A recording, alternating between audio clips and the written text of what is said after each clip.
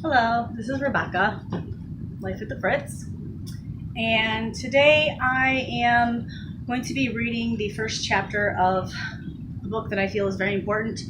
I have recommended it over the course of the last 10 years to people that I know. I don't know how many people have read it, but I just feel the need to basically have an educational on this. The book is Preventing Violence by James Gilligan. And I'm going to read the inside of the cover just to give you a quick rundown on what it's about. And then I'm going to start reading the first chapter. And I guess I'll just give a little synopsis of how I feel about the first chapter, what I think about it at the end. And you'll have to excuse the background noise because I live on a busy street and I have children. It's very hot. I have the fan on. I'm sweaty. No better time than the present, though. It's something I've been wanting to do for a while. Okay. In this controversial and compassionate book, the distinguished American psychiatrist James Gilligan proposes a radically new way of thinking about violence and how to best prevent it. Violence is most often addressed in moral and legal terms. How evil is this action and how much punishment does it deserve? Unfortunately, this way of thinking, the basis for our legal and political institutions, does nothing to shed light on the causes of violence. So it's basically treating the symptom, not the cause. Violent criminals have been Gilligan's teachers, and he has been their student. Prisons are microcosms of the societies in which they exist, and examining them in detail, we can learn about society as a whole. Gilligan suggests treating violence as a public health problem. He advocates initiating radical social and economic change to attack the root causes of violence, focusing on those at increased risk of becoming violent, and dealing with those who are already violent as if they were in quarantine, rather than simply incarcerating them for reasons of punishment and revenge.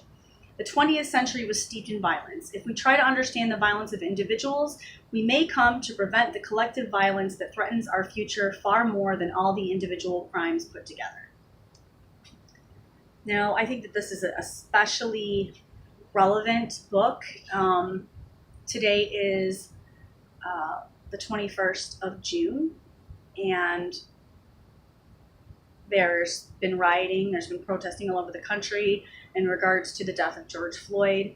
And in that respect, I think that this is the perfect time to start examining the whys and the root causes underneath the societal problems that we're experiencing right now. Okay. Introduction: two approaches to preventing violence. For the past 4 millennia, since the time of the first lawgivers, Hammurabi and Moses, Dracon and Solon, Plato and Aristotle, Cicero and Justinian, humanity has been engaged in a great social experiment, testing the hypothesis that we could prevent violence, or at least diminish its scale and intensity, by labeling it evil and criminal, ordering people not to engage in it, and then when they commit acts of violence anyway, retaliating with more violence of our own, which we call punishment and justice. Now, 4,000 years is long enough to test any hypothesis. And the results of this experiment have been in for a long time. This means of attempting to prevent violence, which I will call the traditional moral and legal approach, far from solving the problem of violence or even diminishing the threat it poses to our continued survival, has in fact been followed by a continued escalation of the frequency and intensity of violence to the point that the century we have just survived has been the bloodiest in all human history, with more humans killing other humans than in all previous centuries combined. Worse yet, we have now achieved, through a deliberate effort, the technological ability to kill everyone on Earth, thus becoming the first species in evolutionary history to be in danger of bringing about its own extinction, unless we can increase our ability to prevent violence far more effectively than we have for the past 4,000 years. Given that the approach used for the past 4 millennia has been such a total failure, indeed has been so counterproductive, resulting in more rather than less violence, the beginning of a new millennium would seem to be an auspicious moment to consider replacing that ancient strategy with a radically new and different one. Clearly you can tell that this was written around 2000. That is why I welcome the invitation to contribute to these series of books on the major challenges and opportunities, the major problems and most promising solutions that we can anticipate during the coming millennium, and to bring to bear on the most important problem a perspective derived from the human sciences. Many judges and legal scholars, and even some legislators, agree that there is a need to question many of the law's traditional assumptions and practices, and are working to bring the criminal justice system into the 21st century.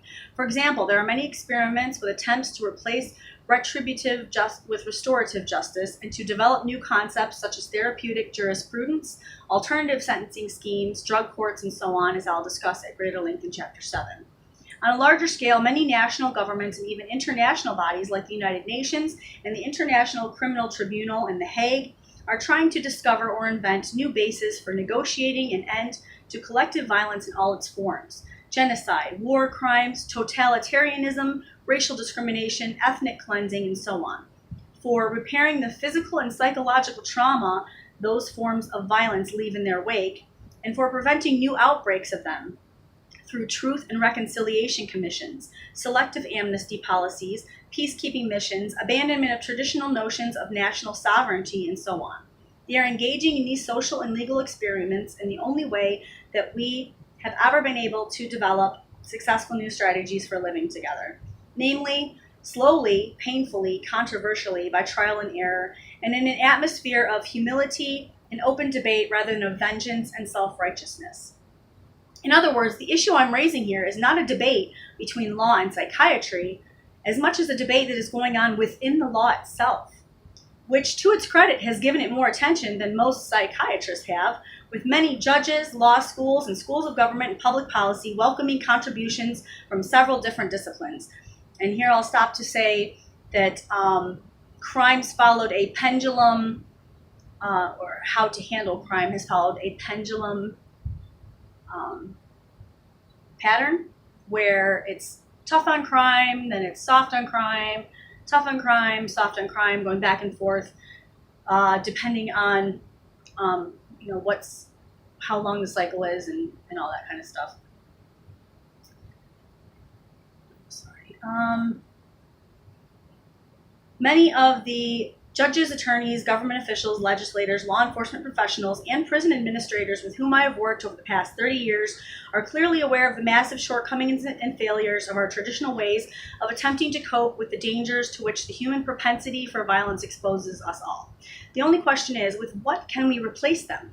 That is what I will try to outline in what follows. In this short book, I will make no attempt to provide a comprehensive survey of the many specific community initiatives proposed for preventing violence. Excellent compendia and summaries are already available. They can also be found increasingly on the internet.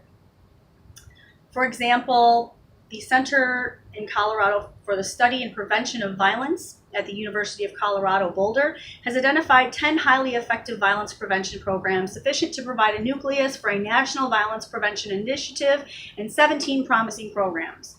Nor have I attempted to write a how-to or a cookbook approach summarizing step-by-step recipes for putting together any one program. I have two worries about much of what passes for violence prevention in the literature on this subject, apart from such thoughtful treatments as those referred to above.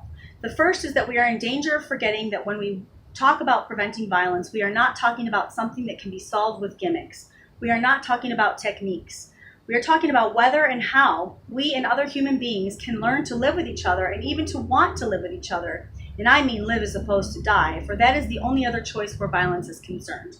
But that is too profound a question to be answered by anything other than a radical rethinking of the most basic principles on which our social life is based. We are in danger of not seeing the forest, or more to the point, of not noticing that the forest as a whole is being destroyed as we talk, if we get distracted by examining 1,000 different little trees. As David Downs has written in Crime, 1995, some social crime prevention projects have been mounted, but despite some successes, they tend to be too localized, short-term, and underfunded to make a lasting impact. Tony Blair's formulation, tough on crime, tough on the causes of crime, is greatly to be preferred, but rests on the premise that we can sort out the confusion about what those causes are and then agree on how to tackle them. Meanwhile, being tough on crime, the traditional moral and legal approach, which is more expensive and, if anything, exacerbates the problem, takes priority by default. You cannot stop a hemorrhage with Band-Aids, however many you apply. For a hemorrhage, you need major surgery.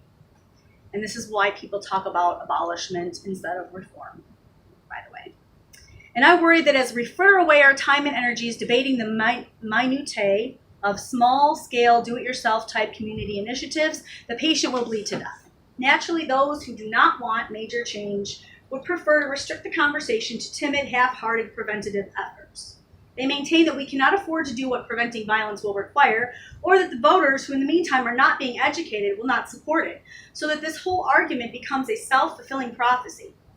Meanwhile, no expense or cruelty is spared in the effort to inflict as much pain as possible on those whom we use as scapegoats for our own massive failure to create a real family of humankind, namely a viable social and economic system. As the authors of one of the best and most comprehensive evaluations of violence prevention programs put it, communities are the central institution for crime prevention, the stage on which all other institutions perform. Families, schools, labor markets, retail establishments, police, and corrections must confront the consequences of community life. Much of the success or failure of these other institutions is affected by the community context in which they operate. Our nation's ability to prevent serious violent crime may depend heavily on our ability to help reshape community life.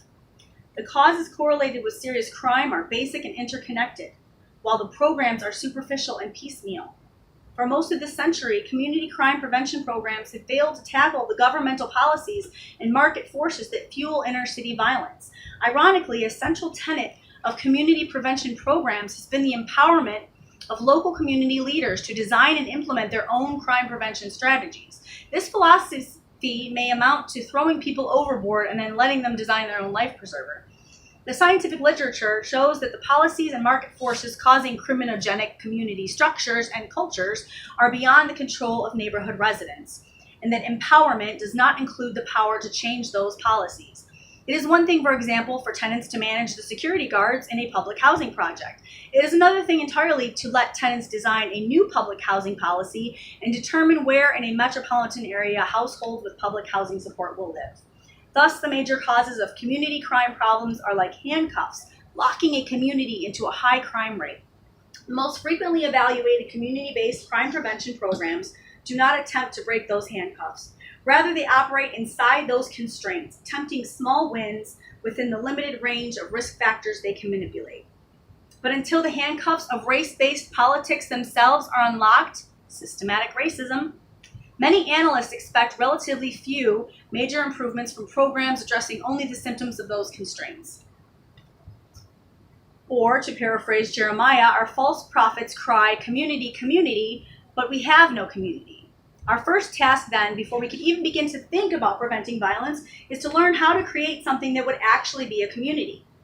That is why I've concentrated in this book on developing a new way of thinking about preventing violence, rather than simply providing recipes as to how to replicate one program or another that's been tried somewhere already. The gift of a fish only feeds us for a day, and we really need to learn how to fish. So instead of limiting myself to the facts of what people have done so far, I will attempt to see if we can discover some basic principles underlying the causes and prevention of violence so that we will all be in a better position to originate new ideas and approaches and to evaluate those that have already been proposed or implemented by others, as well as those that will only exist in the future. One more century in which the human capacity to commit individual murders and other crimes, and also mass murder, genocide, and war crimes, increases as explosively as it did during the past century, and we may not survive for as long as another millennium. Either we will learn to end violence as a means of resolving disputes and pursuing goals during the coming century, or it will end us. So very true. The old approach, the traditional moral and legal approach, has not only failed to solve the problem, it has actually made it worse. Its failure is so total that the question of whether or not we should continue it is no longer even debatable. The moral and legal approach is not merely bankrupt theoretically, it is positively dangerous in practical terms. Why has the traditional approach been such a total failure? There are many reasons, of which I will mention two. Is the criminal law based on a huge mistake? The first reason is that we cannot learn what causes violence and how we could prevent it as long as we are thinking in the traditional moral and legal terms. The only questions that this way of thinking can ask take the form: how evil or heroic was this particular act of violence, and how much punishment or reward does the person who did it deserve?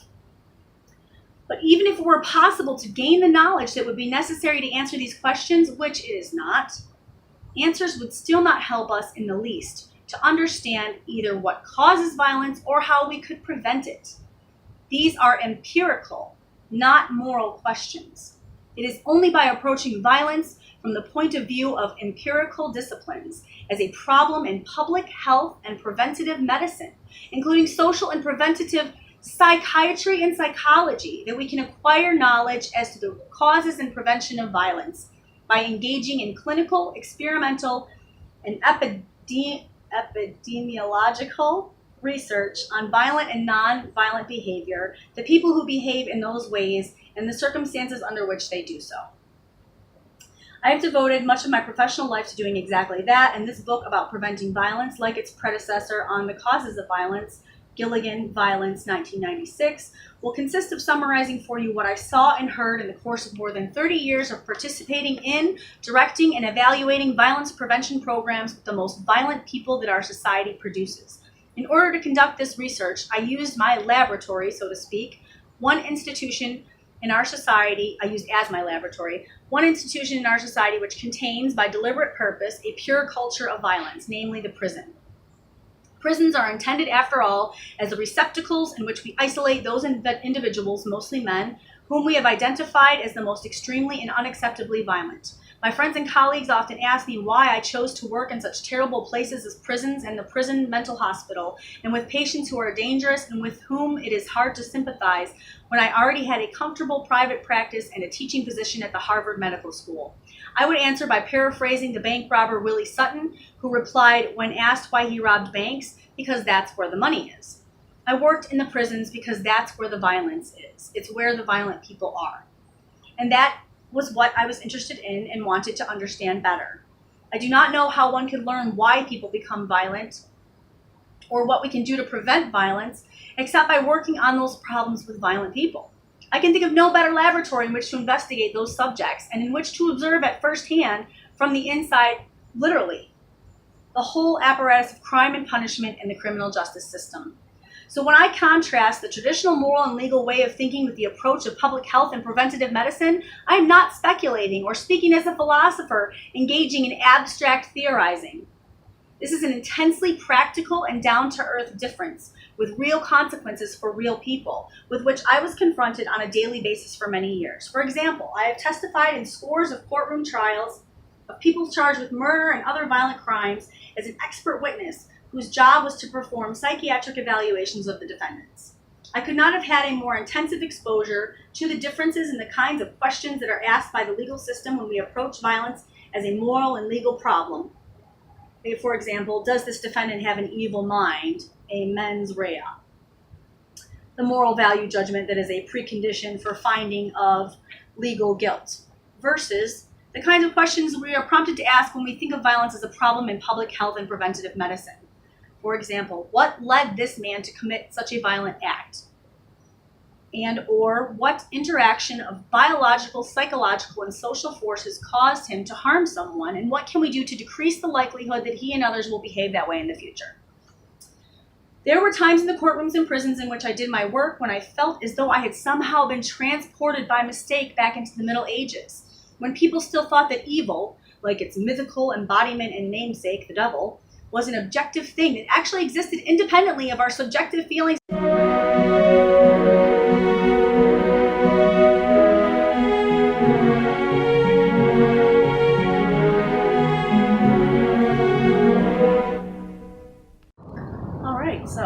Before you're rudely interrupted, I was reading the Introduction to Preventing Violence by James Gilligan as an educational video.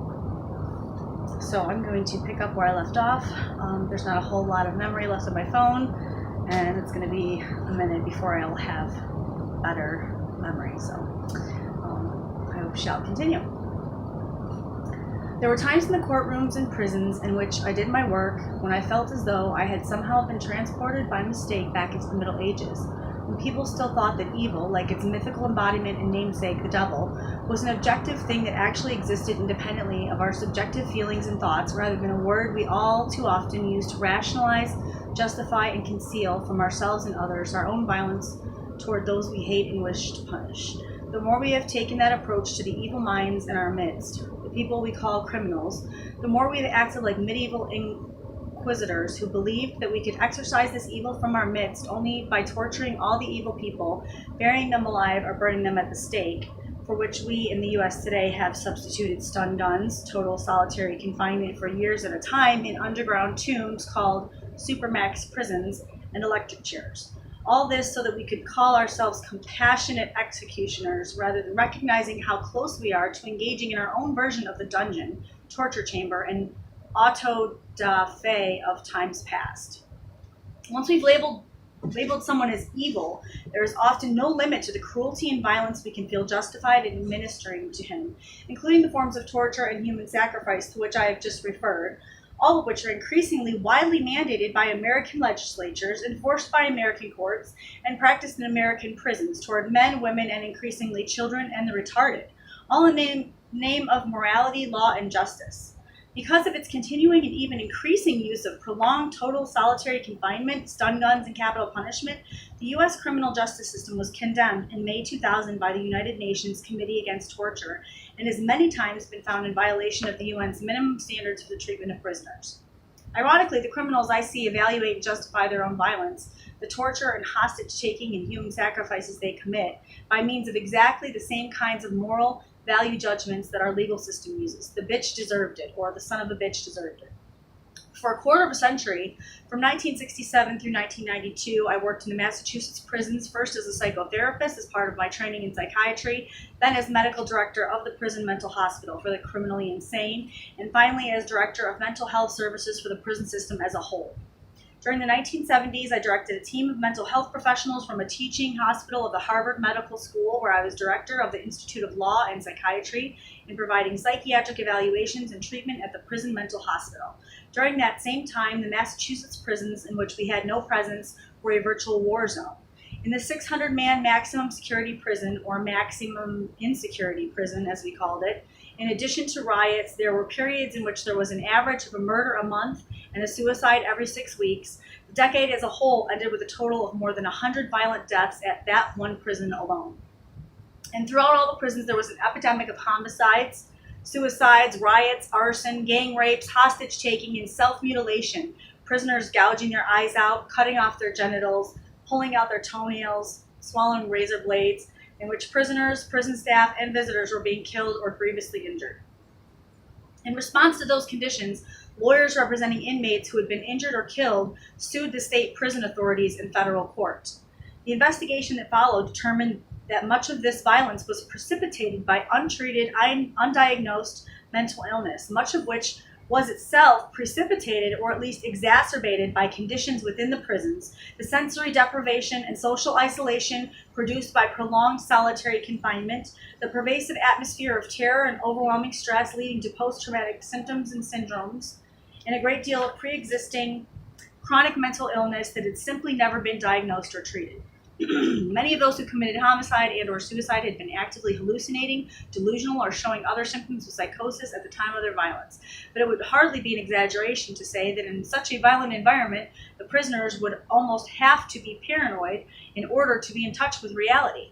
They really did have enemies and they really were in danger. In fact, if one were trying to design a system for deliberately making people paranoid and violent, one could hardly have come up with a more successful model.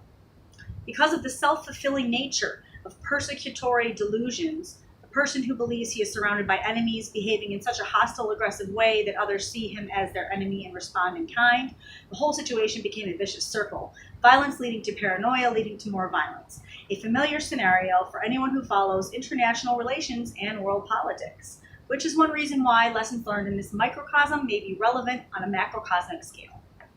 The outcome of the class action suit was a consent decree in which the Department of Correction asked us to expand our provision of psychiatric services from the mental hospital to the entire prison system, and I became responsible for directing this program. Because of that complicated history, our mandate included not only the treatment of mental illness, but in effect, the prevention of violence. And our patients became not only the individuals whom we evaluated and treated, but the prison system itself. That is, the whole project became an exercise not just in clinical, but also in social, community, and preventative psychiatry, aimed at healing the pathology at the heart of the criminal justice system itself. I directed the program for 10 years, setting up a system of psychiatric emergency rooms and mental health clinics in each prison, and staffing them with members of the medical school faculty who were available in person or on call around the clock to provide crisis interventions, protective custody, suicide precautions, psychotherapy, psychopharmacology, transfers of prisoners to and from the prison mental hospital, and constant consultations to and training of the correctional staff. What were the results? We found that it is possible to prevent violence virtually anywhere, even in the most violent of environments, if you want to badly enough and are willing to devote sufficient time and effort to the task. During the first 5 years of our program, while we were still recruiting and training staff to work in this unique environment and learning from our own mistakes, there were no riots at any prison, though there were 2 serious hostage-taking incidents, both of which we were able to resolve without any deaths. No staff members or visitors were killed, though 7 inmates throughout the prison system as a whole died from homicide or suicide. During the second 5 years, there were no riots, no hostage-taking, and a total of 1 homicide and 2 suicides throughout the state prison system. That is, there were some full years with no violent deaths in any of the prisons. We can consider this program as an experimental confirmation of the hypothesis that it is possible to prevent all or almost all occurrences of the most serious forms of violence year after year, even in the most violent environments and among the most violent people in our society. That is the first principle it illustrated.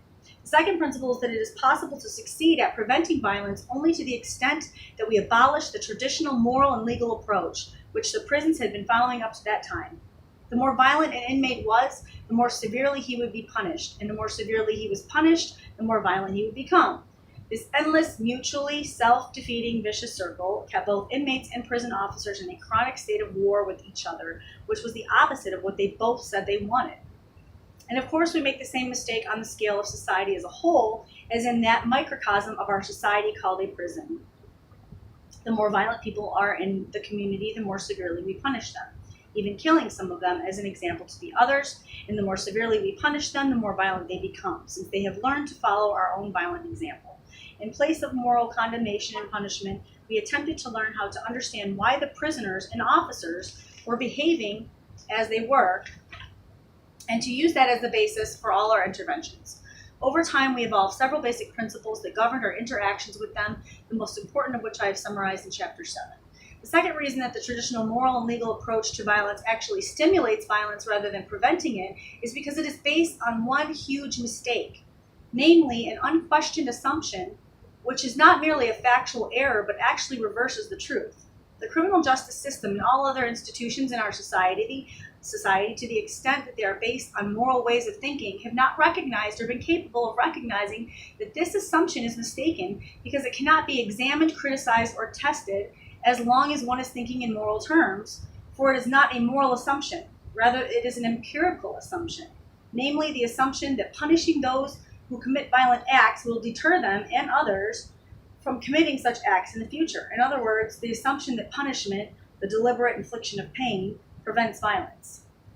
As long as we restrict ourselves to thinking in the traditional terms about punishment as a response to crime and violence, including war crimes, we find that the only kinds of questions we can ask are those that employ moral categories rather than empirical ones, such as, did the person deserve that punishment, or was it a just punishment?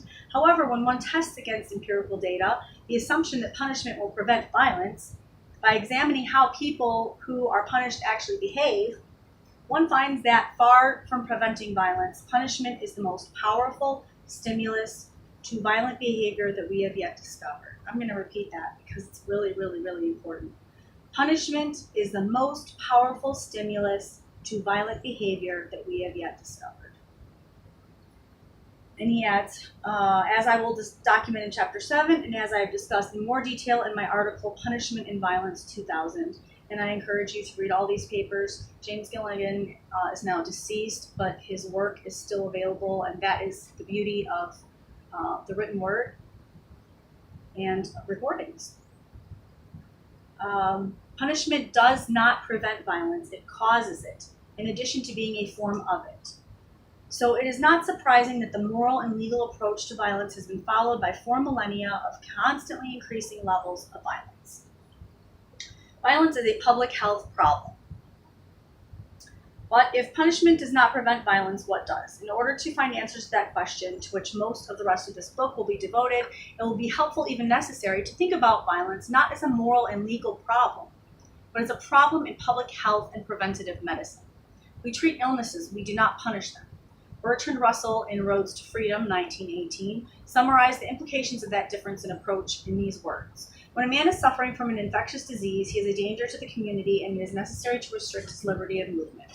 But no one associates any idea of guilt with such a situation. On the contrary, he is an object of commiseration to his friends. Such steps as science recommends are taken to cure him of his disease, and he submits as a rule without reluctance to the curtailment of liberty involved meanwhile.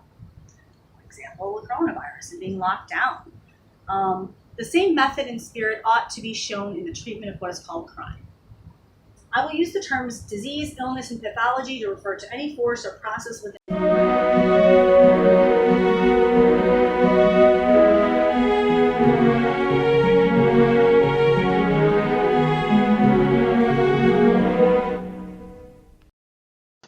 So I'm going to continue reading Preventing Violence by James Gilligan. This is an educational, and I'm using my laptop, so hopefully it will last this time.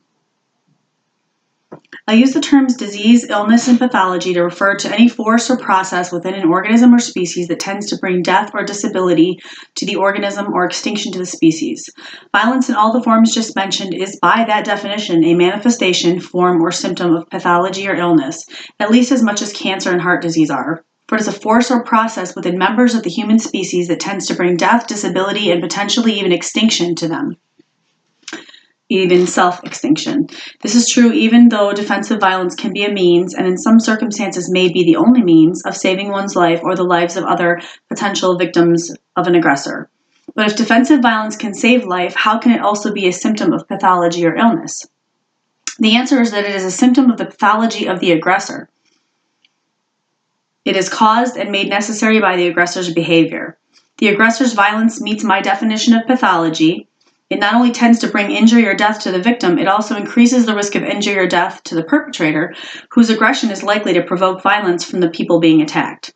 Those who live by the sword die by the sword, and usually at a younger age than those who are not habitually violent, shown by the repeated and hardly surprising observation that the lifespan of recurrently violent people is, on average, shorter than that of nonviolent ones.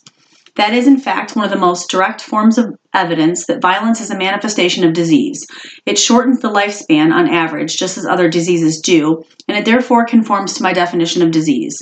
Preventing aggressive violence means preventing both forms of violence. We prevent defensive violence whenever we prevent aggressive violence.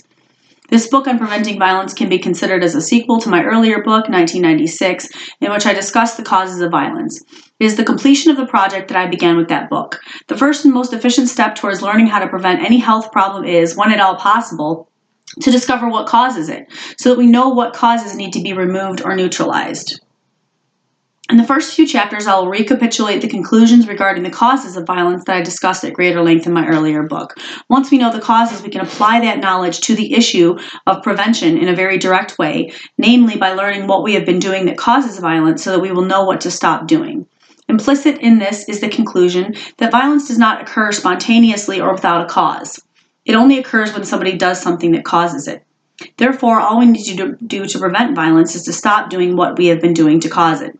If that idea seems strange at first, I would suggest that this is primarily because the causes of violence have not been sufficiently clearly recognized up to now.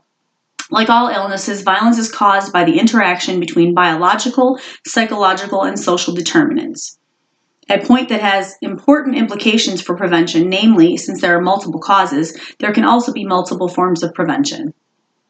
The basis of the public health approach is the distinction between the 3 levels of prevention: primary, secondary, and tertiary. Primary prevention refers to interventions that are applied to entire populations, regardless of their current health or relative risk of future illness. An example would be the discovery 150 years ago that cleaning up the water supply in the sewer system was far more effective in protecting the entire population against certain infectious diseases than all the doctors, medicines, and hospitals in the world.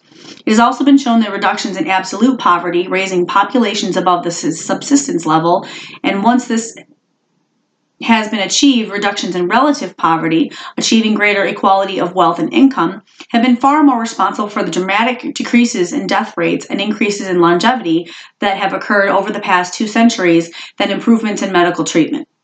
It is still true, even in developed nations such as the UK and the US, that decreasing the degree of economic inequity between the rich and the poor is more effective in improving the health and longevity of the entire population than money spent on medical and surgical treatments. The US, for example, has the largest gaps in income and wealth between the rich and the poor of any developed country. One result of which is that even though it spends twice as much on healthcare as any of the others, it has among the lowest average life expectancies and the highest incidence of several major health problems. Exactly the same principles apply to the prevention of violence. I will summarize in Chapter 5 a number of social, economic, and political policies that have been shown to be far more effective in both absolute and relative cost-effectiveness terms in protecting the population against epidemics of violence than all the police, prisons, and punishments in the world. These are the principles of the primary prevention of violence. Secondary prevention consists of interventions that are aimed at these subgroups in the population that are at higher than average risk of a particular illness, although they have not yet developed any actual symptoms or disabilities. Examples from preventative medicine would be intervening to lower high serum cholesterol or high blood pressure before the people being treated have had heart attacks or strokes. In Chapter 6, I'll summarize some of the programs that have been shown to result in statistically significant reductions in the development of future violent behavior in people who are at a higher than average risk of both being victimized by violence and of committing it themselves, but who have not yet been involved in any serious violence compared with otherwise identical groups who have not had access to those programs. Groups that are at a higher than average risk include, for example, children of unmarried, uneducated, poverty-stricken teenage mothers, survivors of child abuse or other family violence, people addicted to alcohol, residents of high-crime neighborhoods, people who are uneducated and unskilled, high school students after school lets out, and people who involve themselves in one way or another with the illegal drug trade. Tertiary prevention refers to clinical medicine as opposed to preventative medicine per se. It consists of the medical treatments or therapies that are given to those who have already become clinically ill with a particular illness. In other words, the treatments provided to sick people by doctors through medicines and surgical procedures in clinics and hospitals. Why is treatment called prevention? Because its goal is to prevent an acute illness from becoming chronic or even fatal, and also to prevent the illness from spreading to people who do not yet have it, in the case of contagious diseases. When we apply these concepts to the study of violence, we can see that the places where the tertiary prevention of violence is pursued are the criminal courts and the system of police, prisons, and punishments, which traditionally have become involved only after someone has already become violent. I will discuss in Chapter 7 the kinds of programs and policies that have been demonstrated to work, and just as importantly, the ones that have been shown to fail in both inpatient settings and outpatient settings. I will also discuss the concept of anti-prison as a radical replacement for traditional models of prison design and practice and the reasons for recommending it. Tertiary prevention is only needed when primary and secondary prevention have failed. Indeed, the need for tertiary prevention only exists to the degree that we have failed to provide sufficient primary and secondary prevention. The fact that there is a need for tertiary prevention at all is a sign of that failure. The old saying that an ounce of prevention is worth a pound of cure is demonstrably true. Applied to the subject of violence, we could say that an ounce of primary and secondary prevention are worth a megaton of cure. One of the major mistakes that both the medical healthcare system and the criminal justice system in the United States have made is to have invested far more money in personnel in tertiary than in primary and secondary prevention. For example, the U.S., the only developed nation that does not provide universal free health care for all of its citizens, lags far behind even many third world countries in rates of immunization of our children, and we lag behind every other developed nation in providing adequate prenatal care to expectant mothers, with the entirely predictable result result that we spend many more billions of dollars in the often ineffective attempt to rescue premature babies than we would need to spend on providing much less expensive and far more effective prenatal care. As a result, the U.S. not only spends twice as high a percentage of its gross national product on health care as every other developed nation does, but also has higher rates of maternal and infant mortality and morbidity. Exactly the same principle applies to the approach of violence in the U.S. The punishment and or rehabilitation of those who have already been so damaged that they have become violent is also far more expensive and less effective than preventing violence in the first place, and it causes far more suffering, not only to the perpetrators but also to the victims. We spend incomparably more money on police, prisons, punishments, and criminal courts than we do on providing the kinds of community services that have been demonstrated to achieve equal reductions in criminal violence for 1/5 of the price. As our prisons have become more and more crowded and costly, the waiting lists in our substance abuse centers have become longer and longer, despite the fact, or rather, as I will argue in the final chapter of this book, because of the fact that treatment is at least 5 times more effective than imprisonment, dollar for dollar, in preventing both substance abuse and the property crimes and violence associated with substance abuse. The point that I'm making is that these policies are neither in our rational self-interest, nor are they defensible even in the moral terms in which they are usually defended. Concern for victims, for the taxpayer, for law and order, for diminishing the harm done by drugs, for they only defeat us in our effort to achieve those ostensible goals. In that sense, the failure of the U.S. criminal justice policies bears an eerie resemblance to the failure of our healthcare policies. Just as we spend more on health than any other developed nation and achieve worse results, so we spend more on our criminal justice system and also achieve worse results, in fact, dramatically worse. For example, our imprisonment rates are 5 to 10 times higher than those of any other developed nation, and our death rates from murder are also 5 to 10 times higher. And I'll stop here and mention also that here in Detroit, we live across the river from Windsor, who has almost a 0 crime rate and almost a 0 murder rate. So it's strange that these problems can exist in this culture, and yet in the Canadian culture right across the river, literally, people leave their doors unlocked. They have just as many guns as we do, but they don't use them like we do. So these are culture differences and differences in governmental policy and treatment that essentially create schisms, and that's where we're at. Now, what are the practical implications of applying the tripartite model of preventative medicine to the problem of violence? The first is that there are many different approaches to preventing violence, all of which help and all of which are worth pursuing. Unfortunately, the more powerful and efficient, cost-effective they are, the more they are opposed by powerful political and economic forces, which is the major reason why violence continues to be such a major unsolved problem, especially in the U.S. and the developing world. For example, the political forces that oppose redistribution of wealth and income in the United States, not to mention the world as a whole, are much more powerful than those that support it, notwithstanding or perhaps in part of because of the fact that no policy has been found to be more effective in preventing violence. Does that mean we cannot do anything unless or until the political climate changes? The implication of the tripartite model of prevention that I am presenting here, which is simply the classical model of preventive medicine throughout the world, is that if you cannot implement one form of preventative medicine, you can implement another. In other words, if one or more of the strategies that I've listed under the category of primary prevention prove to be politically unfeasible for the foreseeable future, as I suspect almost all of them are at this point at the beginning of the third millennium, then we can always turn to those that might be more politically feasible now, including those categorized as secondary or tertiary. And if and when the various primary prevention strategies become more politically viable, they can again be pursued. But there is never a point at which we need to be so paralyzed as to do nothing. Another implication is that the prevention of violence is not an all or nothing matter. As with preventative medicine in general, success is almost always a matter of degree. Some illnesses, such as smallpox, it is true, have been completely eradicated throughout the world, and others, such as polio, in most developed countries. But even when we have not succeeded to that degree, anytime we reduce the incidence of a disease even partially, we have prevented all the cases of it that would have otherwise occurred. The same applies to violence, which is why the title of this book, Preventing Violence, is not meant to imply that we have to eradicate all violence in order to speak of having prevented some of it.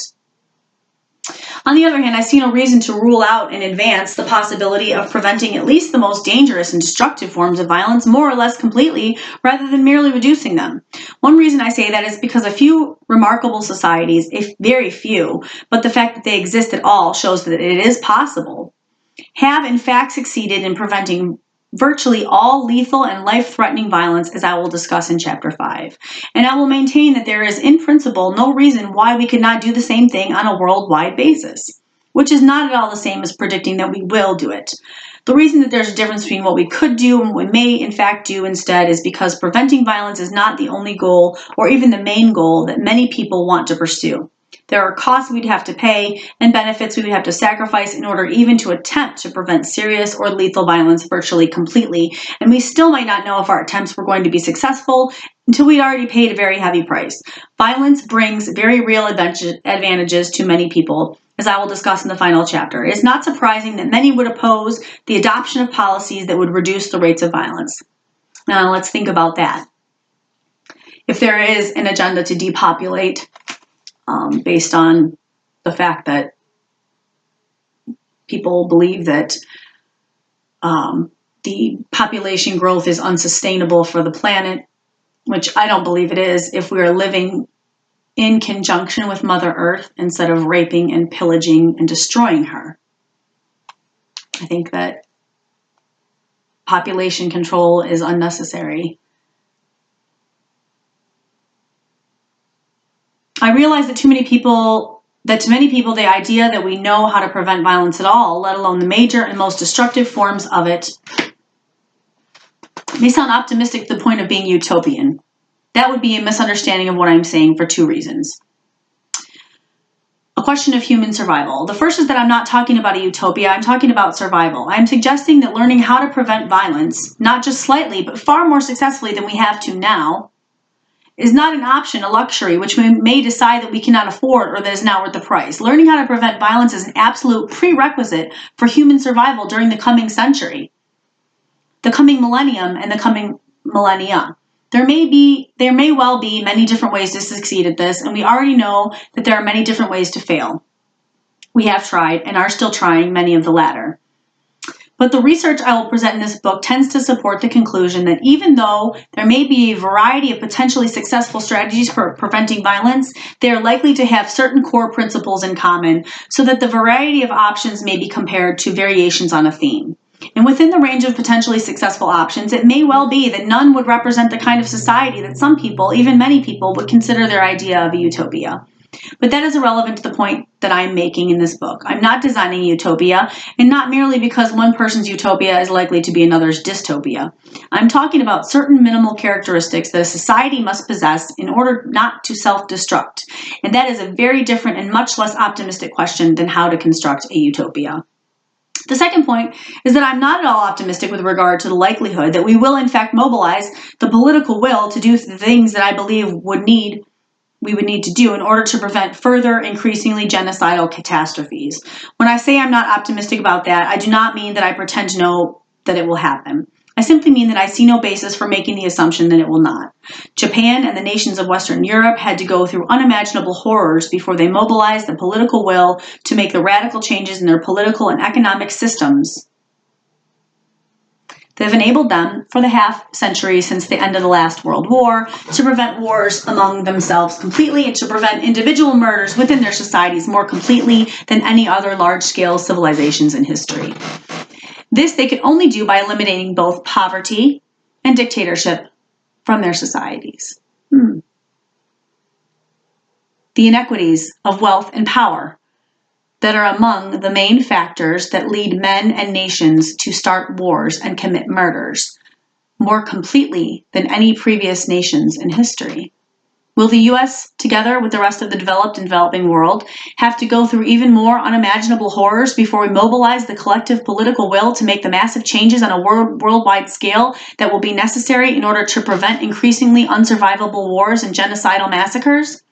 I do not pretend to know the answer to that question. I will only say that whoever has the confidence, the optimism, and the utopianism to answer it in the negative must know something that I do not. We have, for all practical purposes, eradicated some forms of violence completely, at least in most places most of the time, such as cannibalism and slavery. Well, I would not even count slavery because I believe that we are all modern-day slaves if we are poor. And a few remarkable small-scale societies, as I will discuss in Chapter 5, have succeeded in almost totally eradicating the major forms of lethal violence, such as murder and war, for decades or even centuries. But the major question that confronts us now is not whether we can be successful as those societies have been in preventing violence. It is whether we can learn to prevent enough of it to ensure the survival of our societies themselves. To say that we need to prevent violence if we are going to survive is altogether different from predicting that we will survive. And describing the steps we will need to take if we want to prevent violence is altogether different from saying that we will take those steps. My purpose in this book is neither to attempt to predict the future, nor to tell other people what they should do. It is simply to summarize what our choices are and to mention that each of those choices has costs and benefits so that people can choose what they want with as much knowledge as possible of what they are choosing, what it is likely to cost them, and what they will get in return. I'm hoping that some of the lessons I have learned from years of work devoted to preventing violence within the most violent institutions and among the most violent individuals and groups in our society, my laboratory for the study of violence, can prove to be relevant and helpful to us in our attempt to understand what we can do and will need to do in order to prevent violence wherever it occurs, on whatever scale and in whatever context, from homicide and suicide to terrorism and race riots to war and genocide. I believe that there are certain causes or motives that are common to all forms of violence, so that there are also certain principles of prevention that are common to all. And this is why I'm reading this, because if you have this information, you can apply it whenever and wherever and however you believe is necessary. And so that's why I feel like I'm compelled to do this painstaking reading aloud on YouTube, so that anybody who wants to have this information, even if they don't have the money to purchase this book, can still have this information and be educated and be able to use this stuff. I've attempted to write this book not as a philosopher or a moralist telling people how they should live, but as a physician and a natural scientist describing how we can live. That is, which strategies for living, and that means living together, for we are a social species, succeed in sustaining life, that is, preventing violence, and which ones lead to death by violence. Darwin wrote about the origin of the species, all species. I am writing about how to avoid the extinction of a species, our species. I believe that General MacArthur was profoundly correct and farsighted when he said that the ultimate outcome of modern war in this era of thermonuclear weapons was mutual total annihilation. It is ironic that he, of all people, should have said that, given that he was the same general whom President Truman had to relieve of his command in Korea because he was unwilling to settle for a limited war, even implying that we should not rule out the use of atomic bombs. Was he motivated to warn us about the dangers of modern weapons because he came so close to using them? Many thinkers have recognized for a long time now that if we do not eliminate war, war will eliminate us. Preventing violence, then, is simply the necessary prerequisite for the survival of our species. It is a project of evolutionary significance. All right, Chapter 1, Shame and the Death of the Self. In the course of my psychotherapeutic work with violent criminals, I was surprised to discover that I kept getting the same answer when I asked one man after another why he had assaulted or even killed someone. Because he disrespected me. In fact, they used that phrase so often that they abbreviated it to, he dissed me.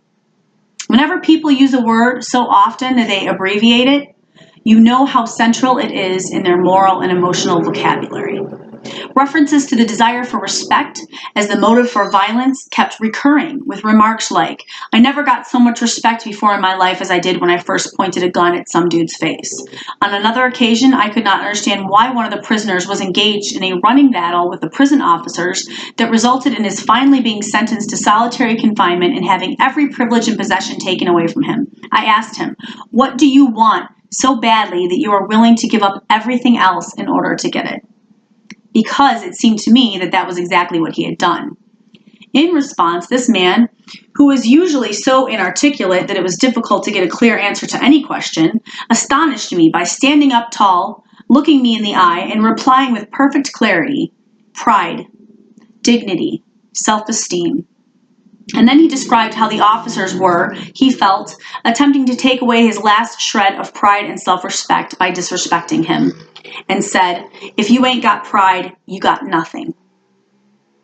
This experiences and many others like them convinced me that the basic psychological motive or cause of violent behavior is the wish to ward off or eliminate the feeling of shame and humiliation, a feeling that is painful and can even be intolerable and overwhelming, and replace it with its opposite, the feeling of pride. I will use these two terms, shame and pride, as generic terms to refer to two whole families of feelings. Synonyms for pride include self-esteem, self-love, self-respect, feelings of self-worth, dignity, and the sense of having maintained one's honor intact. But pride must be in much shorter supply than shame because there are literally dozens of synonyms for shame, including feelings of being slighted, insulted, disrespected, dishonored, disgraced, disdained, slandered, treated with contempt, ridiculed, teased, taunted, mocked, rejected, defeated, subjected to indignity or ignominy, feelings of inferiority, inadequacy, incompetency, feelings of being weak, ugly, a failure, losing face, being treated as if you were insignificant, unimportant, or worthless, or any of the numerous other forms of what psychoanalysts call narcissistic injuries. As Franz Alexander wrote in some comments, the psychology of narcissism is the psychology of shame and its equivalent, feelings of inferiority. Envy and jealousy are members of the same family of feelings. People feel inferior to those whom they envy or of whom they are jealous. People become indignant, and many become violent when they suffer an indignity. Language itself reveals the link between shame and rage. In my previous book, I spoke of shame as the pathogen that causes violence, just as specifically as the tubercle bacillus causes tuberculosis, except that in the case of violence, it is an emotion, not a microbe, the emotion of shame and humiliation. It is because this emotion is so powerful and pervasive and so central to the experience of many people, especially those who are predisposed to violence, that there are so many synonyms for it, just as the Japanese and the Chinese have dozens of words for different varieties of silk and silkworms because of the centrality of these in their culture. When I first realized what I was hearing from the violent men I was working with, I began to think that I had discovered something original, something previously unknown. Then I happened to reread a passage in the Bible, the story of the first recorded murder in Western history that I had read many times before without actually understanding what it was saying. It had never been clear to me why Cain killed Abel. But having sat down and talked with people who actually committed the murders and asking them why, I was at last able to hear what the story of Cain and Abel was saying. The Bible makes it very clear why Cain killed Abel. The Lord had respect unto Abel and to his offering, but unto Cain he had not respect. In other words, God dissed Cain, or rather Cain was dissed because of Abel. And he acted out his anger over this insult in exactly the same way as the murderers with whom I was working. As I read further, I began to realize that this insight has been expressed centuries and even millennia ago, not only in the great myths of our tradition, but also in the writings of the great philosophers and theologians. Both Aristotle and Thomas Aquinas, for example, stated very clearly that the cause of the desire to assault or injure others is the anger that is caused by feeling that they have been slighted by them, and therefore feel justified in getting revenge for the slight. Both of those thinkers make it clear that what they mean by slighting is exactly what I'm describing here: insulting, ridiculing, disdaining, dishonoring. In short, any behavior that shames people by treating them with contempt and disrespect as though they are unimportant or insignificant. In other words, the hypothesis regarding the psychological cause or motivation of violence that I thought I had originated has been around in one form or another for a very long time. On the other hand, if it's a valid hypothesis, it would be surprising if earlier thinkers had not also discovered the same thing. For after all, violence has been with us since the dawn of history, and it would be surprising if the greatest minds and the most perceptive observers in history had not also noticed the same regularities in human behavior. More recent examples would include Hegel, who identified the desire for recognition as the central motive force behind all human history.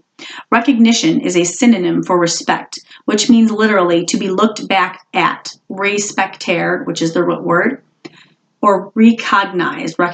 So it is also a synonym for honor, pride, attention, and all other forms of narcissistic gratification. And history itself, as Hegel and many other philosophers of history have noted, is largely the history of violence, wars, assassinations, revolutions, and so on. Although Marx turned Hegel on his head, as he put it, he agreed with him to the extent of noting that shame is the emotion of revolution. Shame being the emotion people feel when they are not recognized or respected. So these are very powerful roots that we're discussing here. And they're so very relevant to today and things that are going on today.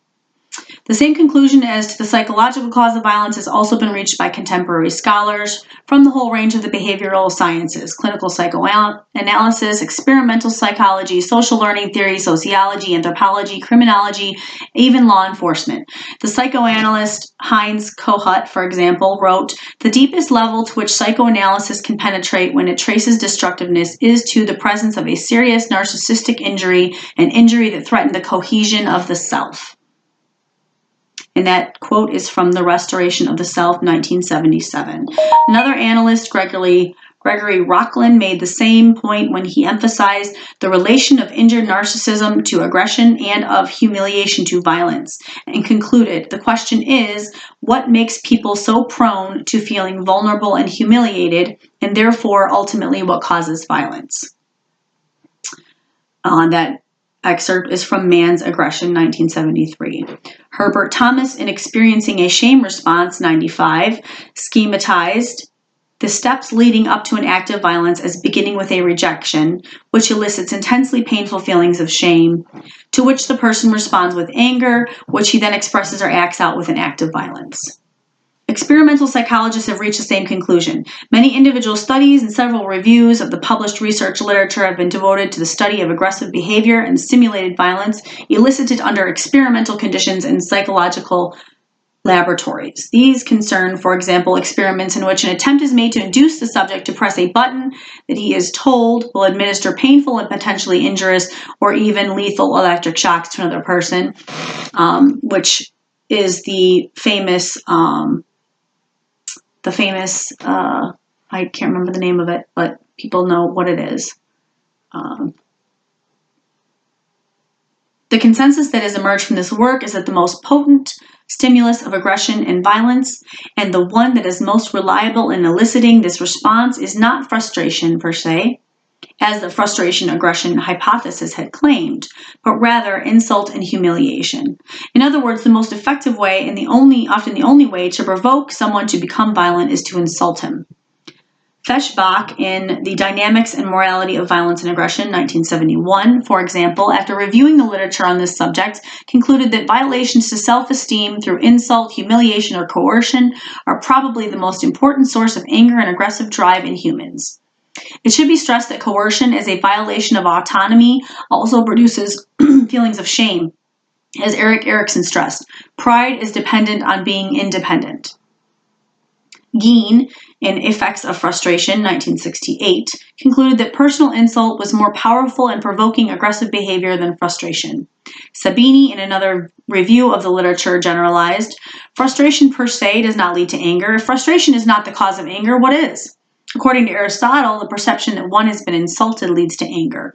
Curiously, when psychologists have tried to produce anger in the laboratory, even when they have written about their results in terms of the consequences of frustration, they have not relied very much on frustrating people, but have much more commonly insulted people, possibly because it is very difficult to make adults angry just by frustrating them. The only situation in which frustration without deliberate insult was found to elicit anger was when the frustration was unjustified. For example, a bus driver deliberately bypassing a bus stop. This does not constitute an exception to the principle that anger and violence are caused by feeling shamed. However, for the perception that one has been a victim of injustice elicits feelings of shame over being valued so little by the other person or establishment, and for being too weak to make him treat one fairly, which is why Marx's insight into the motivation for violent revolution mentioned above makes psychological sense. In fact, the Latin word for injustice, ineria, also means insult as well as injury.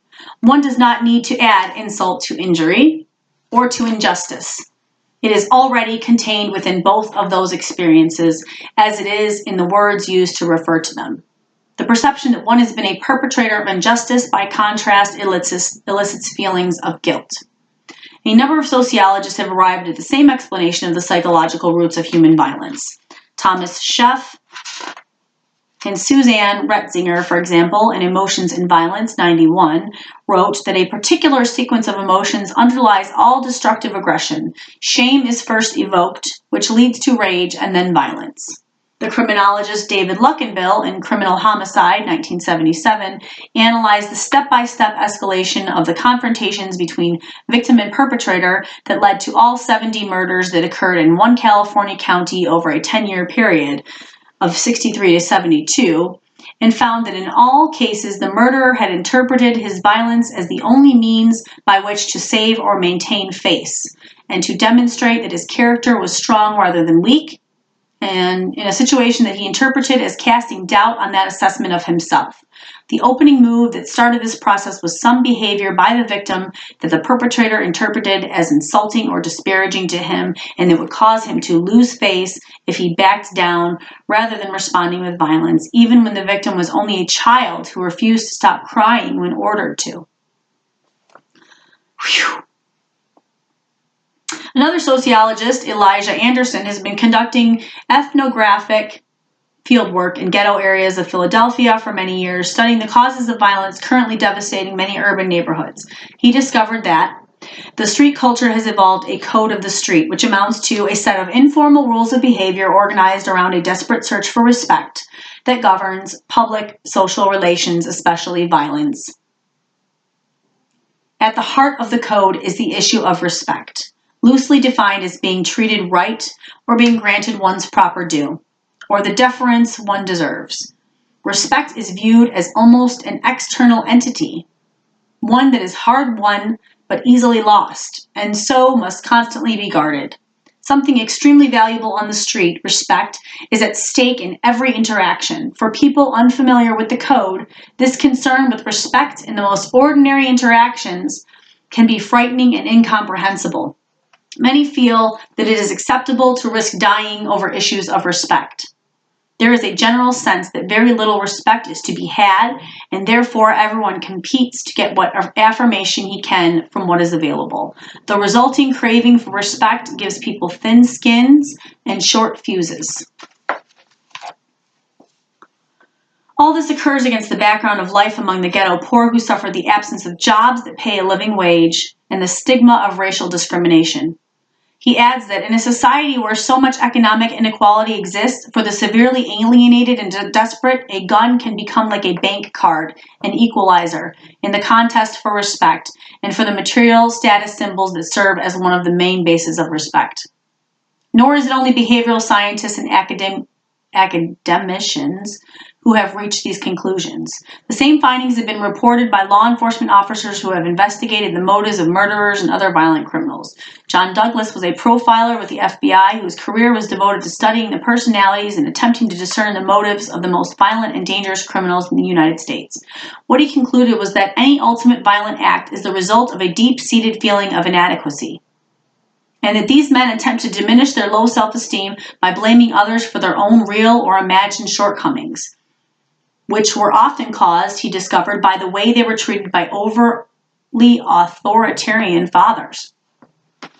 The degree to which a person experiences feelings of shame depends on two variables: the way other people are treating him with admiration and respect, or with contempt and disdain, and the degree to which he himself already feels proud or ashamed. The more a person is shamed by others from childhood, by parents or peers who ridicule or reject him, the more he is likely to feel chronically shamed and hypersensitive to feelings and experiences of being shamed, sometimes to the point of feeling that others are treating him with contempt or disdain even when they are not. For such people, and they are the rule among the violent, even a minor sign of real or imagined disrespect can trigger a homicidal reaction. The purpose of violence is to force respect from other people. The less self-respect people feel, the more they are dependent on respect from others, for without a certain minimal amount of respect from others or the self begins to feel dead inside, numb and empty. That is how the most violent criminals told me they felt, and it is clear that it is the most intolerable of all feelings, though it is actually an absence of feeling, lack of the feeling of pride or self-love. When people lack self-respect and feel that they are incapable of eliciting respect from others in the form of admiration for their achievements or their personalities, they may see no way to get respect except in the form of fear, which I think of as a kind of ersatz substitute for admiration. And violence does elicit fear, as it is intended to. For example, I've spoken to many violent criminals who spoke of how gratifying it was to see fear in the eyes of their victims. All right, I'm going to take a break here and post this up, and I will post up part 4 shortly. All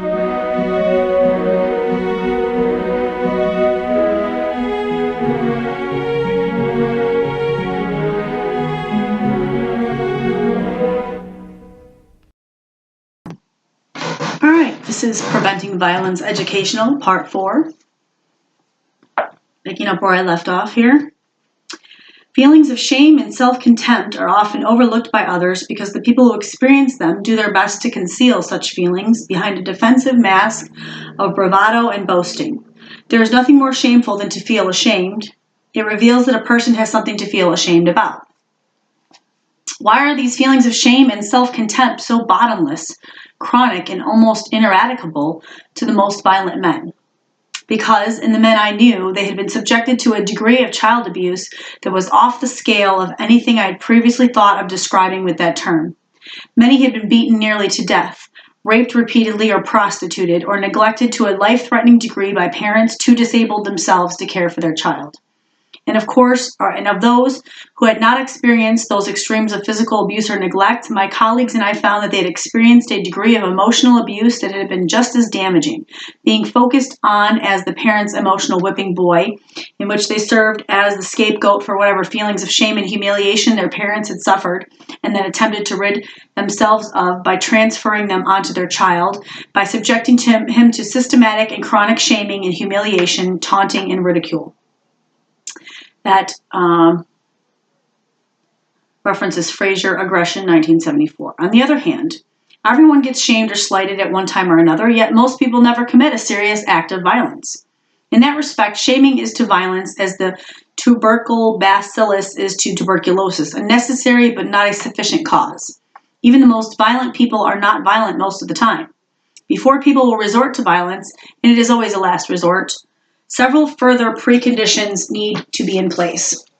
One is that they have not yet developed the capacity for the feelings that prevent most of us from behaving violently, no matter how much shame, disrespect, dishonor, or insult we are subjected to, such as guilt and remorse over hurting someone else, empathy, love, and concern for others, and even the rational, self-interested fear of the retribution that violent behavior provokes from others. A second precondition is that enormously increases the likelihood that people respond to feelings of shame by means of violence is that they do not perceive themselves as having nonviolent means by which to maintain or restore their self-esteem and self-respect. Most of us have such means, such as education, knowledge, skills, and achievements that are honored and respected by others and by ourselves. A a profession or career, and some standing or status in the community, and with one's family and friends. It is also important not to underestimate the degree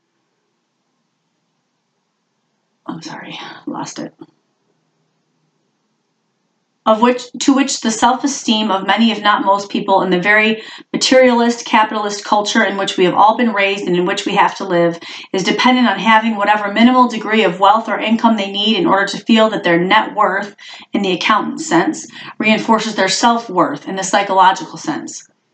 The people who become violent criminals and end up in prison are notably lacking in all of those nonviolent sources of self-esteem. They are overwhelmingly poor, uneducated, many are illiterate, lacking in any skills that they or others could respect, and of the lowest possible social and economic status in society.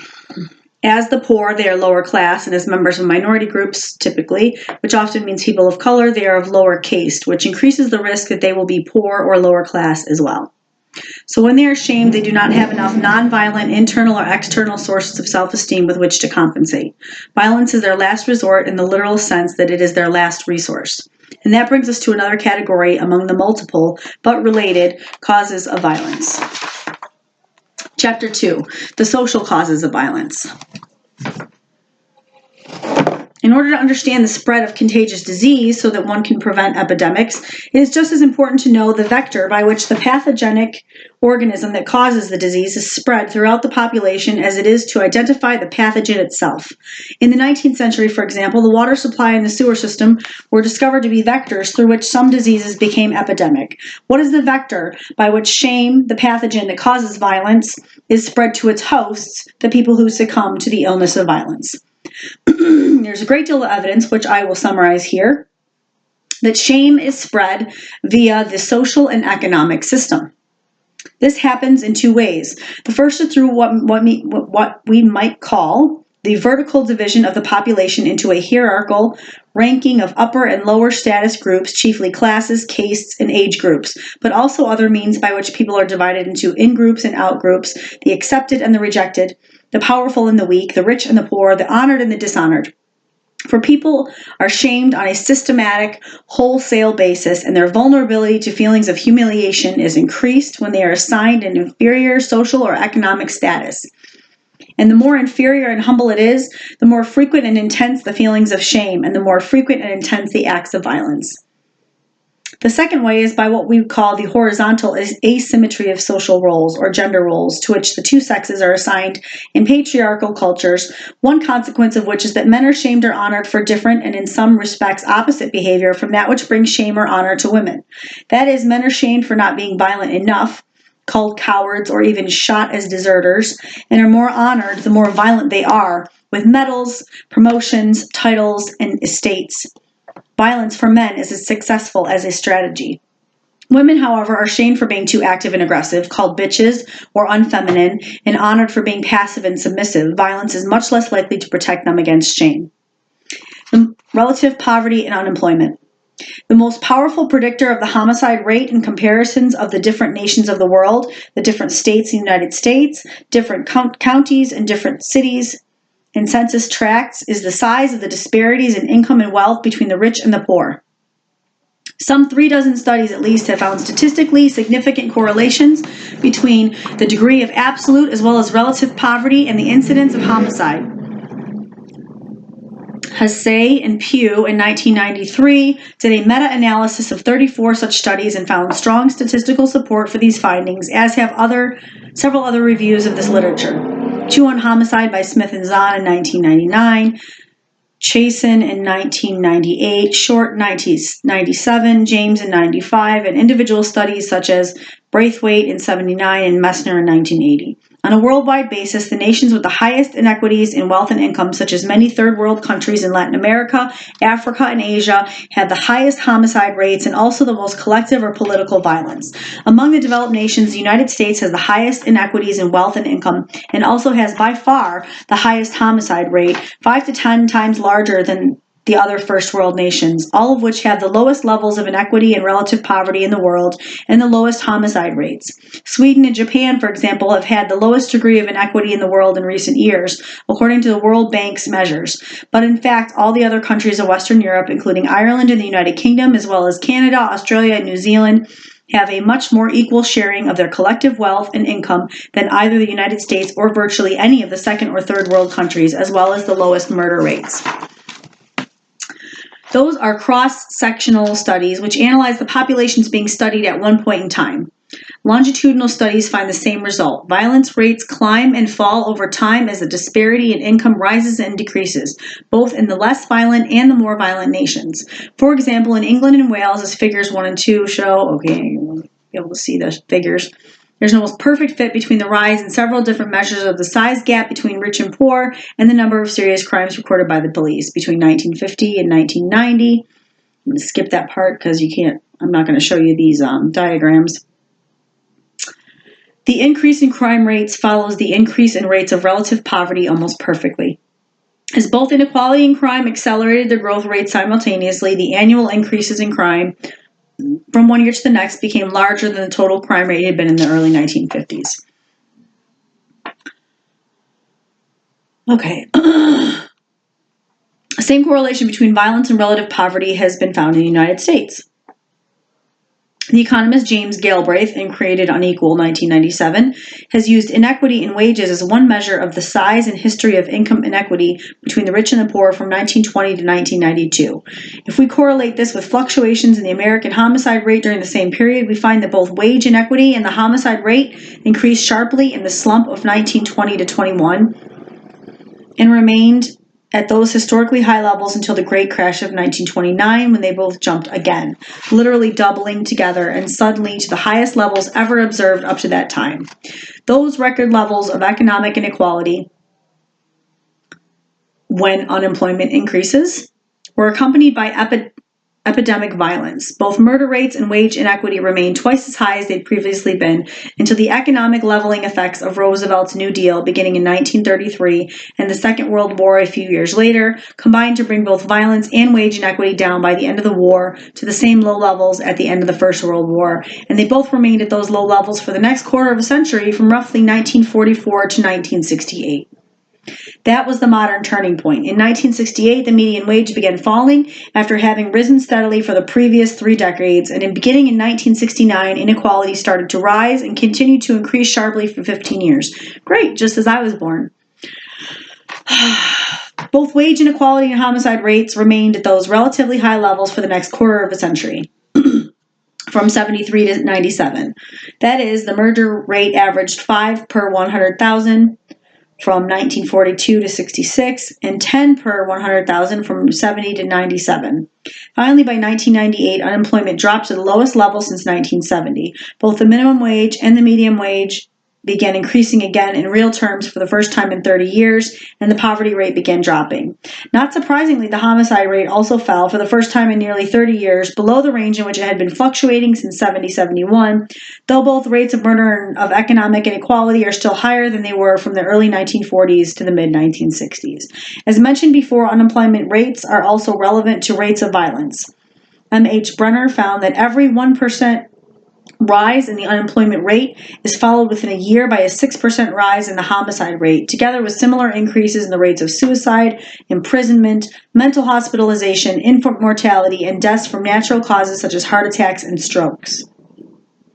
And that reference is from Mental Illness and the Economy, 73, and Personal Stability and Economic Security, 97. Theodore Chiricos reviewed 63 American studies and concluded that while the relationship between unemployment and crime may have been inconsistent during the 1960s, it became overwhelmingly positive in the 1970s as unemployment changed from a brief interval between jobs to enduring worklessness. And that is from Rates of Crime and Unemployment, 1987. David Dickinson found an exceptionally close relationship between rates of burglary and unemployment for men under 25 in the UK in the 80s and 90s, crime and unemployment 93. Bernstein and Houston have also found statistically significant correlations between unemployment and crime rates and negative correlations between wages and crime rates in the U.S. between 89 and 98. Crime and Work 2000. If we compare Galbraith's data with U.S. homicide statistics, we find that the U.S. unemployment rate has moved in the same direction as the homicide rate from 1920 to 92, increasing sharply in 1920 to 21, and jumping to even higher levels from the crash of 29 until Roosevelt's reforms began in 33, at which point the rates of both unemployment and homicide also began to fall, a trend that accelerated further with the advent of the war. Both rates then remained low, with brief fluctuations until 1968, when they began a steady rise, which kept them both at levels higher than they had been in any post-war period, until the last half of 97, when unemployment fell below that range and has continued to decline ever since, followed closely by the murder rate. Why do economic inequality and unemployment both stimulate violence? Ultimately, because both increase feelings of shame. For example, we speak of the poor as the lower classes, who have lower social and economic status, and the rich as the upper classes, who have higher status. But the Latin for lower is inferior. Wow. And the word for the lower classes in Roman law was humiliores. Even in English, the poor are sometimes referred to as the humbler classes. Our language itself tells us that to be poor is to be humiliated and inferior, which makes it more difficult not to feel inferior. The word for upper or higher was superior, which is related to the word for pride, superbia, the opposite of shame. Also, the root of our word superb, another antonym of inferior. And a word for the upper classes in Roman law was the honestiores, related to the word honor, also the opposite of shame and dishonor. Inferiority and superiority are relative concepts, which is why it is relative poverty, not absolute poverty, that exposes people to feelings of inferiority. When everyone is on the same level, there is no shame in being poor, for in those circumstances, the very concept of poverty loses its meaning. Shame is also a function of the gap between one's level of aspiration and one's level of achievement. In a society with extremely rigid caste or class hierarchies, it may not feel so shameful to be poor, since it is a matter of bad luck rather than of any personal failing. Under those conditions, lower social status may be more likely to motivate apathy, fatalism, or passivity, or passive aggressiveness, and to inhibit ambition and the need for achievement. Caste-ridden cultures, however, may have the potential to erupt into violence on a revolutionary or even genocidal scale once they reject the notion that the caste or class one is born into is immutable and replace it with the notion that one has only oneself to blame if one remains poor while others are rich. This we have seen repeatedly in the political and revolutionary violence that has characterized the history of Indonesia, Kampuchea, India, Ceylon, China, Vietnam, and the Philippines, and many other areas throughout Asia during the past half-century. All of which is another way of saying that one of the costs people pay for the benefits associated with belief in the American dream, the myth of equal opportunity, because it is a myth, is an increased potential for violence. In fact, the social and economic system of the United States combines almost every characteristic that maximizes shame and hence violence. So, the very structure of society makes the society more violent than most other societies on the face of this earth. At first, there is the Horatio Alger myth that everyone can get rich if they are smart and work hard. Yeah, right. Which means that if they are not rich, they must be stupid or lazy or both. Myth. Not true. Second, we are not only told that we can get rich, we are also stimulated to want to get rich. For the whole economic system of mass production depends on whetting people's appetites to consume the flood of goods that are being produced, hence the flood of advertisements that you cannot get away from. Everything's a commercial, isn't it? Third, the social and economic reality is the opposite of the Horatio Alger myth, since social mobility is actually less likely in the U.S. than in supposedly more rigid social structures of Europe and the UK. Contrary to widely held perceptions, the U.S. offers less economic mobility than other rich countries. In one study, for example, low-wage workers in the U.S. were more likely to remain in the low-wage labor market 5 years longer than workers in Germany, France, Italy, United Kingdom, Denmark, Finland, and Sweden, all the other countries studied in this analysis. In another study, poor households in the U.S. were less likely to leave poverty from one year to the next than were poor households in Canada, Germany, the Netherlands, Sweden, and the United Kingdom. All the countries included in the second analysis. And that comes from the State of Working America 2000-2001. Fourth, as they also mentioned, the U.S. has the most unequal income distribution and the highest poverty rates among all the advanced economies in the world. The U.S. tax and benefit system is also one of the least effective in reducing poverty. The net effect of all these features of U.S. society is to maximize the gap between aspiration and attainment, which maximizes the frequency and intensity of feelings of shame, which maximizes the rates of violent crimes. It is difficult not to feel inferior if one is poor when others are rich, especially in a society that equates self-worth with net worth, which is a lie. Because it doesn't matter if you have $0 in your pocket and you have nothing to your name. If you truly believe that you're worth something and that it's not dependent on your income, then you're not going to feel like you're not worthy. But our society tries to make you feel that way, don't they? It is difficult not to feel rejected and worthless if one cannot get or hold a job while others continue to be employed. Of course, most people who lose jobs or income do not commit murders as a result, but there are always some men who are just barely maintaining their self-esteem at minimally tolerable levels, even when they do have jobs and incomes. And when large numbers of them lose these sources of self-esteem, the number who explode into homicidal rage increases as measurably, regularly, and predictably as any epidemic does when the balance between pathogenic forces and the immune system is altered. And these are not just statistics. I've seen many individual men who have responded in exactly that way under exactly these circumstances. The term going postal. A man loses his job and he suddenly cannot provide for his family and goes into the former office and shoots the whole thing up. It's an example, not very recent example, because the term going postal's been around for a while, but okay, for example, one African-American man was sent to the prison mental hospital I directed in order to have a psych eval before his murder trial. A few months before that, he had had a good job. Then he was laid off at work, but he was so ashamed of this that he concealed the fact from his wife, who was a school teacher, and their children, going off as if to work every morning and returning at the usual time every night.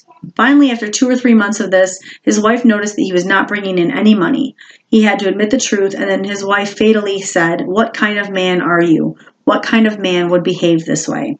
To prove that he was a man and to undo the feeling of emasculation, he took out his gun and shot his wife and children. Keeping a gun is, of course, also a way that some people reassure themselves that they really are men. What I was struck by, in addition to the tragedy of the whole story, was the intensity of the shame he felt over being unemployed, which led him to go to such lengths to conceal what had happened to him. And this is a huge thing because men in our society are pressured to be the breadwinners, and when they cannot, or if they say they have a record that makes no one want to hire them because of their record, which is basing it, not on an individual's character over time, but on a certain incident, which is just like double jeopardy. If you are judging somebody based on something that they've done in the past in that way, it is essentially double jeopardy. I'm reading. Case stratification also stimulates violence for the same reasons. The United States, perhaps even more than the other Western democracies, has a caste system that is just as real as that of India, except that it is based on skin color and ethnicity more than on hereditary occupation. The fact that it is a caste system similar to India's is registered by the fact that in my home city, Boston, members of the highest caste are called Boston Brahmins, aka WASPs, or White Anglo-Saxon Protestants. The lowest rung on the caste ladder, corresponding to the untouchables or Harijan of India, is occupied by African Americans, Native Americans, and some Hispanic Americans. To be lower caste is to be rejected socially and vocationally by the upper castes and regarded and treated as inferior. For example, whites often move out of neighborhoods when blacks move in. Blacks are the last to be hired and the first to be fired, so that their unemployment rate has remained twice as high as the white rate ever since it began being measured. Black citizens are arrested and publicly humiliated under circumstances in which no white citizen would be. Respectable white authors continue to write books and articles claiming that blacks are intellectually inferior to whites, and so on, ad infinitum. It is not surprising that the constant shaming and attributions of inferiority to which the lower caste groups are subjected would cause members of those groups to feel shamed, insulted, disrespected, disdained, and treated as inferior, because they have been, and because many of their greatest writers and leaders have told us that this is how they feel they have been treated by whites. Nor is it surprising that this in turn would give rise to feelings of resentment, if not rage, nor that the most vulnerable, those who lacked any nonviolent means of restoring their sense of personal dignity, such as educational achievement, success, and social status, might well see violence as the only way of expressing those feelings. And since one of the major disadvantages of lower caste status is lack of equal access to educational and vocational opportunities, it is not surprising that the rates of homicide and other violent crimes among all the lower caste groups mentioned are many times higher year after year than those of the upper caste groups. And one could say, oh yeah, well, people just need to get over it, and a person's evil if they commit this. It has nothing to do with anything else but that. But when you have scientific studies and statistics backing up things like this, it makes it very, very clear how these things come to be and why they are the way they are now. Age discrimination has the same effect, particularly for young males. Throughout the world, the most concrete sources of pride, such as power, wealth, status, and honorific titles and positions, are disproportionately given to older males and denied to younger ones. That is, in virtually every social system in which there are military, religious, governmental, financial, or educational status hierarchies, the higher status positions are disproportionately awarded to those who are older. Sometimes this is even required by law. In the United States, for example, one has to be 25 to become a congressman, 30 to become a senator, and 35 to become president. The lowest incomes are paid to those who are just beginning their careers, whereas the highest are found among those who are older. Of all age groups in the U.S., the highest rates of poverty are found among those under the age of 18, and unemployment rates are higher for young males than for older and middle-aged ones year after year. In fact, ever since the values of Western culture were first codified in the dawn of history in the Ten Commandments, the elderly have been accorded more honor than the young. Thou shalt honor thy father and mother, with not a word about honoring the son or daughter. But the young are not only given less access to the sources of honor and pride, they are also disproportionately subjected to the sources of shame and humiliation.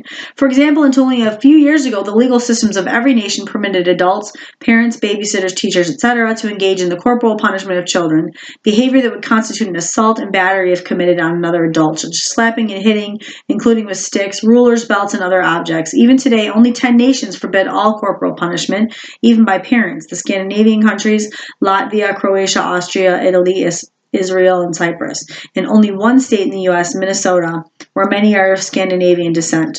Although the United Kingdom is less permissive of this practice than in the U.S., that it forbids teachers from hitting children, it still permits parents to do so. We know that assaults of this sort are experienced by children as humiliating, because they tell us so, both at the time and in later years.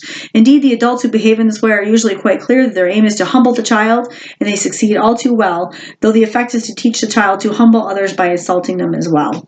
Etymology also teaches us that an assault is experienced emotionally as an insult. The two words come from the same Latin root, and even in English they have overlapping meanings. So even when it does not produce physical injury, the corporal punishment of children conveys a clear symbolic message that children are inferior to adults and are not to be treated with respect, and that it is permissible to hit someone if you happen to be stronger than they are. Okay, I'm going to take a break here. My throat's starting to hurt. But as you can see, these are very strong scientific backed proofs.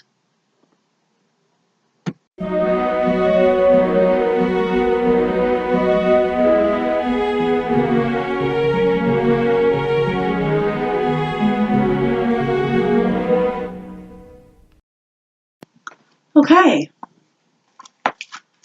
This is Preventing Violence, Educational, Part 5.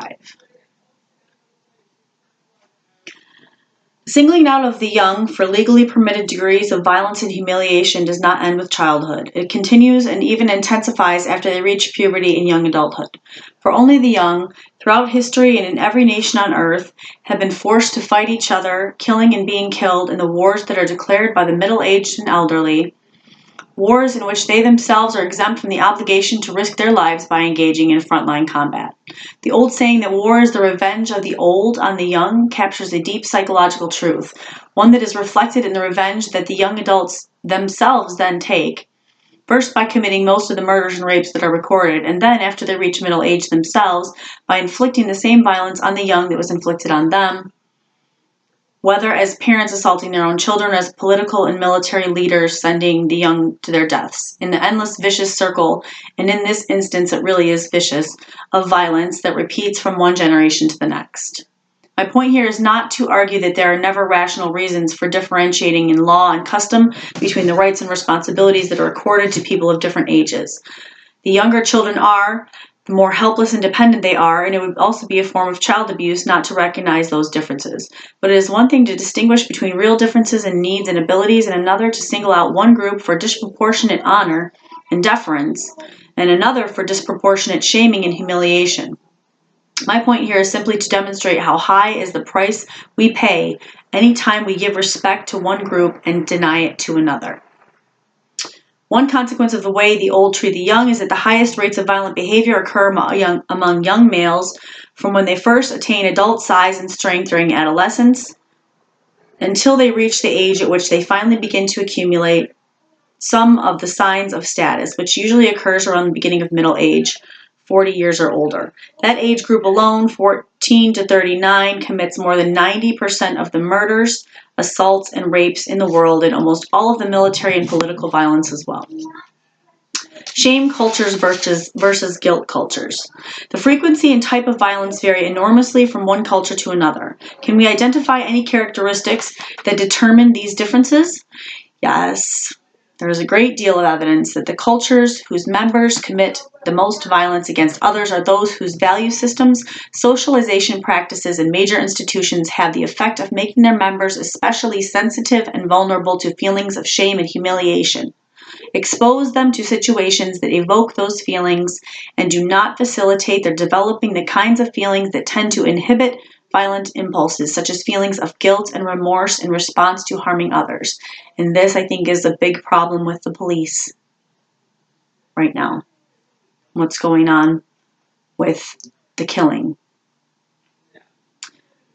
Conversely, there is also much evidence that cultures that do the opposite have the least interpersonal and collective violence, but may suffer from the opposite problem, excessive feelings of guilt, sin, and responsibility with a vulnerability to depression, masochism, martyrdom, and suicide.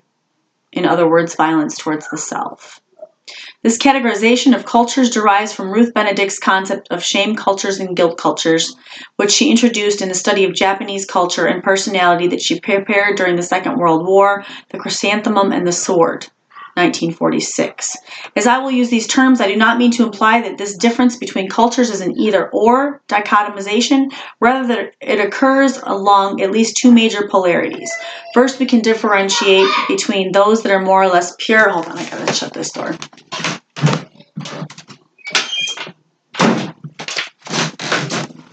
Okay.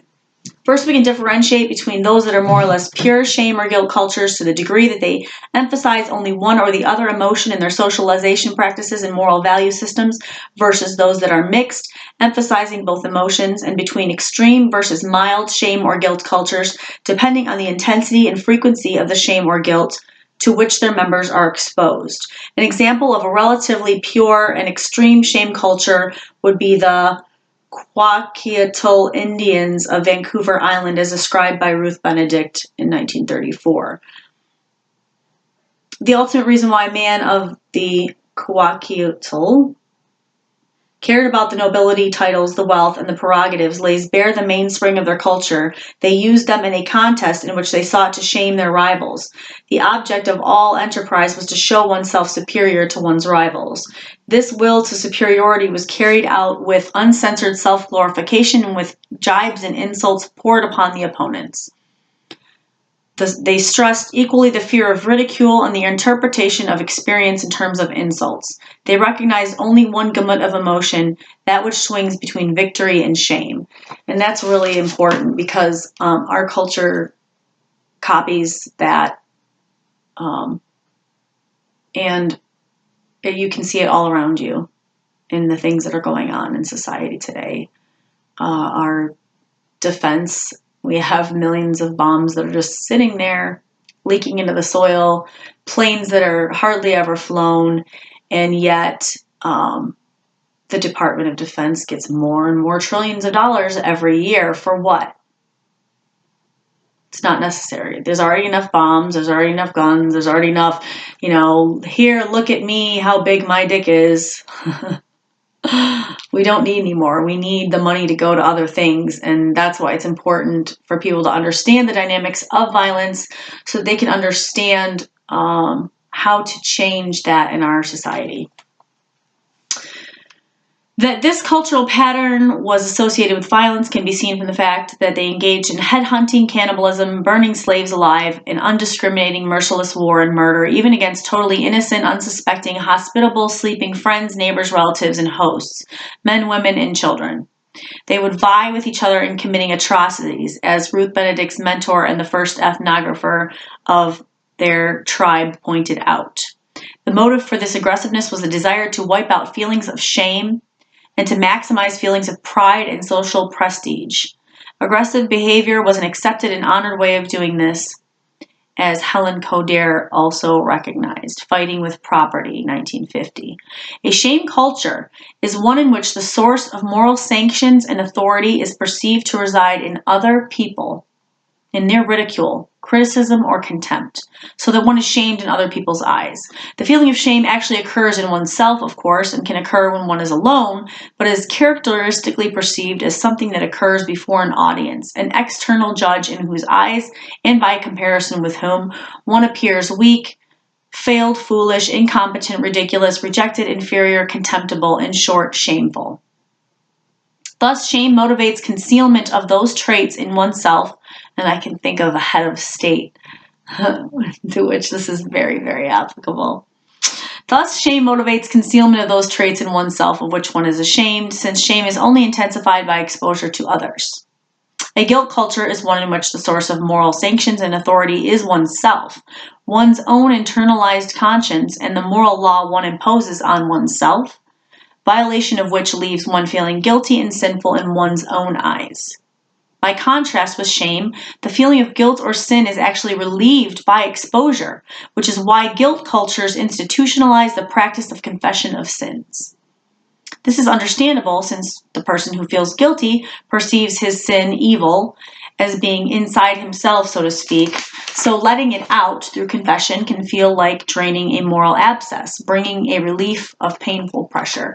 And this is where guilt versus shame is very, very important to understand, and how these dynamics occur or do not occur within a particular individual, which would make them violent or not violent, because most people who feel guilt do not feel violent, but most people who feel shame have a higher propensity to violence.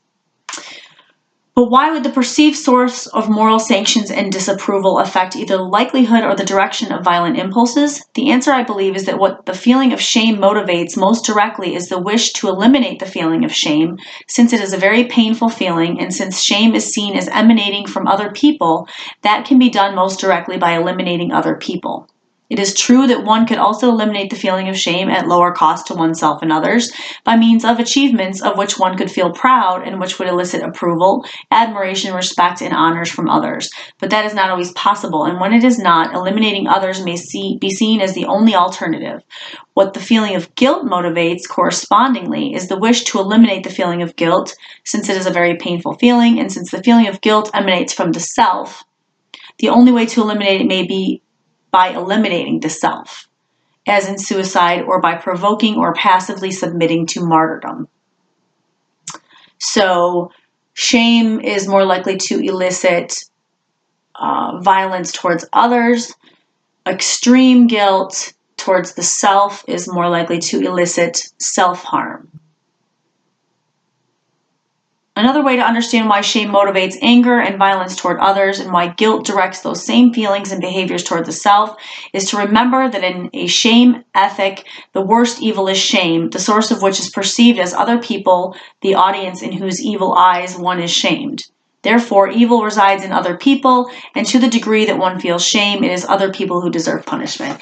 And this is why people who strike out feel justified in their violence. Punishing others alleviates feelings of shame because it replaces the image of oneself as a weak, passive, helpless, and therefore shameful victim of their punishment, i.e. their shaming, with the contrasting image of oneself as powerful, active, self-reliant, therefore admirable and unshameable. In a guilt ethic, by contrast, the worst evil is to be guilty or sinful, and guilt and sin, to the degree that one feels guilty and sinful, are perceived as residing within oneself. Thus, people who feel guilty see themselves as deserving punishment, and receiving punishment, whether from oneself or from others, relieves guilt by expiating it. Indeed, that is the purpose of punishment, both in the criminal law, in which punishment is the means by which the criminal pays his debt to society and thus discharges his guilt, and in the religious sacrament of penance, the self-punishment by which the sinner expiates his sins, that is, relieves his guilt feelings. Thus, whereas punishment intensifies feelings of shame, it relieves feelings of guilt. I'm going to read that again because it's so important. It is the crux of the dynamic of everything that I'm trying to explain here. Thus, whereas punishment intensifies feelings of shame, it relieves feelings of guilt. A psychological fact that has important implications for the effect that punishment has on the level of violent crime in a society, as I will discuss further in Chapter 6. To feel shamed is to perceive oneself as being disrespected. And the most direct and rapid way to make others respect you is to make them afraid of you. And people who are bullied sometimes find this to be true, and then they become the bullied, or the bulliers, rather. They turn into what has been done to them because they feel it is the only way for them to protect themselves, is to become that which is plaguing them. This is, of course, an ersatz and costly form of respect, which people have no need of when they receive genuine respect from others, or when their feelings of self-respect are strong enough to maintain their self-esteem independent of respect from others. Genuine respect is earned. Genuine respect has nothing to do with fear, or might is right, or force, or shame. The feeling of shame is also the feeling of being ridiculed or of being vulnerable to ridicule. The most direct and certain way to stop people from laughing at you is to make them cry instead. In Shakespeare's Henry V, the French dauphin ridicules Henry by making him a gift, not of royal treasure, but of tennis balls, to which Henry responds by threatening such violence against the French that thousands shall weep more than did laugh at it. This same principle still causes wars, as well as the kinds of violence that the legal system labels as criminal. Hitler, for example, was elected to power on the basis of the campaign promise to undo the shame of Versailles. Violence occurs when people see no means of undoing or preventing their own humiliation except by humiliating others and using force. Indeed, that is the underlying purpose of inflicting violence on others. That the values and socialization practices of pure and extreme shame cultures lead to violence is well documented by the cross-cultural data in the human relations area files. A quantified, computerized summary of the past century of research in cultural anthropology in which several measures of shame show highly significant correlations with several indices of violence. The measures of shame included cultural traits such as extreme boastfulness, sensitivity to insult, and tell me if anybody that you know rings a bell with this. Boastfulness, sensitivity to insult, invidious display of wealth, and a complete narcissism index. I know somebody very high up in government that resembles all of this. summation of those and other indices. The cultures that scored high on those indices were significantly more likely than those with low scores to have a high incidence of warfare, bellicosity, I'm not sure what that is, killing, torture, and mutilation of enemies, pursuit of military glory, crimes against the person, violent crimes, slavery, alcoholic aggression, male genital mutilation, and so on. Since pure and extreme guilt cultures tend to prevent rather than cause violence towards others, I will discuss them in Chapter 5.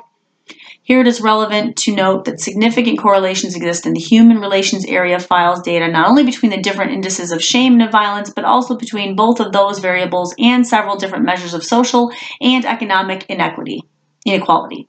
Cultures that have social classes, those that have caste systems, and those that have still practice slavery all show significantly more of both shame and violence than cultures whose institutions do not divide people in those hierarchical ways. So, division of people in hierarchical forms, a division of people in any form, by any label, is an act of violence. Because it is a cause of violence, it becomes an act of violence because it directly impacts. The existence of inequality exposes everyone to the risk of being inferior, which in turn stimulates aggressive competition to inflict the inferior status on others, such as by enslaving, impoverishing, or degrading them. In other words, inequality stimulates shame, and shame stimulates the creation of inequality.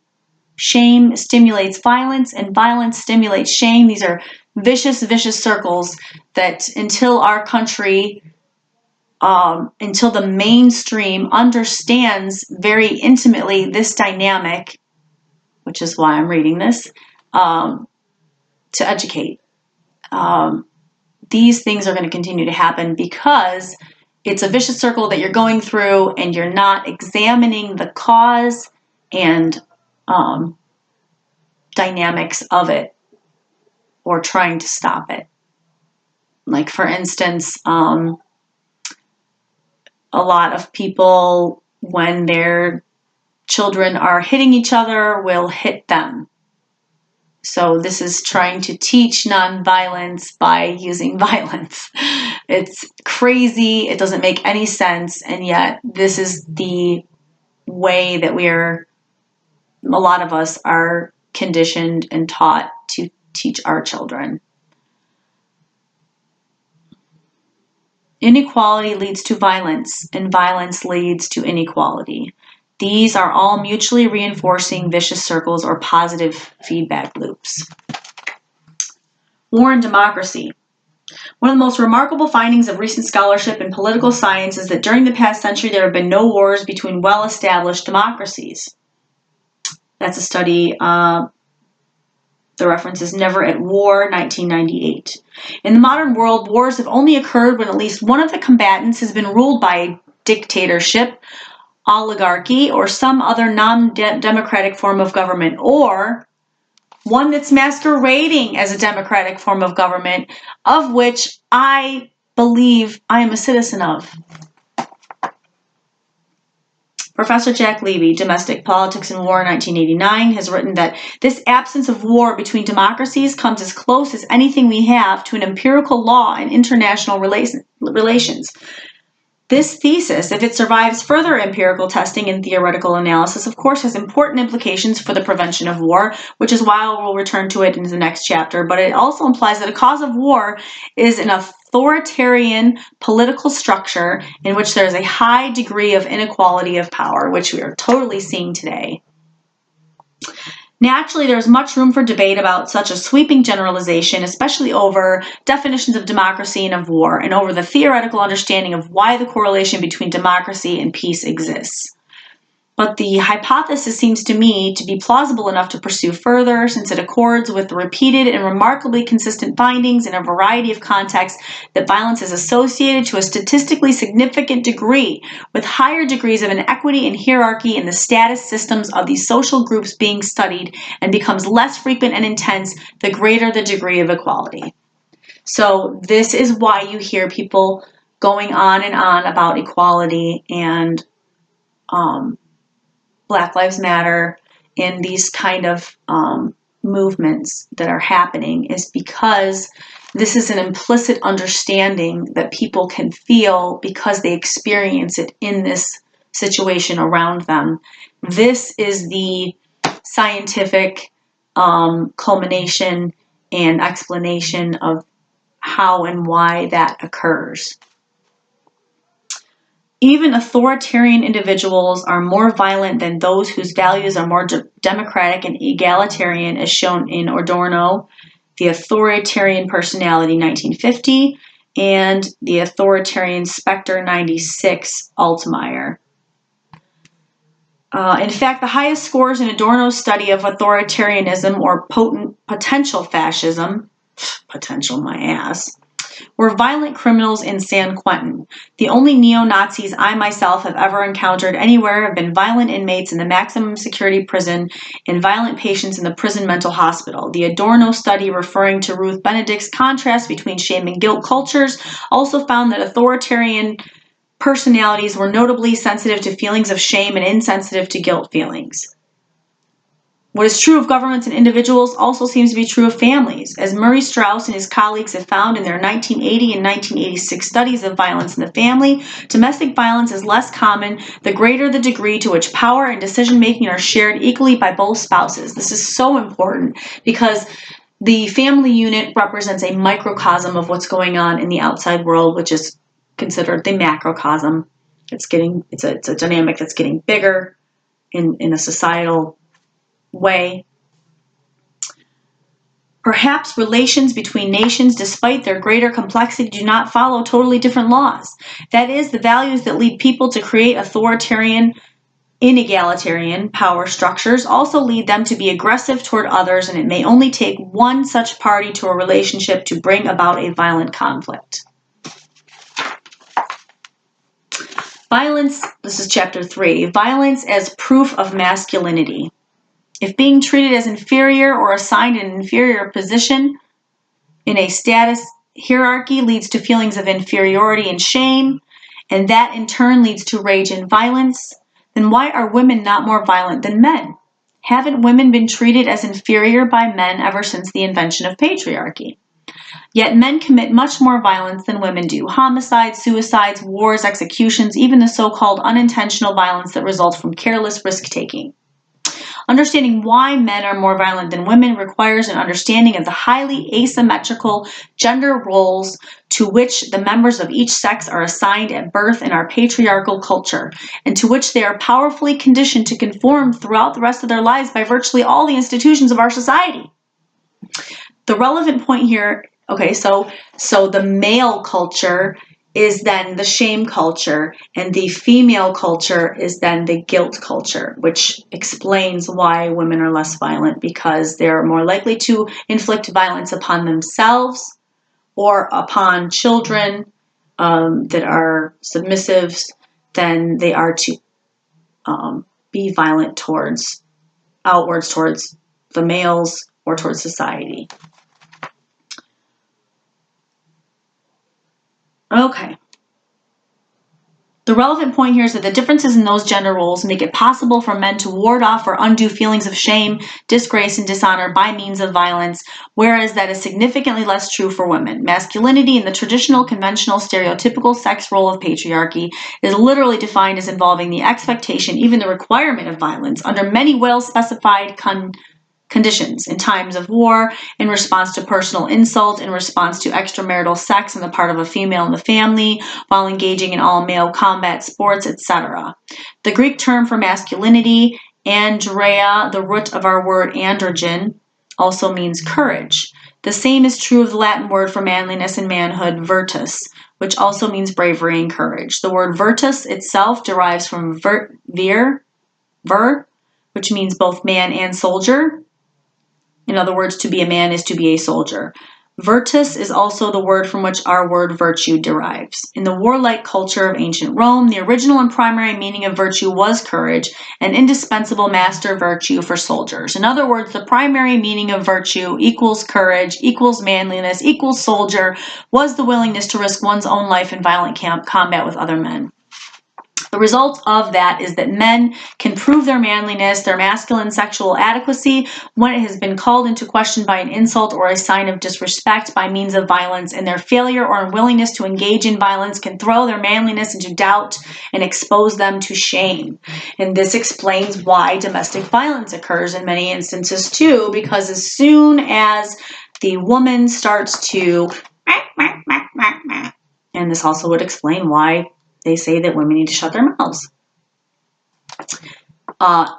It's taken as a sign of disrespect from man, which often is meant as a sign of disrespect. But when you're dealing with abuse and you're nice and the abuse is continuing to occur, you have to speak up, which is taken as a form of violence in and of itself. And it's responded to with more violence.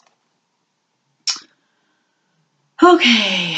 Called into question by an insult or sign of disrespect by means of violence, and their failure or unwillingness to engage in violence can throw their manliness into doubt and expose them to shame. A woman's honor. How are things different for women? In order to discover the decisive difference between male and female gender roles and how they lead to differing rates of violent behavior, it will be helpful to ask what circumstances will augment or diminish shame or honor for a man, and are those the same as or different from the ones that will have that effect for a woman? And since I am a man, I thought it might be especially helpful to consult a woman. Virginia Woolf went some distance toward answering this question in 3 Guineas, 1938, her powerful polemic against patriarchy and male violence. She wrote, "External observation would suggest that a man still feels it a particular insult to be taunted with cowardice by a woman in much the same way that a woman feels it a peculiar insult to be taunted with unchastity by a man, in other words, called a whore. For example, if we ask what are the worst, in other words, most shaming insults that can be hurled at a man or woman, respectively, what are they? My own external observation of violent criminals in prisons, among other men over the years, would suggest that for men, the insults that are most powerfully shaming and hence violence-provoking are those that call into question either courage or manliness, two psychologically and etymologically synonymous concepts. These include wimp, coward, sissy, and anything that throws doubt on one's status as a normal, potent, sexually adequate adult heterosexual male, such as weirdo, faggot, or fairy, the homophobic insult boy, the traditional insult given to adult black men in American South and South Africa, or the declaration that a man is effeminate or castrated and has no balls, or that he is a cuckold, which can be translated into patriarchies as not enough of a man to control his wife's sexuality. It is important to note that cuckold is a term applied exclusively to men, and there is no corresponding word for the woman whose husband is unfaithful to her, because obviously men being whores is advocated in our society and completely normal. I'm not saying that those are the only insults that are so powerfully shaming that they can constitute what the legal system has called fighting words, but that they are the insults that throw the most light on the differential social psychology of men and women. There are also racial insults, for example, which can be equally violence-provoking, but they are equally insulting to both sexes and are not specifically relevant to the differences between men and women. For women, the situation is entirely different. As Virginia Woolf suggested, women are insulted not by having their courage or their capacity for sexual activity called into question, but rather by accusations that they are too active sexually or active outside the bounds their gender role prescribes for them, meaning exclusively in marriage. Slut, whore, bitch, tramp. Just as cuckold is applied exclusively to men, promiscuous is applied almost exclusively to women. But what is most relevant here is that women are shamed not for being too submissive, dependent, unaggressive, and sexually inactive or impotent as men are, but rather for exactly the opposite traits, being too rebellious, independent, aggressive, and sexually active. Thus, if a woman responds to being shamed by becoming aggressive or violent, that may only lead to more shame rather than, as for men, to less. Violence on the part of women is regarded, according to patriarchal values, as unfeminine.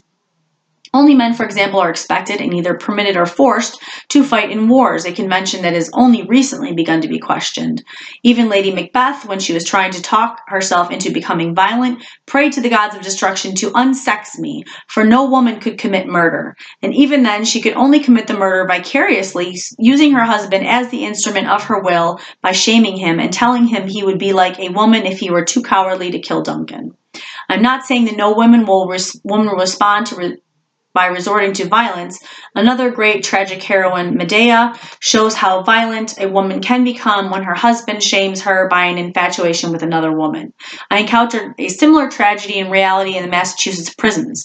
A woman whose husband had decided to leave her for another woman killed their 2 children and eventually, unlike Medea, killed herself as well. What I'm saying rather is that violence is not a ready-made, gender-specific means of undoing shame for women as it is for men.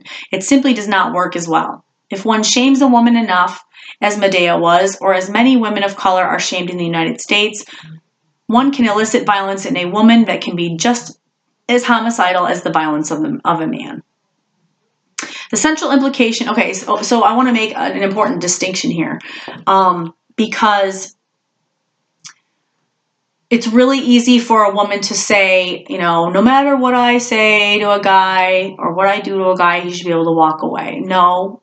Actually, women do have a responsibility to manage their level of disrespect towards a man and the things that she's saying to him, because it can elicit violence from a man very easily and oftentimes does.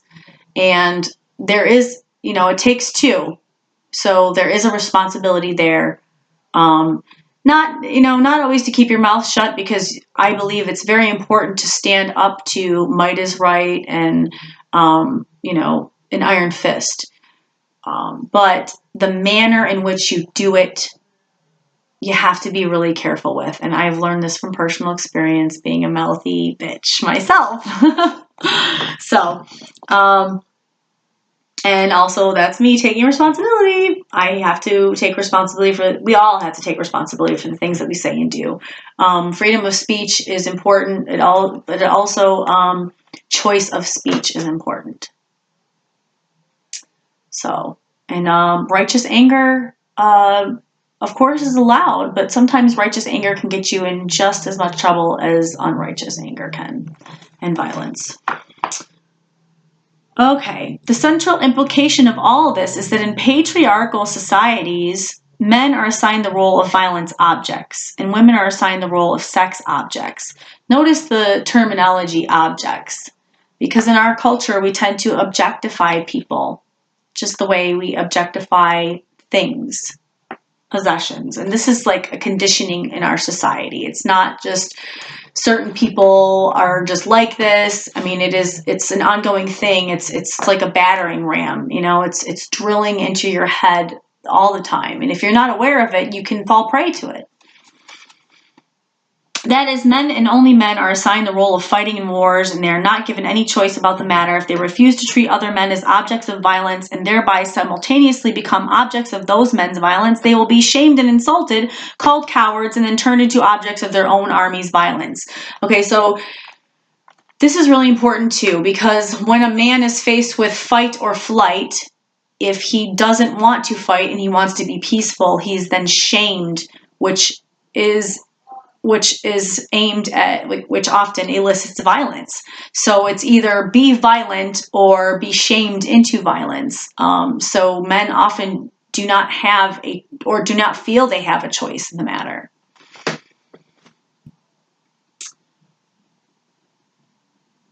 Okay, deserters have traditionally been shot, and just as men are shamed for refusing to treat other men and themselves as violence objects, they are honored for being willing to do so, like the Purple Heart, for instance.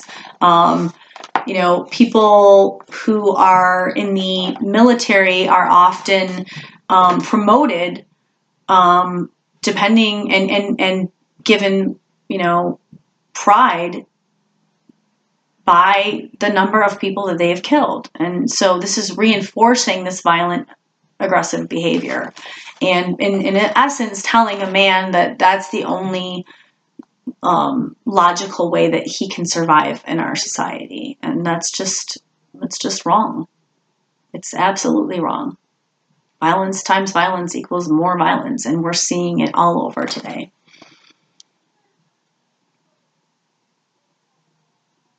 George Bernard Shaw said that if a man steals 100 pounds, he is sent to jail, but if he steals 1,000,000 pounds, he is sent to Parliament. I believe the same principle applies to male violence. If a man kills one person, he is sent to prison. If he kills 10, to a prison mental hospital. But if he is responsible for the death of thousands, he is crowned emperor, made the Duke of Marlborough, or elected president of the United States. And unfortunately, that is sad but true. The opposite of shame is honor. And the highest honor given by the United States is the Congressional Medal of Honor. Who is it given to? Men. And for what? For violence, or more precisely, for turning themselves and other men into objects of each other's violence. I do not say this in order to shame those who sacrifice their own safety or even their own lives in the attempt to save their comrades in arms and the rest of us from the violence of other men. I am mentioning these facts in order to clarify the causes of male violence and to clarify why most lethal violence is committed by males against males, so that we can improve our ability to prevent all violence. My point here is to show why violence can be for men a very powerful way to ward off shame and to achieve pride and honor instead, whereas it does not serve that purpose for women nearly as frequently or effectively. What women are honored for, or under conditions of patriarchy, is not violence, but sexual chastity outside marriage and fidelity and fertility within marriage. I am calling that female gender role the equivalent of being a sex object because it means that the woman is obliged to renounce her own sexual subjectivity. She is not permitted to have sexual wishes and activities of her own choosing, before, during, or in some cultures even after marriage, but must instead be her husband's sex object. A woman in most patriarchal circumstances of circum-Mediterranean shame and honor cultures will typically be honored for being a virgin until marriage and shamed if she is not. From this comes the tradition in some peasant cultures of hanging bloody sheets outdoors the morning after the newlyweds' first night together as a means of proving that neither the family's nor the new husband's honor has been destroyed by unchastity in the bride. By contrast, a man in such cultures may be shamed for being a virgin at marriage, so at puberty he is traditionally taken by his father or older brother to a house of prostitution or introduced to a mistress.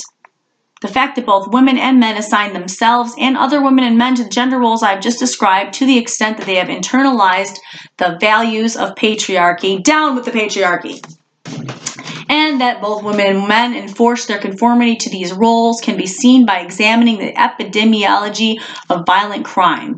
In the developed nations, at least, both women and men assign men to the role of violence objects, for both women and men are more likely to kill a man than they are to kill a woman. That is, both sexes see it as more appropriate to kill a man than to kill a woman.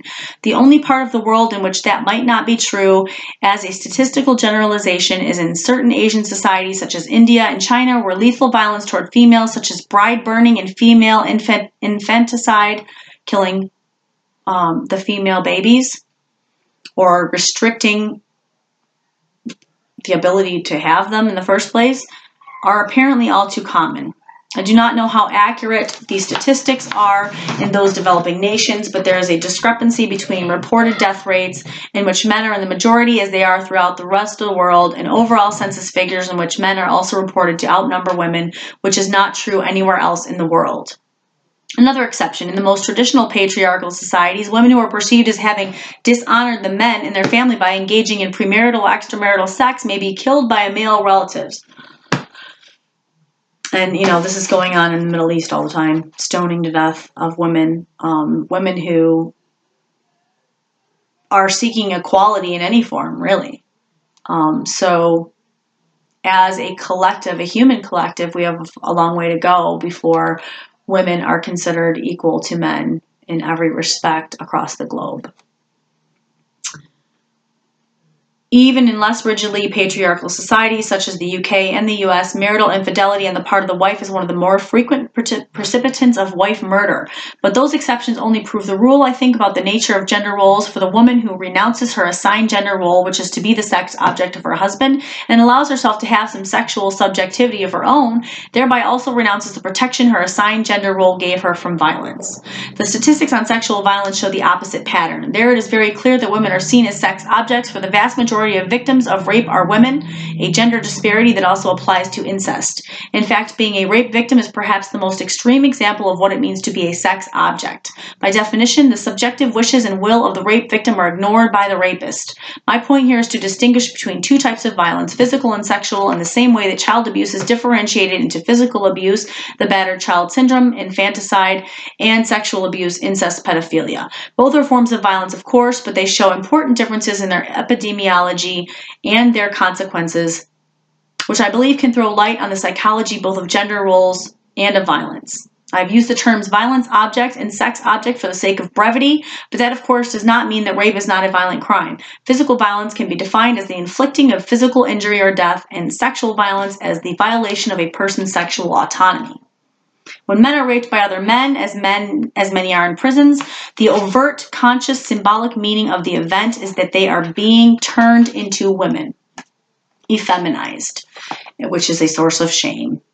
For example, in prisons in the southern U.S., a male inmate who has been raped is called a gal boy. To be a sex object is to be a woman, and vice versa in the culture of violence called patriarchy. A form of violence towards men and women that may superficially appear to be more or less identical, namely genital mutilation, in fact, also exemplifies and confirms the same gender role differentiation. The purpose of mutilating a girl's genitals is to render her sexually anesthetized and inactive, so as to facilitate the task of turning her into a sex object who will be a virgin before marriage and monogamous after marriage.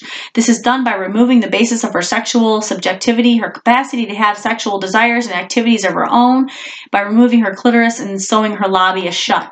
The purpose of mutilating a boy's genitals is, on the contrary, to turn him into a violence object, for the meaning of this ordeal for the boy in most cultures that practice such initiation rites is to challenge him to develop and demonstrate the physical courage and the ability to tolerate physical pain and injury that are a prerequisite for being a warrior, that is, a violence object. And you'll notice again and again that these dynamics are prevalent in our society, and in this turning of human life into possession, into an object, into an inanimate, outside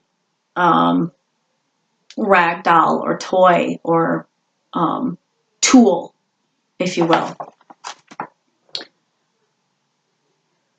It is through passing this test without flinching, crying, or fleeing that he proves he has become a man, that is, someone who is brave enough to let himself become a violence object. For that he will be honored, just as he will be shamed, treated as not a real man for showing any signs of pain or fear. And this goes on, to what is our society teaching our boys? That to show pain or to show fear is to not be a man. Therefore, they internalize everything. It bottles up like, a cork busting open on a wine bottle, and that violence ends up exploding all over the place when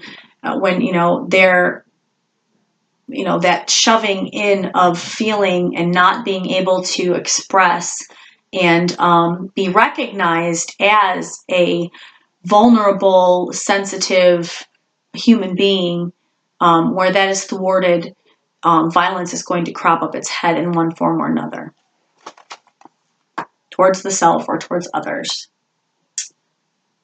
Homophobia. Another closely related source of violence is homophobia, by which I mean the attitude of fear, hatred, and contempt for homosexuality and homosexuals. The reason for homophobia has long been recognized as the fear that one is or is thought to be homosexual oneself, which to the homophobic person is a source of intolerable shame and motivates behavior designed to prove one's heterosexuality. This is particularly likely to result in violence when the homophobic person is a man, because the most direct defense against the fear that one is or could be suspected of being homosexual is to engage in an exaggeration of the heterosexual sex role stereotype. And since violence is part of that definition of masculinity, exaggerated masculinity is likely to take the form of exaggerated violence. People see this where extreme hatred towards homosexuals is seen. And oftentimes, closet homosexuals exhibit a increased level of masculine behavior in order to try and cover up the truth of their real sexual orientation of homosexuality. Defenses against the fear of being or appearing to be homosexual may take a variety of other forms besides violence, of course, such as sexual promiscuity in men, the Don Juan syndrome, although it should be remembered that the original Don Juan committed both rape and murder, machismo, of which violence is only one component, and the avoidance of anything that resembles the feminine sexual stereotypes, such as tenderness, intimacy, nurturance, passivity, dependency, forgiveness, vulnerability, and the capacity to feel anything. Which means that our society is sends men the silent message that they have to be apathetic. They cannot care about anything. And I think that this really comes and hooks into the police brutality. And the capacity to feel anything, physical or emotional, including pain, fear, depression, love, compassion, vulnerability, sadness. The only feeling that many violent men will let themselves feel is anger, rage, and hatred. And here we find neo-Nazis in this category, police, heads of state.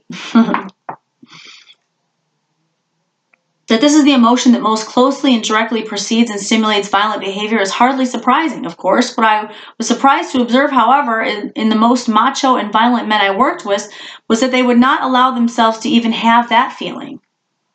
Perhaps this is because being angry reveals that you have something to be angry about, and is too revealing of the fact that you can be hurt by others. Thus, the motto of the most violent men of all could be summarized in the aphorism, "Don't get mad, get even," which is so dangerous because this starts this huge vicious circle of retributive violence that, is seen in, like Romeo and Juliet with the families warring and stuff. It never ends, and the other person always has to have the last hit. Violence is most common when both the shame and the rage that it causes are unacknowledged, even to the self, so that both feelings are effectively unconscious. So imagine pushing all of this down into yourself to such a degree that you don't even realize that you're feeling something. The only way it can come out is in some way that you are not even conscious of, but it ends up coming out. The psychodynamic logic that makes homophobia a generator of violence rests on the fact that the most direct and concrete ways to prove that one does not love men are to murder men and rape women. And you'll see this in war. Because it's all men usually together. They're gone for months at a time to another country. They don't have the ability to be affectionate or sexual with the women that they normally have. So they will rape the native women wherever they are at, and kill the men. These communicate the messages, "I do not love men, I hate them, and to prove that, I will show you how much I hate them by killing them." And "I do not desire men sexually, I desire women, and to prove that, I will show you how much I desire them by raping them." I emphasize the importance and centrality of homophobia as a cause of male violence because I was confronted with evidence of it on a daily basis in my work with the most violent men in our society produces in the most violent environment, the prison. This is an environment that stimulates homophobia, and it also stimulates homosexuality. Given the high incidence because everybody's all together and they're all males and they're all being denied their sexuality, giving saltpeter so they can't even get an erection, which in and of itself is a shameful experience because not being able to get it up is considered an unmanly thing, or that people are shamed for it. An environment that stimulates homophobia, given the high incidence of the rape of male prisoners by other male prisoners, most of whom would kill you if you made the mistake of imagining that their raping other men meant that they themselves were gay. So this is gets really twisted in people's minds, but this is how it operates, and this is why. For example, there are a few psychological crises in a male prisoner's life that are more likely to result in his going berserk and assaulting everyone in his environment than the phenomenon called homosexual panic, a mental state that includes the fear that he is surrounded by homosexual men who are bent on raping him or turning him into a homosexual or a woman. Which, is it so far-fetched to have a fear like that if you are surrounded by men who, if you don't exhibit violence towards them, will rape you and turn you effeminate? I mean, it's not imagined. It's very real in these instances. But it can be exaggerated in the mind of a person who is in that situation. Conflicts over homosexuality, both intrapsychic and interpersonal, have been reported by most observers, myself included, to be among the main causes of the homicides that occur in prisons. But it would be a mistake to think that the homophobia that these men experienced and to which they responded by becoming violent was simply a rational response to the real danger of being raped by other men in the unique environment of the prison. For many of the murders that these men had committed in the community before they had ever been inside a prison revolved around the same issue. So, like, again, the prison is a microcosm of the macrocosm of society. And that's why when he went into the prisons, he was able to relate this to all of society in a larger way, which is so important.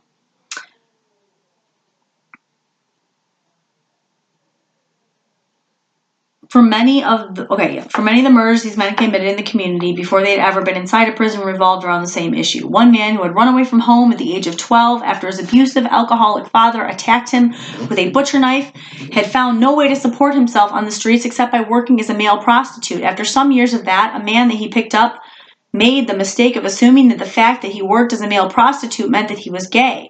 His response was immediate and lethal. Killing the man was the only way he could imagine to prove that he was heterosexual. But even in cases where the link to homophobia is not so immediate and obvious, I am convinced that homophobia underlies most male violence. I say that because, as I explained in my earlier book, violence is to behavior what paranoia is to thoughts. Violence is to behavior what paranoia is to thoughts. Violence is the behavioral equivalent of paranoia, the acting out of the core delusion that other people are dangerous to oneself and that one can only defend oneself by attacking or even killing them. And this is so important about police brutality, this right here. I'm going to read it again.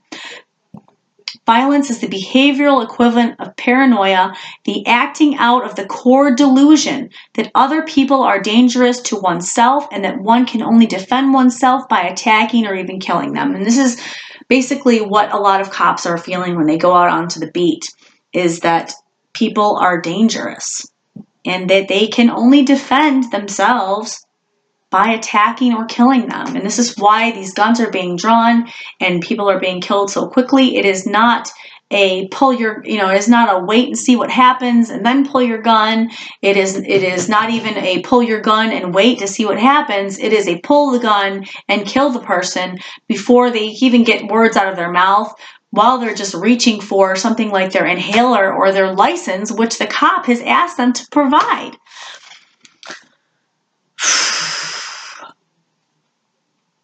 That is why what looks like offensive violence to observers always feels like self-defense to the violent person. And this is why a lot of cops, I think, are not charged, is because not only of the protections that they benefit from within police unions and the absolute power of the positions that they are allowed to be in, but also it is easy for people to say, I thought that this person was going to shoot me, so I shot them first.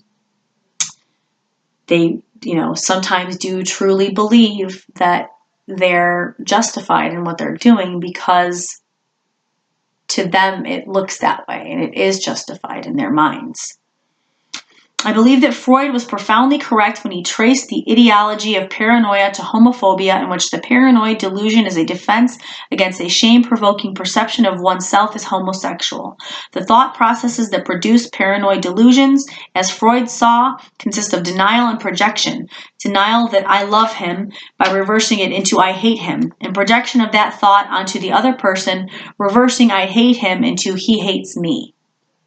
homophobia, patriarchal or sexist attitudes with a devaluation of everything female and an overvaluation of everything masculine, a defensive exaggeration of the male gender role in the form of a kind of hypermasculinity or machismo, and the constant threat or reality of violence.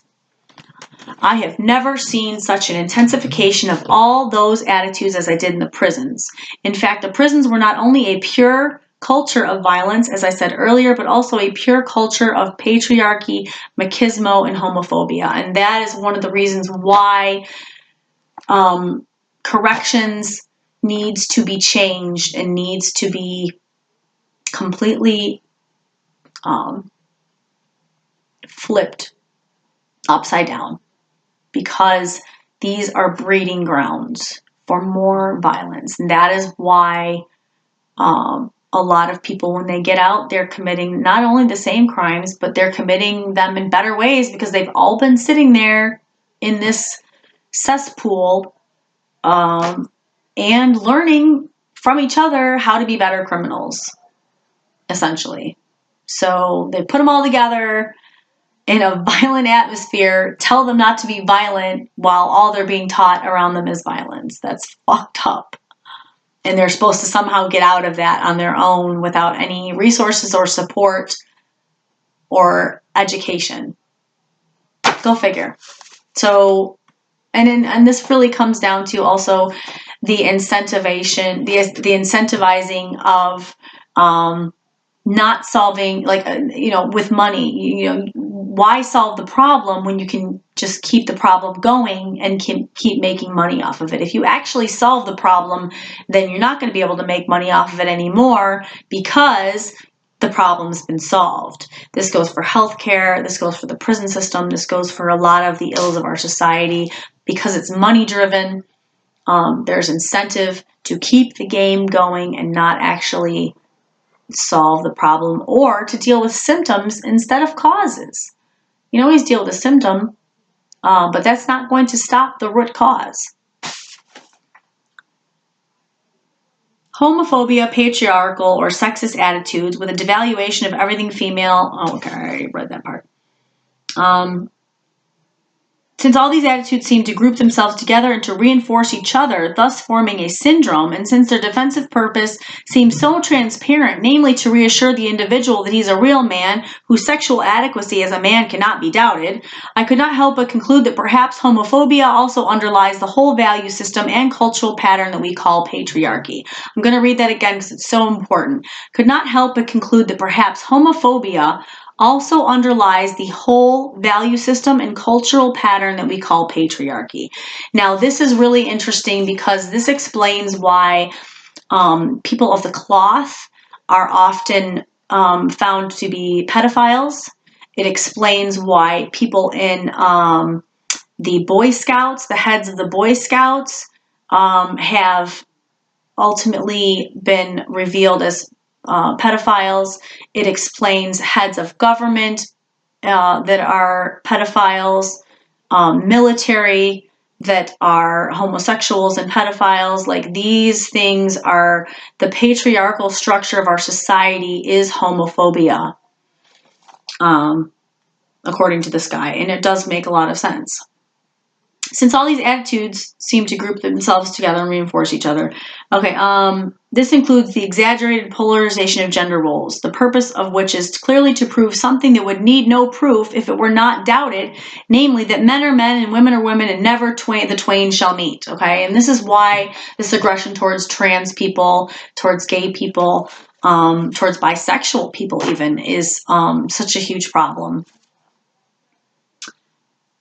Prisons are, among other things, a microcosm of the society that produces them, but a microcosm in which some of the problems that exist in the society at large are so concentrated, distilled, and exaggerated that we can see more clearly they're some of the uglier, or at least more dangerous and destructive aspects of our society.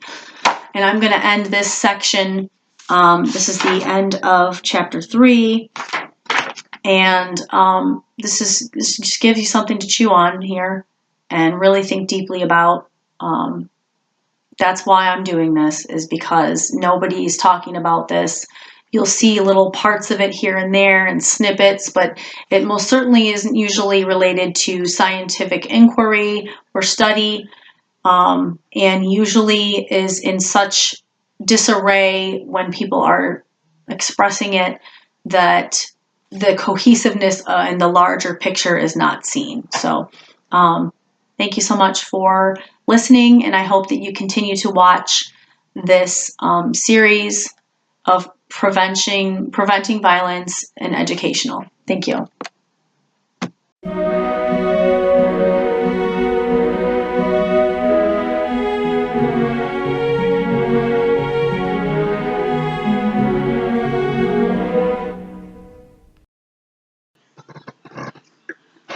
Hello, this is Rebecca, Life with the Fritz, and this is part 6, and I'm starting to read chapter 4. It is a new theory of violence, and this is, again, preventing violence educational. One of the advantages of the theory of violence proposed in this book is that it is capable of explaining 2 paradoxical facts that would otherwise be difficult to account for. Oops, I forgot to shut the door.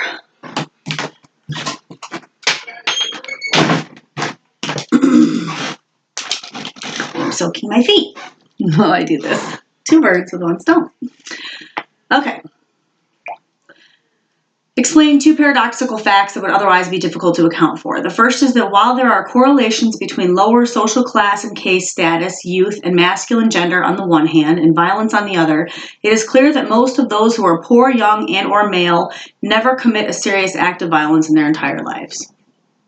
This paradoxical finding raises the question, are relative poverty, discrimination on the basis of age and race, and sexual asymmetry causes of violence, or do they merely correlate statistically with some other factor that does cause violence? The theory presented here implies that it is not poverty, racism, sexism, or age discrimination as such that actually causes violence. It is rather that each correlates with violence because each increases the statistical probability that individuals exposed to these social forces will be subjected to intolerable and potentially self-destroying intensities of shame, from which they do not perceive themselves as having any means of rescuing themselves except by violence, preferably towards others, as in homicide, but also towards themselves, as in suicide, when homicide is not perceived as being possible or likely to succeed in reducing the shame to tolerable levels. These pathogenic social forces can be considered risk factors for violence. They increase the risk that the person exposed to them will be subjected to a loading of disrespect that will overwhelm his capacity to find nonviolent means of maintaining his self-respect. These considerations are relevant to the search for means of preventing violence, for they suggest that we look not only for ways to reduce the degree to which people are exposed to those risk factors, but also for ways to identify and augment whatever psychological, social, or even biological protective factors could neutralize the risk factors. The second fact that this theory can explain is that some people who are not poor, young, male, or members of minority groups do commit serious violence. Clearly, therefore, some other factor must also be capable of causing violence. Thus, not only are poverty, racism, and the other risk factors not sufficient to cause violence, they are also not necessary.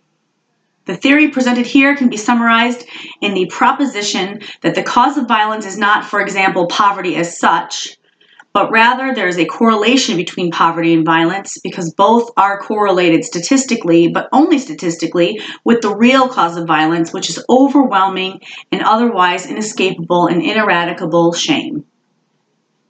2 corollaries follow. 1. Any of the other means, in addition to class, caste, and age stratification and sexual asymmetry, by which people can be exposed to overwhelming and inescapable shame, and there are many, can also cause violence.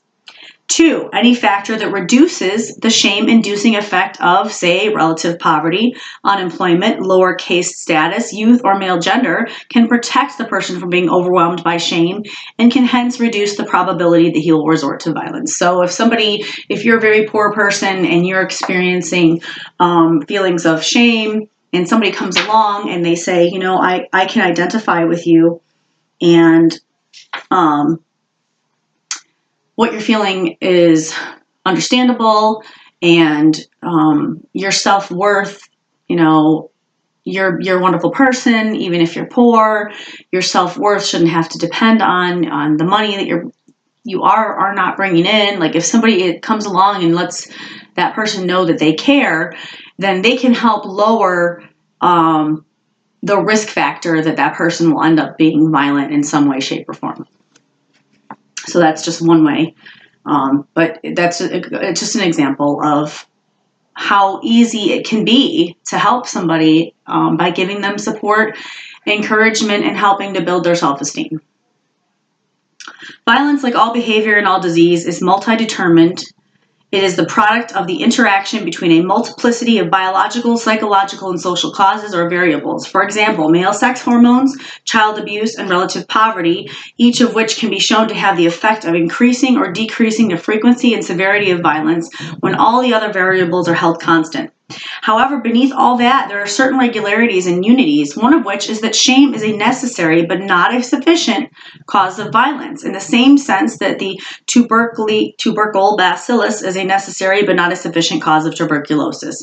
Feelings of shame versus their opposite, pride, tend to revolve around the question of perceived sexual adequacy or inadequacy, so that almost any experience that can leave a man feeling ashamed does so by leaving him feeling that he is something less than a man.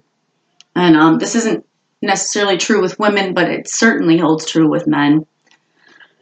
My point is that in the type of culture called patriarchy, man means adult rather than a boy, potent rather than impotent, courageous rather than a wimp or a coward, active rather than passive, dominant rather than submissive, heterosexual rather than homosexual, masculine rather than feminine, ballsy rather than castrated or a eunuch, a master rather than a slave, financially successful rather than poor, etc.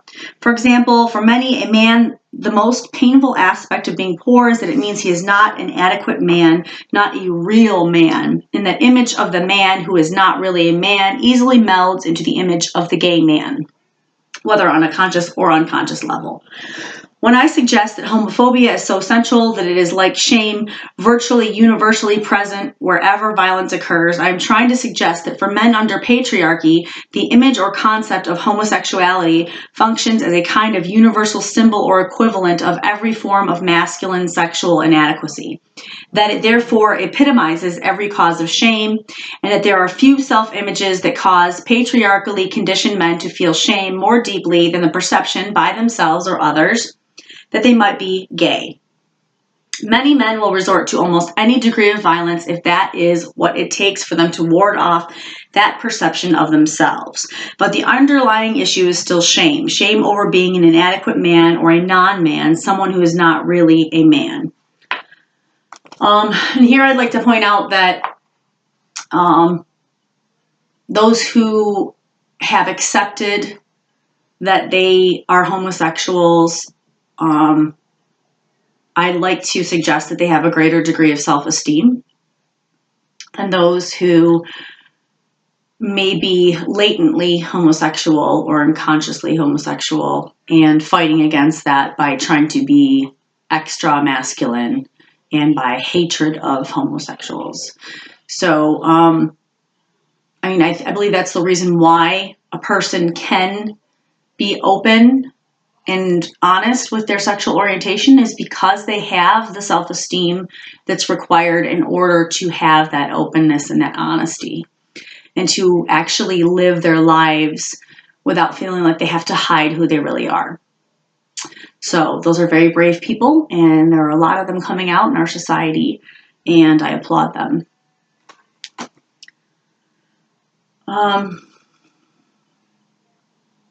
The American high school massacres. There's a paradox at the heart of the series of mass murders that occurred in high schools throughout the United States during the last years of the 20th century. These massacres puzzled many people and were difficult for many theories of violence to explain because the perpetrators were middle class or even very affluent white youths. They were neither poor nor black. It is true that they possessed two risk factors, namely being young and male, which is statistically true of most violence, but they violated the statistical generalization that direct interpersonal violence toward others is most common among those who are of lower class and caste status. So why did they commit such horrific violence? The answer is clear given the points made earlier. They felt overwhelmingly humiliated by being cast in an inferior role.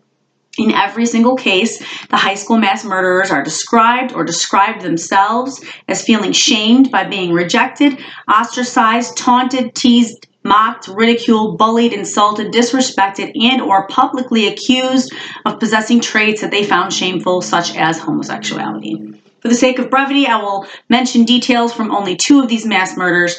I was personally involved in one of them after the lawyer of one of the perpetrators contacted me because his client walked right out of my book, Violence.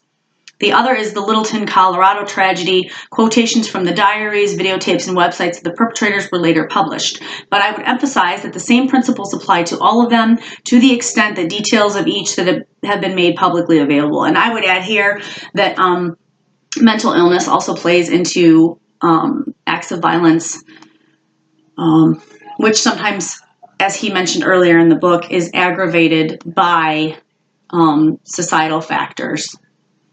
So, because some of these shooters were on medications or had recently come off of medications, and they had mental health issues. And that's the only reason I mention it, because the homosexual aspect and the shame is one factor, but mental health also can be as well. Which is why we need universal health care, because it's easier to prevent things from happening than it is to do damage control. And our country seems to be very much about, oh, well, we'll cross that bridge when we come to it, or we'll figure out that when the damage occurs. No. And you know, over time, you can see how that mentality has destroyed our country and is continuing to destroy our country. Okay, 2 other facts about these mass murders are also worth noticing. The first is that they were highly unusual. For the vast majority of American teenagers, the safest places in the community are their schools, where lethal violence is much rarer than on the city streets or even in their homes. The second is that the main reason these highly unusual and atypical events receive so much attention in the mass media is because they were so atypical in another respect. They involve white, middle-class youngsters. Black teenagers have been killing each other at incomparably higher rates for decades, 7 to 10 times as often. But the media have, for the most part, devoted little or no soul searching to this violence. Rather, it is tended to be taken for granted as just what those people do. Fucking assholes for saying that or thinking that.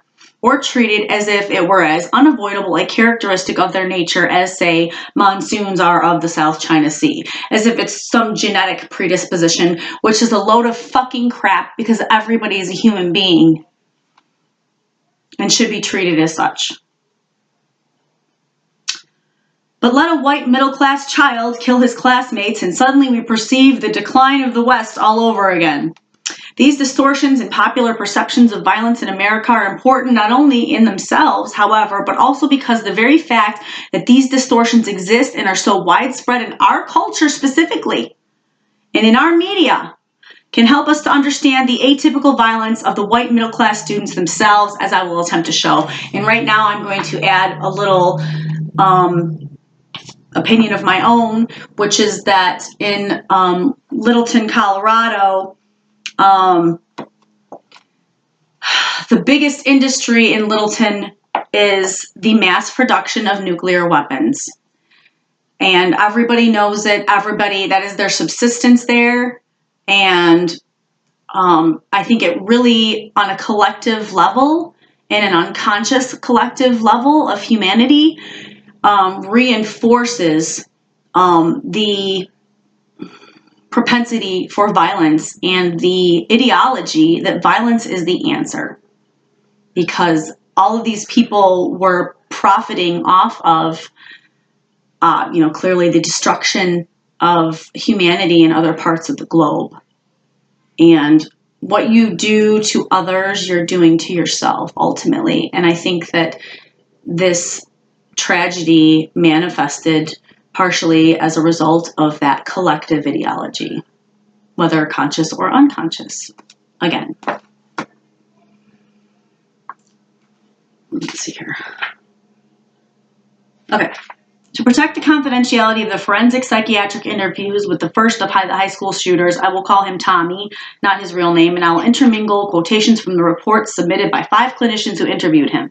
Tommy was a teenage American high school student who killed and wounded several of his classmates in the late 1990s, following which he cried out, "Kill me now." When he was interviewed by a detective, he was at first unable to explain why he had done any of this, and then blurted out, "I guess I just got mad because everybody kept making fun of me."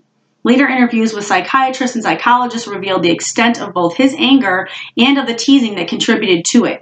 Tommy's early memories of school centered on themes of being taunted. Kids continued to pick on him when he began high school. Extensive harassment in which he was called gay, faggot, nerd, geek, and pussy.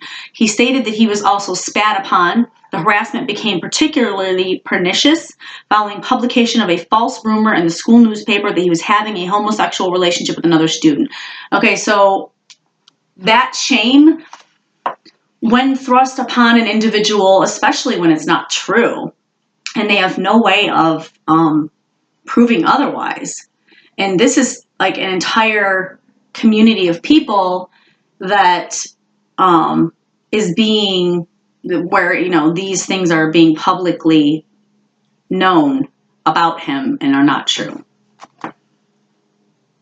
He was humiliated by the allegation, particularly when the other students began to tease him and call him gay and faggot almost daily. He said that kids would call him gay because he didn't like to be mean to girls. He felt that his peers began to assault his masculinity because, in his view, he wasn't mean enough. He's not had any sexual experiences and said that kids make fun of him because of this. Kids are mean as hell.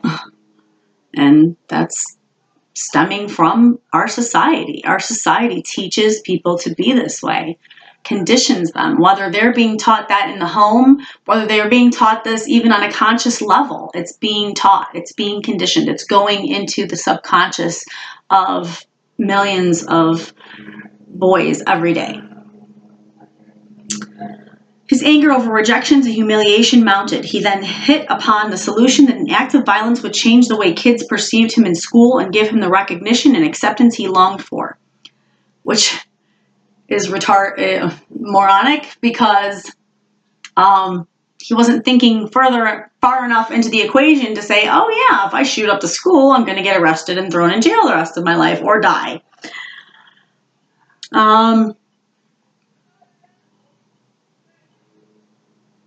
He found the idea of shooting students and taking over the school compelling. He imagined that he would gain the respect and awe, if not admiration, of other students. No one would tease him or humiliate him again. He said what he really wanted was more respect from the kids. He repeatedly said that at the time of the shooting, the thought which kept running through his mind was, you've got to do this for yourself. There's probably no better indication of the subjective distress Tommy experienced before the shooting than the statement he made that prison would be better than what he was going through. And that's not necessarily true, because we all know what goes on in prisons.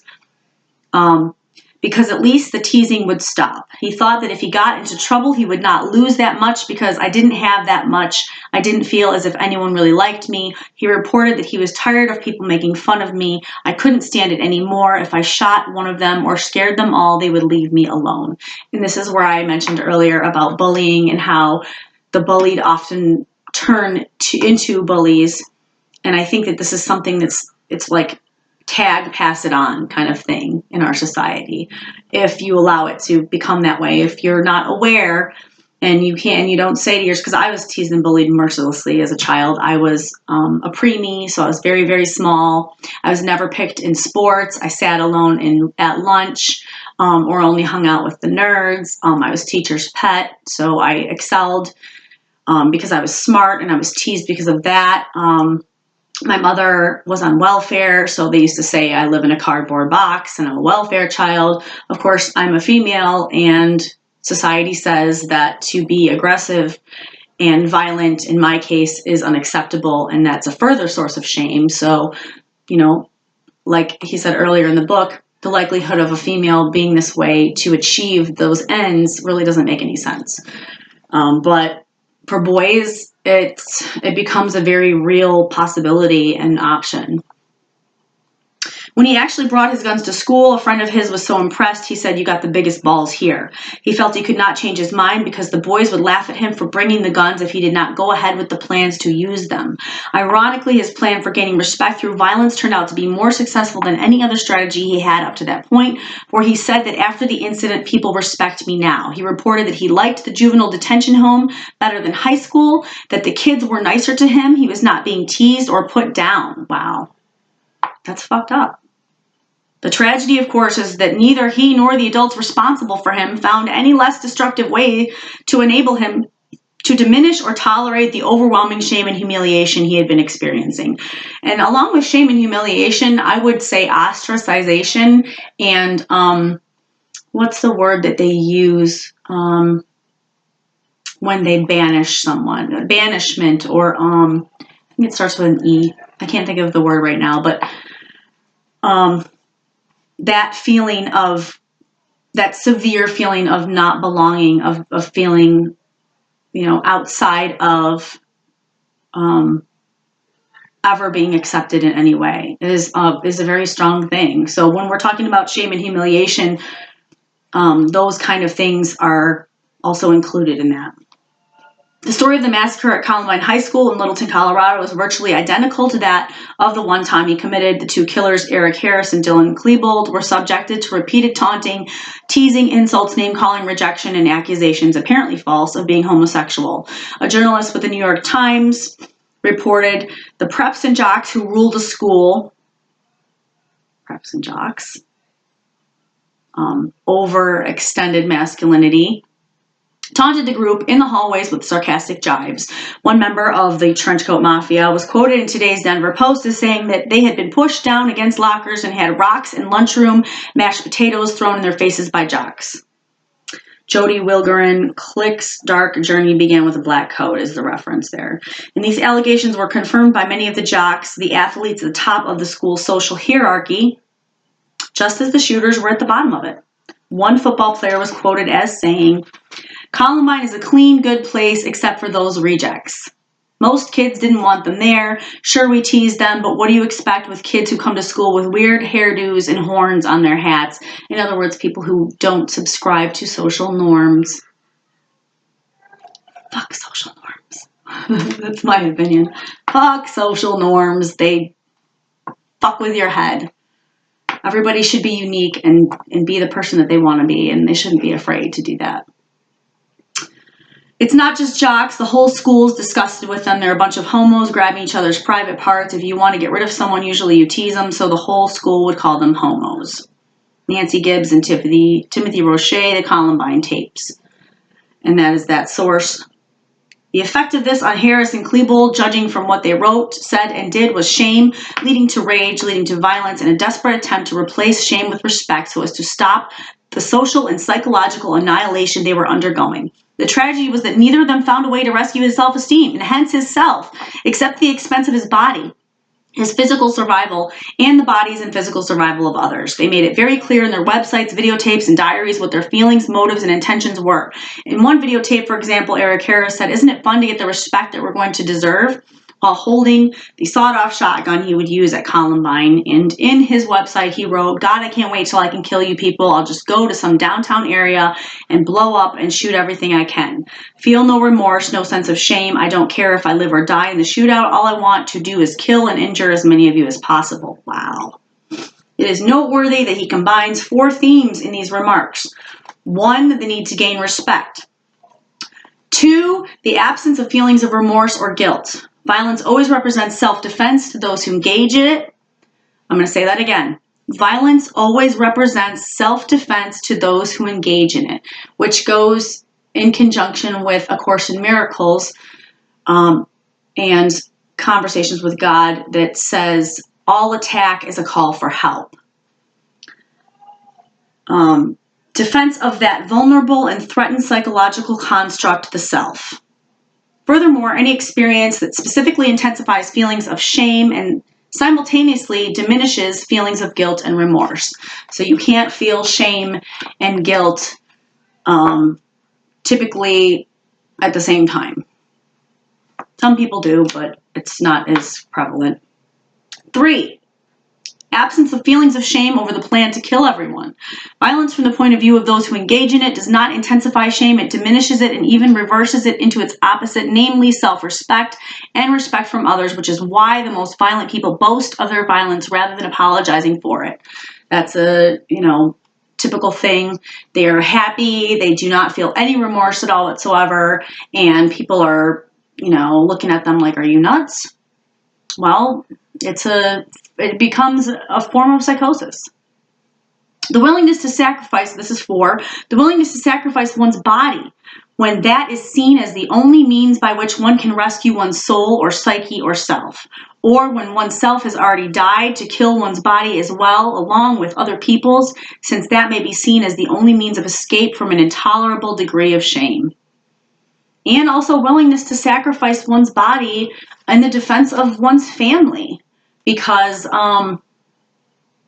in this society, we are bombarded by people trying to tell us what to do and how to do it and where and when and how much.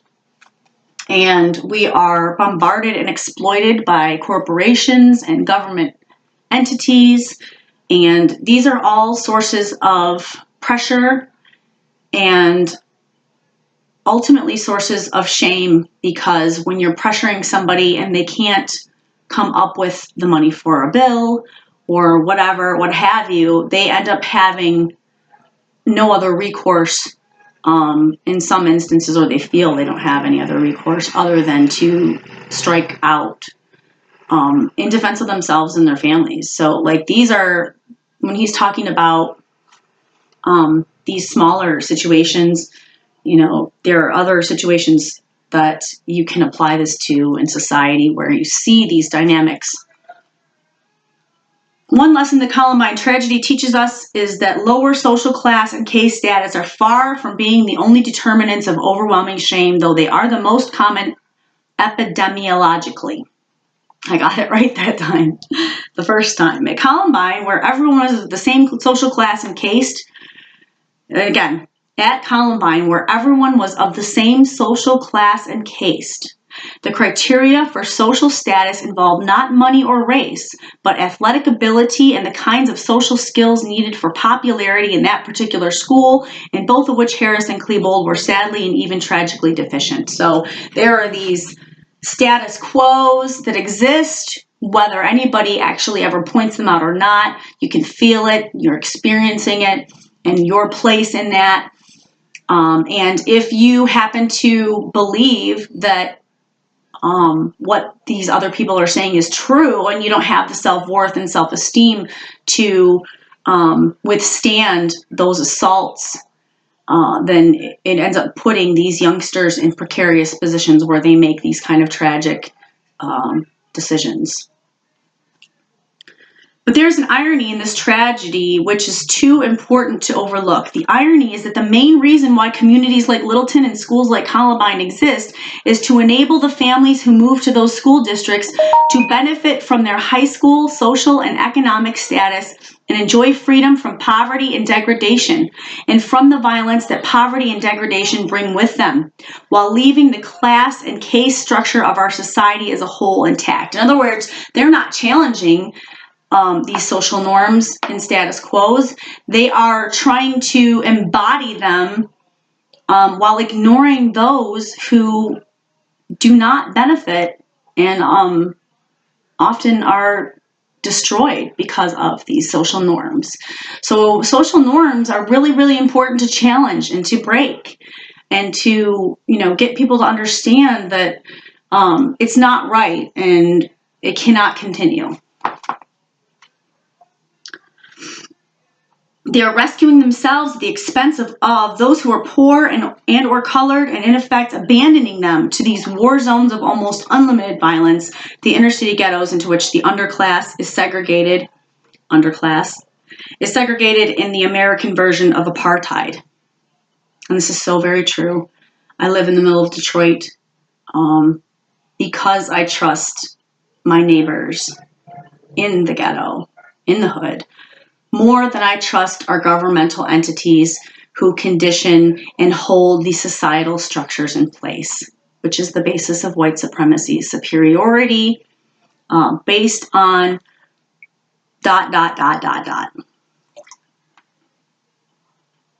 So fuck that. And it needs to be abolished. As one of the Columbine football players said after the massacre, I thought we lived in a bubble. And they were living in a bubble, an enclave of privilege, affluence, and advantage from which the poor and weak were excluded.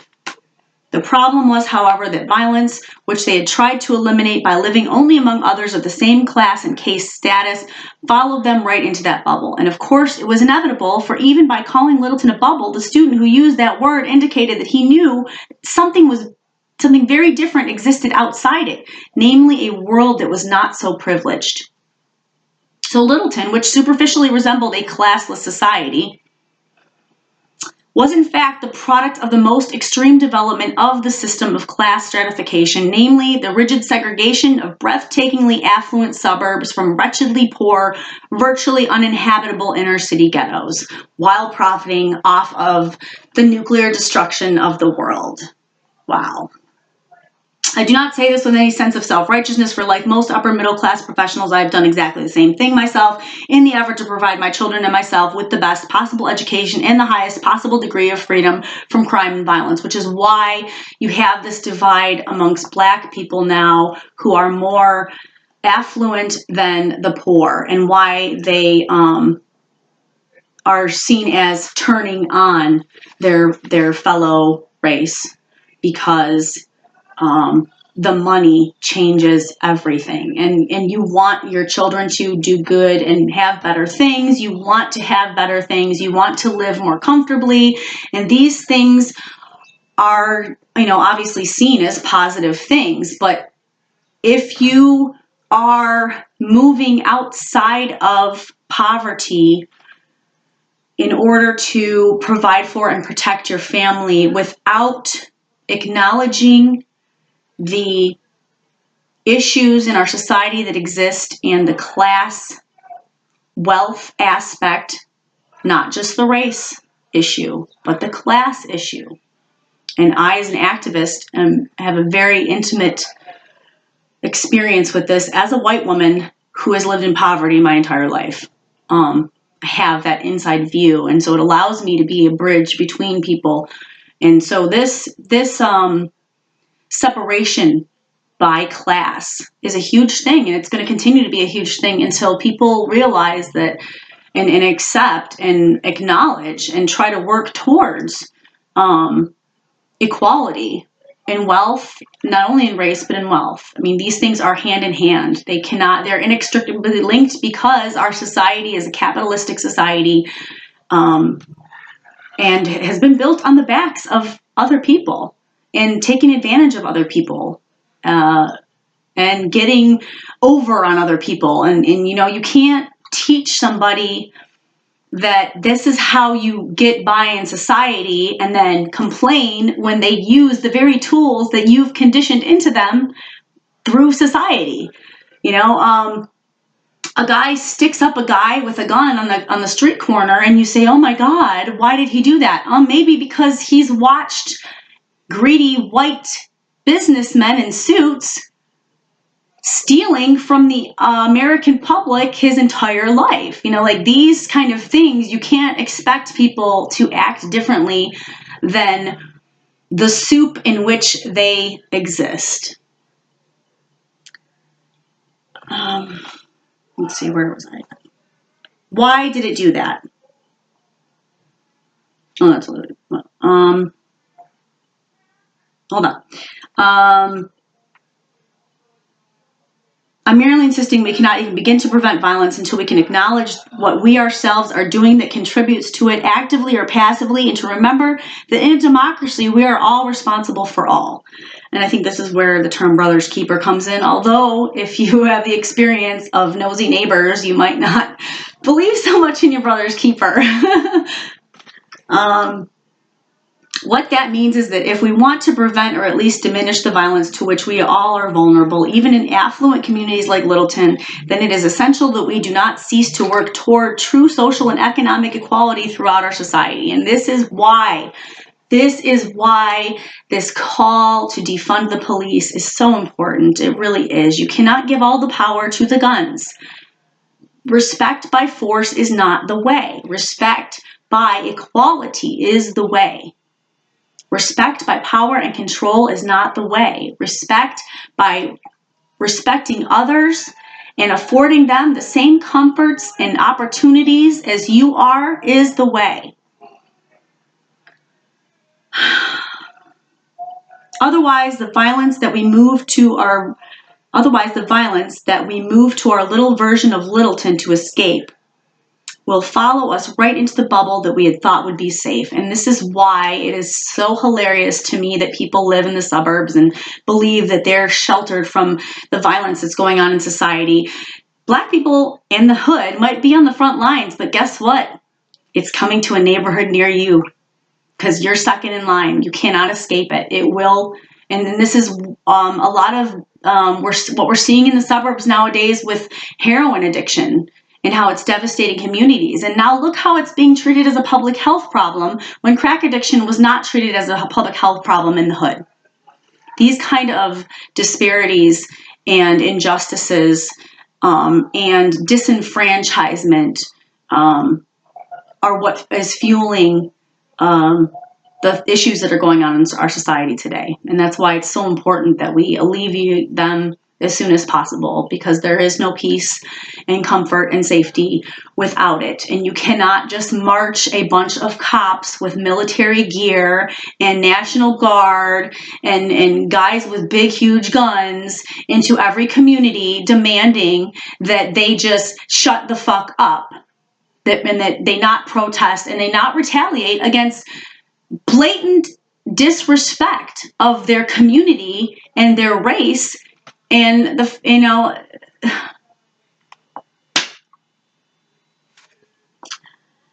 I digress. Okay.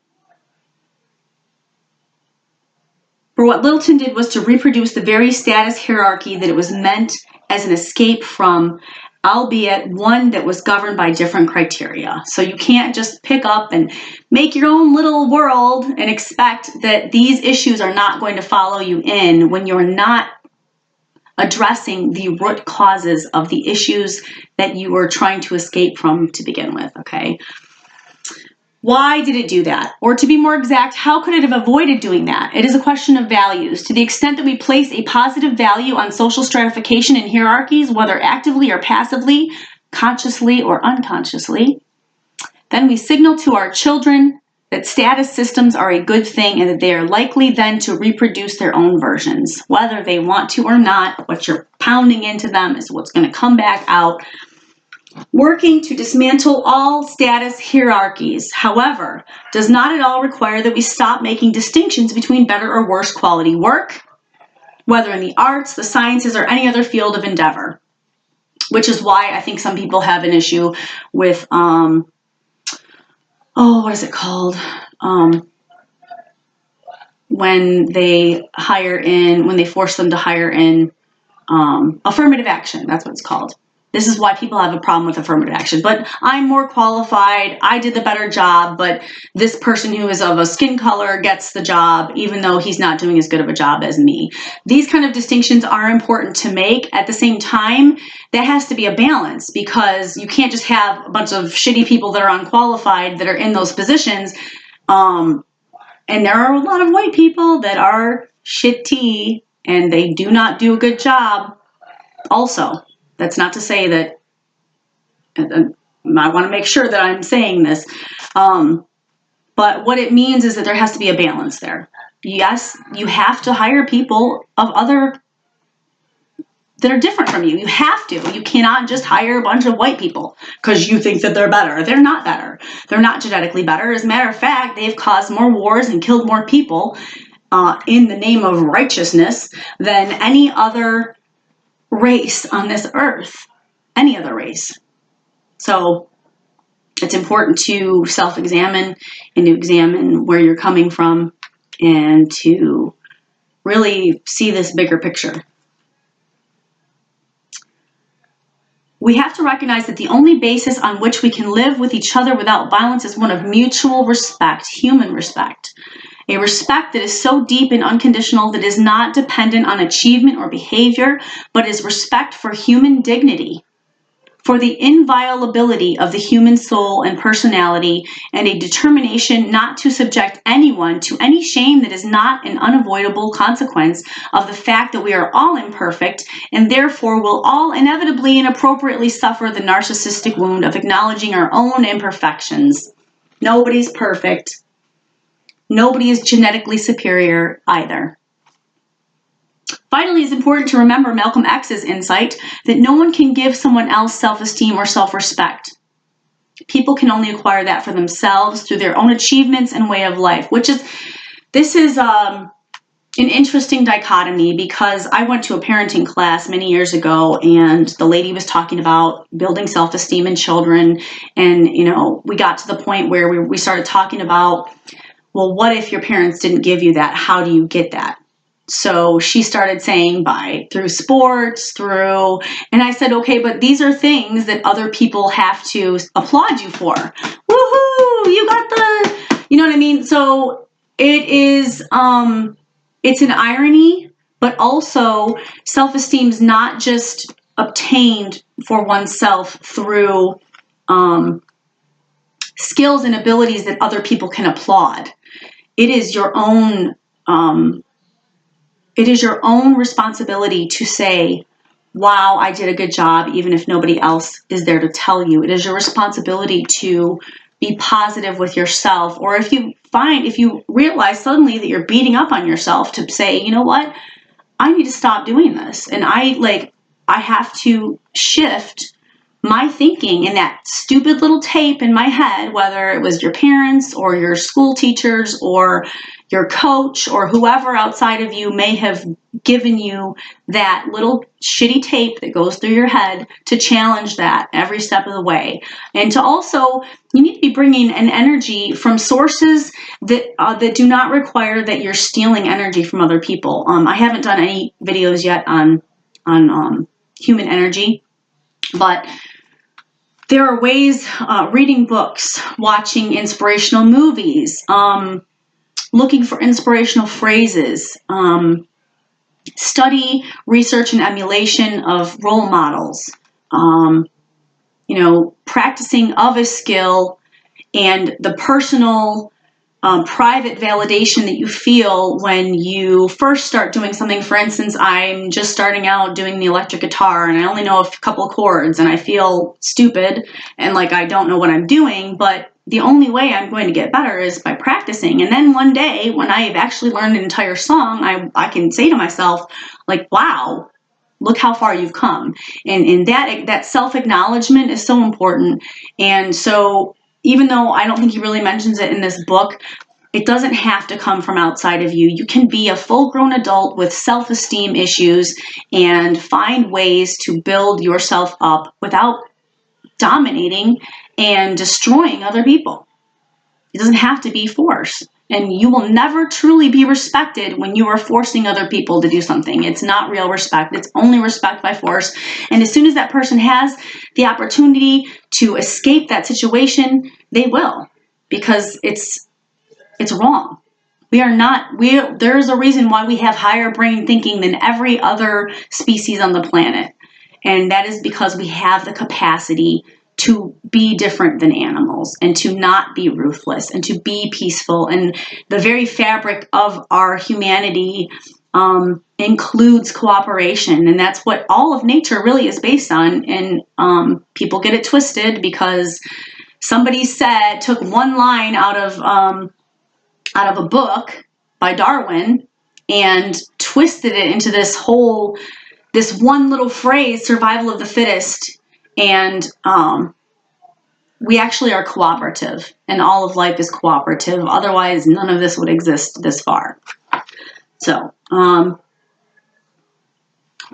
No one can give someone else self-esteem or self-respect. People can only acquire that for themselves through their own achievements and way of life. But we can choose whether we make available the tools people need to acquire their own self-esteem by deciding whether to do everything possible to guarantee true equality of opportunity, including equal access to education. And that's so important. There is only so much that you can do on your own to uplift yourself and give and build your self-esteem. There are times when my building of my own self-esteem hasn't worked, and I'm sitting here thinking, like, the old things that used to work, why aren't they working anymore? And it's because I don't have any economic advantages. I don't have a license, because every time I try to drive to go get the money, they punish me more by ticketing me, because all they are is greedy fucks who care about getting money. So I never have the license, I never have the money, I'm consistently living in poverty, and I literally had to squat in my house in order to obtain the deed to it. That is how I got my home, was because my family and I were homeless. I got out of a domestic violence shelter, which the domestic violence was caused, again, by everything that I'm explaining in this book. These pressures of society that you cannot escape, they're pervasive in personal relationships regarding money, employment, pride, and they cause issues that end up snowballing and causing a domino effect in your life. So at any rate, I took over this house and I still live in poverty. I'm still struggling to keep employment and raise myself up in the society and have the things I need for my children, because there are no opportunities for that advancement. They don't have a program for somebody like me who could get traffic tickets wiped. You know, they say, oh, amnesty at the 36th District Court if you have a pocket full of money. Well, when do I ever have a pocket full of money? Because I never saw any stimulus from Trump's shit, because I didn't file taxes the last 2 years. Or when I did file, it was too late. You know, like, I digress. Thus, it is not enough to provide schools like Columbine High only for the children of the affluent white upper middle class. It is just as essential to provide schools of equal quality for every child everywhere, for failure to do so sends a message to all of our children, both those in the ghetto and those in the Columbines of the world. This message is that creating status hierarchies that expose those at the bottom to soul-destroying, violence-provoking intensities of humiliation is acceptable human behavior, and it is not. It is not. Every single person on this earth, on this planet, deserves the same respect and opportunity as anybody else. And the fact that that is not happening is the reason for all of the violence. People holding on and hoarding and hiding and being greedy fucks at the top is what helps perpetrate this. And there are two ways to rectify this. You can lower your expenses, or you can try and make more money, or you can lower your expenses and try to make more money at the same time. When you have neither of those options available, or when you've exhausted all manner in which to do those things, that's when things start to get really dicey. Unemployment. This theory of violence can also explain why there is no one-to-one relationship between unemployment and violence, even though there is in general a statistical correlation between the two. For example, if unemployment is among the causes of violence, why was the murder rate 10 times higher in the United States than in the United Kingdom and the rest of Western Europe during the 1980s and most of the 90s, when the unemployment rate was 2 or 3 times as high in the UK and Europe as it was in the US? The answer, of course, is that it is not unemployment as such that causes violence. What causes violence, rather, is the loss of self-esteem and feelings of self-worth. The blow, especially to one's sense of adequacy as a man. Men are, after all, expected to be the breadwinners and to bring home the bacon. In all patriarchal cultures, and the shame brought on by rejection and enforced passivity and dependency, which can all be precipitated by being fired from one's job. Can be, but are not necessarily. For the psychological meaning of unemployment is shaped both by the psychological strengths and vulnerabilities of the individual. and by the meanings that it is given by the culture in which the individual lives, as embodied and symbolized, for example, by the way in which the society responds economically and in terms of moral value judgments to those who are unemployed. So you don't have a job, therefore you must be lazy or stupid. You can't get hired, so you must be lazy or stupid, or you're not trying hard enough.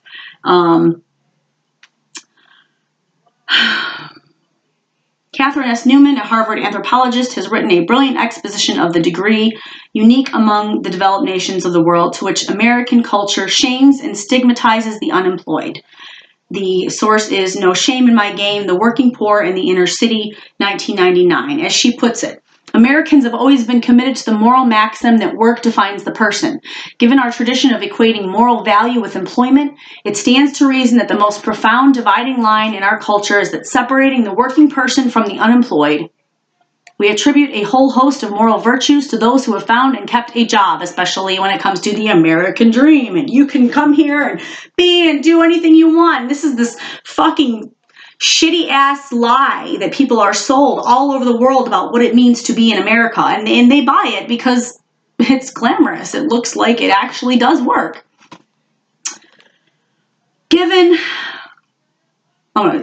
We attribute a whole host of moral virtues to those who have found and kept a job, almost any job, and dismiss those who haven't as slothful or irresponsible. We inhabit an unforgiving culture that is blind to the many reasons why some people cross the unemployment barrier and others are left behind. We express this view in a variety of ways in our social policies. Virtually all our benefits, especially health care, but including unemployment insurance, life insurance, child care, tax credits, etc., are provided through the employment system. And you can't get out of it unless you're working under the table or you're in business for yourself. And even then it ends up catching up with you because then they take a huge chunk and put it towards guns and bombs to invade and destroy and create more violence. In the US, however, those outside employment system are categorized. In Western Europe, this is often not the case. Healthcare is provided directly through the tax system and benefits come to people who are political citizens, whether they work or not. In the US, however, those outside the employment system are categorized as unworthy and made to feel it by excluding them from these systems of support. And this started with Trump's new law that anybody who doesn't have a child under 5 has to work 80 hours a month in order to get food stamps and Medicaid. Or maybe not the Medicaid, but at least the food stamps. I'm not exactly sure about the rules with that, but it's ridiculous. It is shameful and wrong. Everyone should have food. Everyone should have shelter. Everyone should have warmth. Everyone should have transportation. Everyone should have the basic means that they need to live. And that's why universal basic income is so important.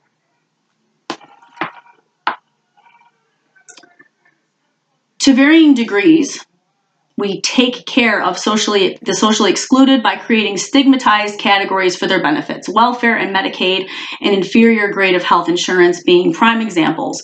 Yet we never confuse the approved, acceptable Americans with the undeserving, and we underscore the difference by separating them into different bureaucratic worlds. From the earliest beginnings of the nation, work has been the sine qua non of membership in the society.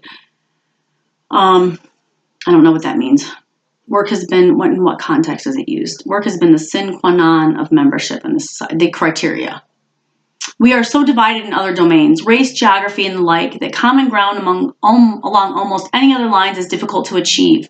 The French, by contrast, are French whether they work or not. In other words, people who happen to be unemployed are shamed more severely in the US than in Western Europe in 2 ways. Not only are they given relatively lower levels of financial support for shorter periods of time, but the very way in which that support is legally and bureaucratically structured and defined is more stigmatizing. This is not to say that it is not humiliating to be fired or laid off from one's job or unable to find employment in any society. Nor am I suggesting that the tendency within a nation for rates of criminal and political violence to increase or decrease over time as the unemployment rate rises or falls is exclusive to the United States. It is not. I'm merely suggesting that it is not surprising that the United States suffers vastly higher rates of violence than are seen in Western Europe, even when it is suffering lower levels of unemployment than they are, for there are many other social, economic, and cultural variables besides unemployment that influence the degree to which the members of any given society are exposed to shame. Single parent families. Here we go. This is me all the way. And this is because the father of my children has been so severely shamed and put in captivity and lockup. And the fact that he has been so societally shamed made him unable to find housing, unable to find work, caused domestic violence in our family, and now he's locked up again. And they brought him in on some other shit that he didn't even do. Just 55 grand a year, that's what they get for each prisoner. And they get that 55 grand even when the prisoner is released early. And they put somebody else in the cell, then they get another 55 grand. They have incentive to lock everybody up and fuck everybody over. I'm fucking sick of it. This is my way of fighting back. Single parent families. Another factor that correlates with rates of violence in the United States is the rate of single parent families. Children raised in them are more likely to be abused and are more likely to become delinquent or criminal as they grow older than are children who are raised by two parents. For example, over the past 3 decades, those two variables, the rates of violent crime and of one-parent families, have increased in tandem with each other. The correlation is very close. For some theorists, this has suggested that the enormous increase in the rate of youth violence in the U.S.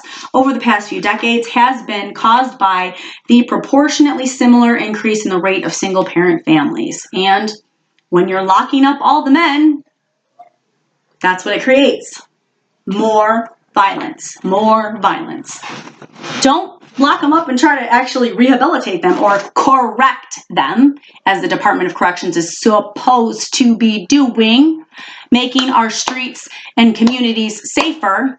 No, just lock them up, throw away the key, don't give them any help, and then expect them to come out and be better citizens.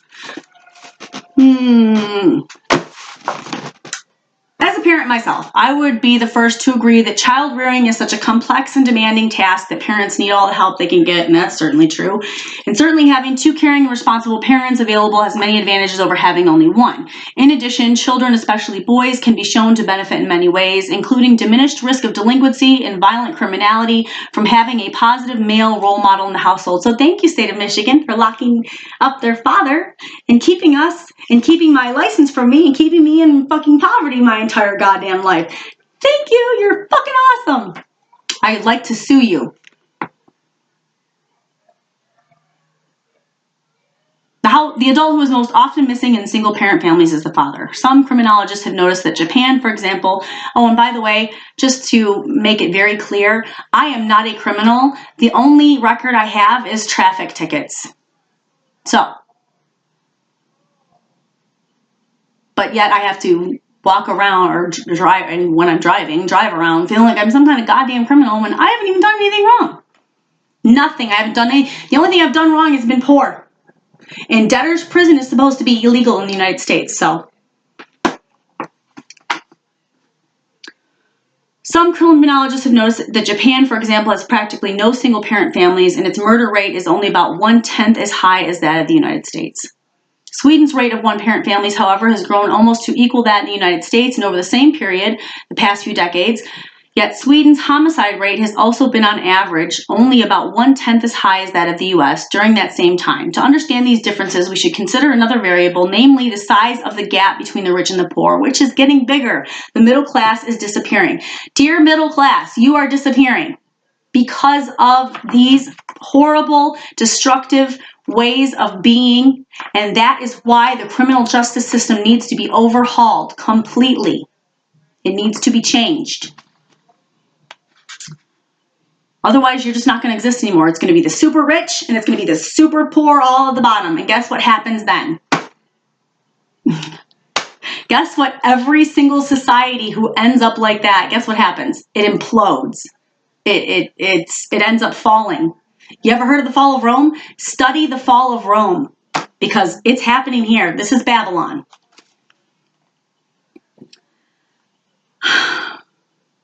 As stated earlier, Sweden and Japan both have among the lowest degrees of economic inequity in the world, whereas the U.S. has the highest polarization of both wealth and income of any industrialized nation. And these differences exist. And thank you, Trump, for making it worse. Thank you, McConnell. Thank you, Trump. Thank you, Democrats. Thank you, everybody who's working and like shaking hands and eating lunch together after they pretend like they're all enemies because they're all really on the same team, the money team.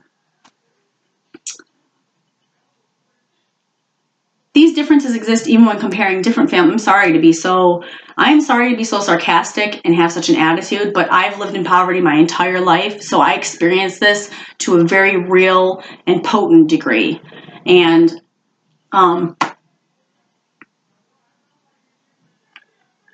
I have fought tooth and nail to get everything I've ever had.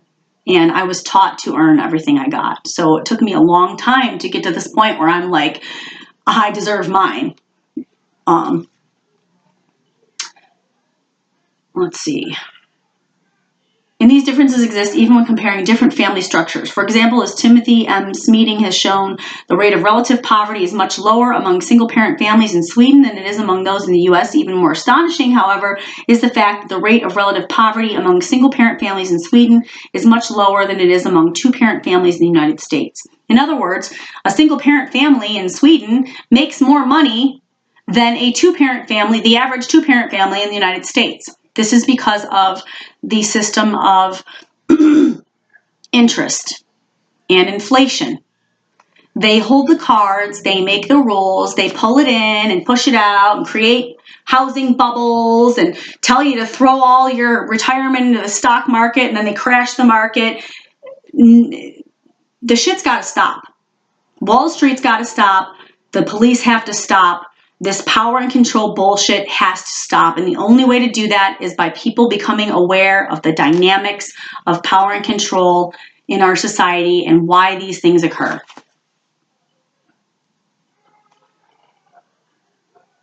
Thus, it would seem that however much family structure may influence the rate of violence in a society, the overall social and economic structure of the society, the degree to which it is or is not stratified into highly polarized upper and lower social classes and castes, is a much more powerful determinant of the level of violence.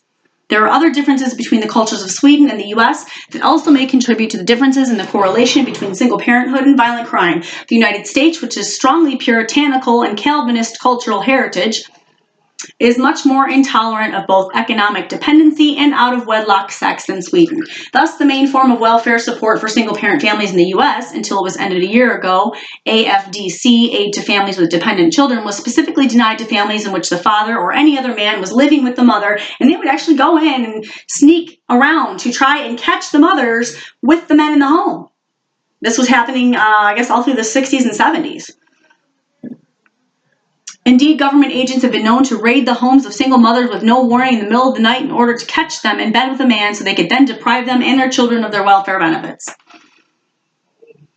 This practice, promulgated by politicians who claimed that they were supporting what they called family values, of course had the effect of destroying whatever family life did exist. This is this ongoing thing in America. We're claiming we want one thing, but then the things that we do actually make that problem worse because why? We can make money off of it. Let's not solve the problem. Let's keep the problem going because it lines our pockets and we can shit on gold toilets and wipe with dollar bills. Fortunately for single mothers in Sweden, the whole society is much more tolerant of people's right to organize their sexual life as they wish, and as a result, many more single mothers are in fact able to raise their children with the help of a man, because they're not all being ostracized and destroyed, and the family unit is not destroyed. Another difference between Sweden and the U.S. is that fewer single mothers in Sweden are actually dependent on welfare than is true in the U.S. The main reason for this is that mothers in Sweden receive much more help from the government in getting an education, including vocational training, more help in finding a job, and access to high-quality free childcare so that mothers can work without leaving their children uncared for. The U.S. system, which claims to be based on opposition to dependency, thus fosters more welfare dependency among single mothers than Sweden's does, largely because it is so much more miserly and punitive with the welfare it does provide. You're going to give me enough that as soon as I start to get my footing, you pull it away? As soon as I make enough money that to compensate for the food stamps, you take the food stamps. So what the fuck am I going to be spending my money on? Not bills and rent and transportation. I'm going to be spending all the money on food because that's the first thing that I need. The fucking system is fucked up, and anybody who doesn't understand that needs to really actually crunch some goddamn numbers, because if you are getting food stamps and you get a job, you are penalized then for getting the job because they start taking the food stamps, and all you have then is the money to pay for the food. You're still homeless, you're still broke, you still got no transportation, and then they wonder why people lie on their taxes and don't report their incomes and like all this other shady shit that they, they accuse all welfare people of doing, or whatever, spending it on drugs and shit, which typically there's more people in our Congress that are snorting cocaine and doing fucking illicit drugs than there are welfare recipients, and they've actually proven that via testing with the welfare recipients, that like it's such a small percentage, it doesn't even make sense to test them to try to take their benefits, because they're not doing that. Most people who are that junked out don't even have an ID to be able to get assistance, and I know that from personal experience because of my father, unfortunately.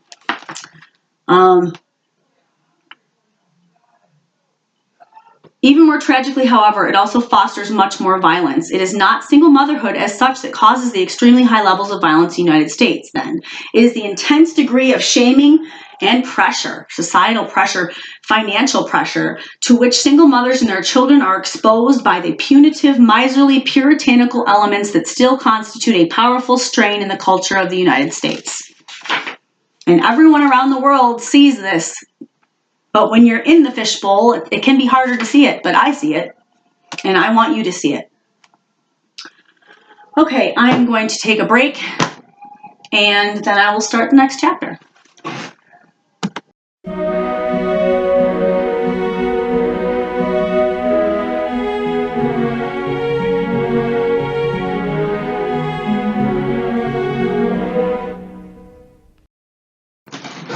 All right. This is Preventing Violence Educational, Part 7, and we're at Chapter 5, and the name of the chapter is How to Create Less Violent Societies. We're really getting to the meat of the issue. We discussed causes. Now, there was a shooting here in Detroit last week.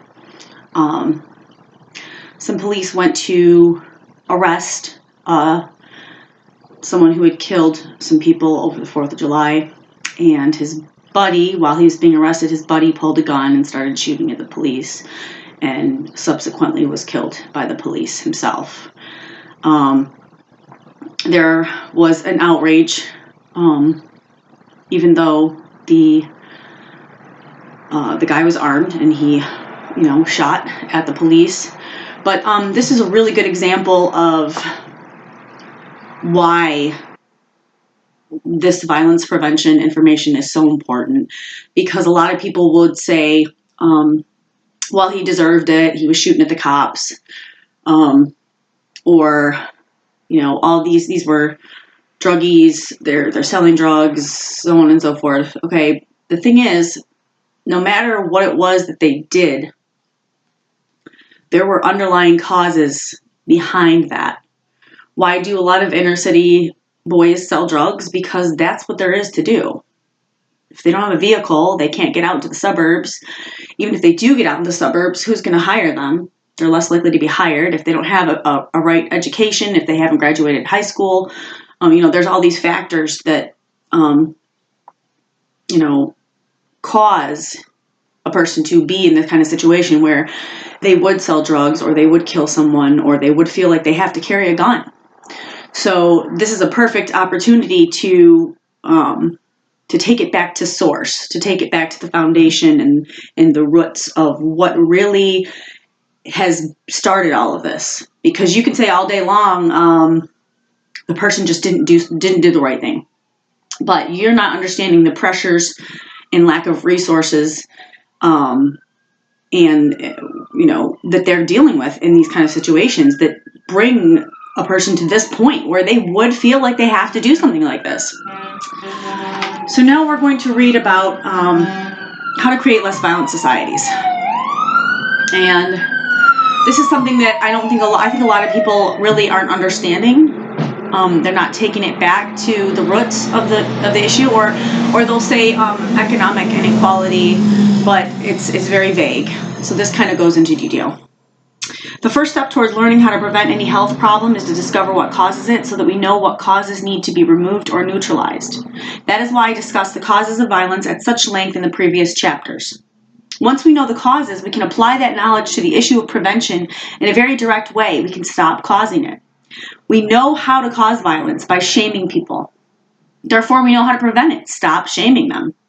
That does not mean that we either can or should eliminate shame from the world, for the capacity to experience feelings of shame is as necessary as the capacity to experience physical pain. Just as physical pain signals to us that there is a threat to our physical health, so shame warns us that there is something lacking in our repertoire of social or cognitive skills and knowledge, some failure of development and maturation that needs further work. But unless we provide people with access to the means by which they can develop and mature further, such as education and employment, we leave them with no means other than violence of protecting themselves from potentially overwhelming and intolerable feelings of shame. We know how people shame other people, namely by treating them as inferior on an individual scale or by assigning them to an inferior social and economic status on a collective scale. Not everyone who is shamed in these ways will become violent, because most people have enough independent sources of self-esteem and self-respect to withstand even fairly intense disrespect from others. But if the goal is to start a fight, that is the one method that is most guaranteed to work with whoever is vulnerable to becoming violent.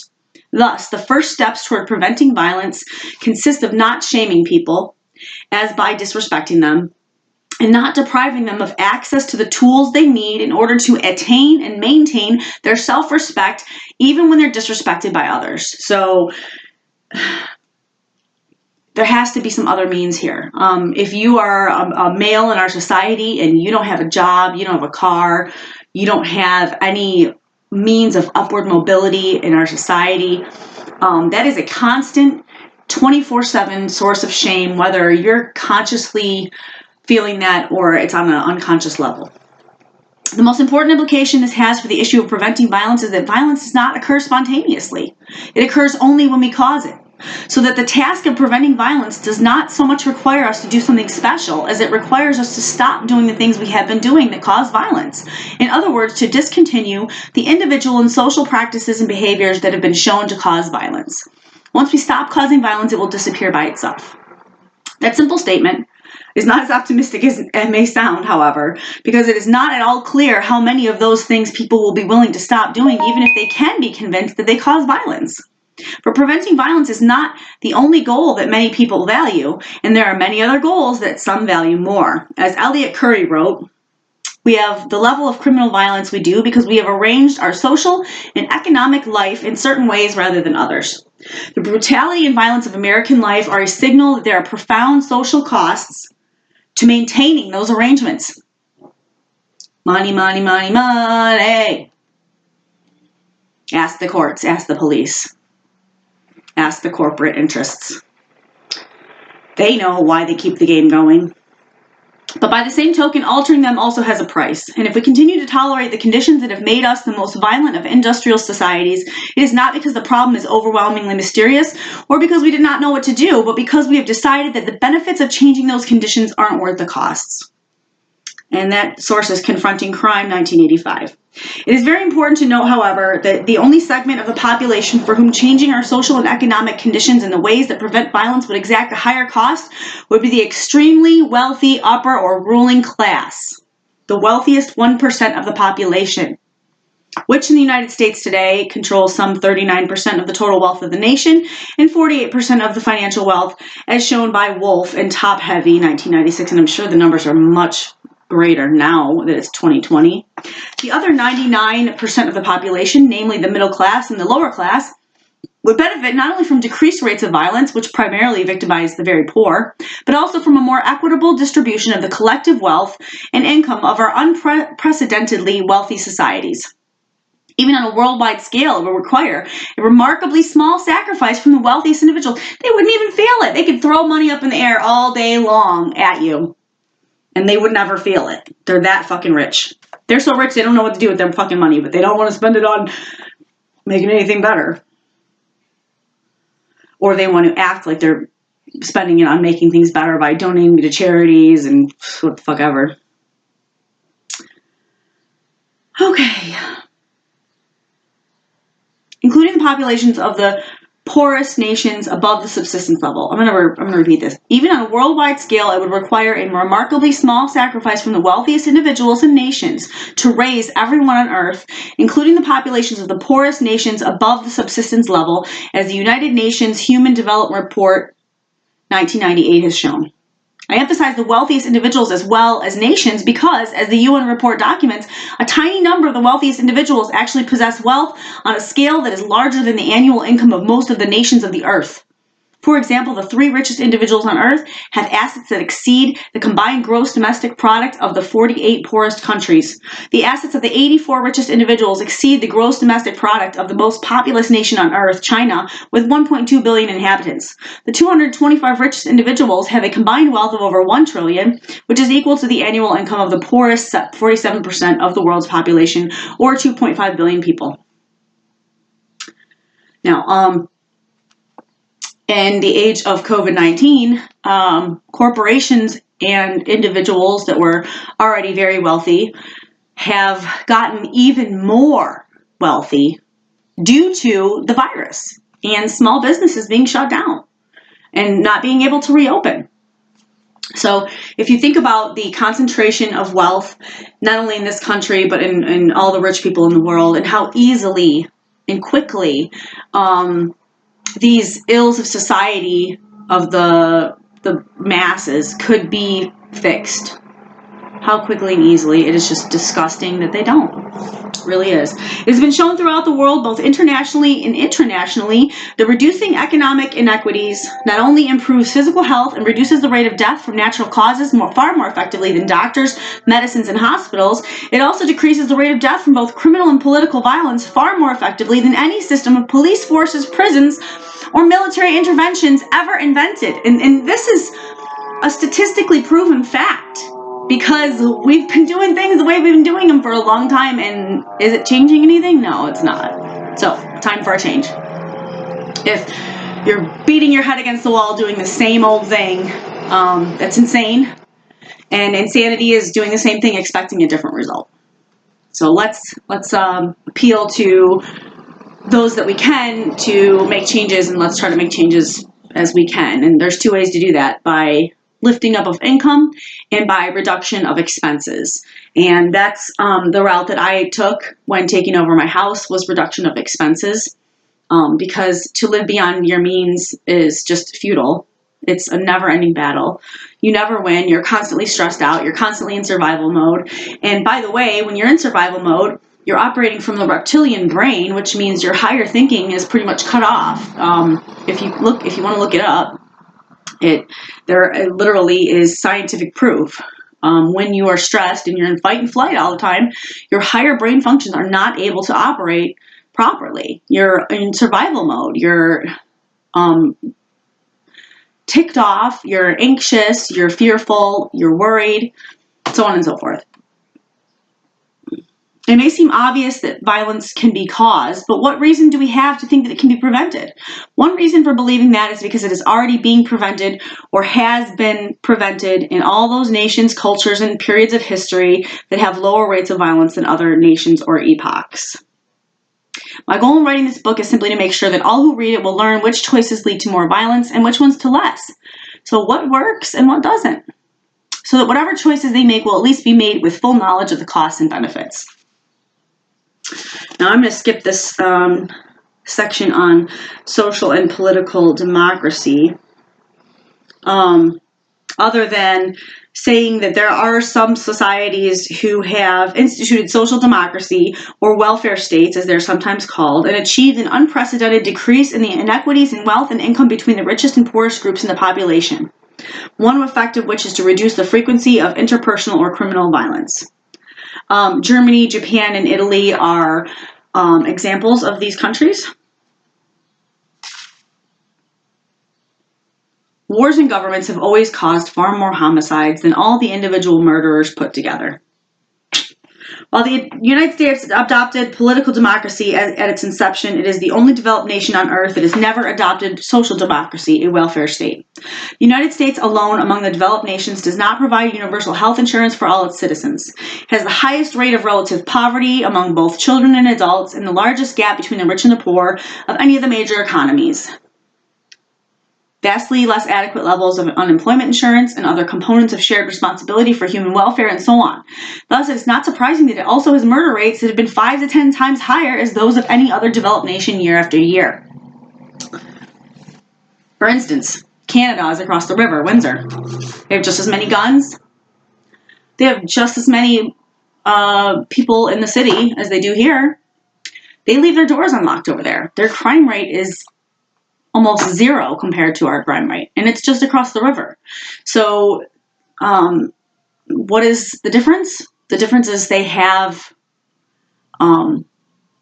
safety nets in place to prevent pressure and lack of resources and shame.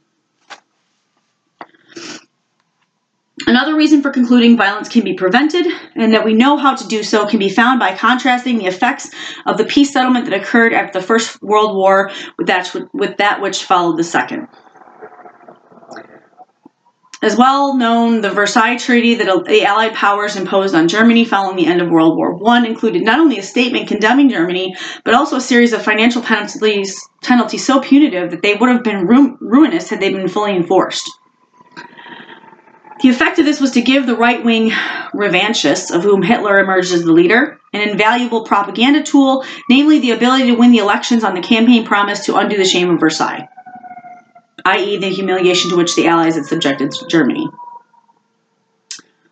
In fact, even before Hitler entered politics, the great British economist John Maynard Keynes, who was delegate at the peace conference, saw how destructive the terms of the Versailles settlement would be to the prospect for future peace, so he resigned in protest and wrote an angry denunciation of it, the economic consequences of the peace, in which he predicted much of what later happened. The point is simply that if one wants peace, then humiliating and punishing one's former enemy is not the way to reach that goal. I'm going to repeat that. The point is simply, if one wants peace, then humiliating and punishing one's former enemy is not the way to reach that goal. For, among other things, it only strengthens the hand of people like Hitler who already want revenge and will gladly use any pretext to get it. Okay, lessons we ourselves can learn from the difference between the results of the two peace settlements is not only that violence can be prevented, but that the worst form of violence can be prevented, namely world war.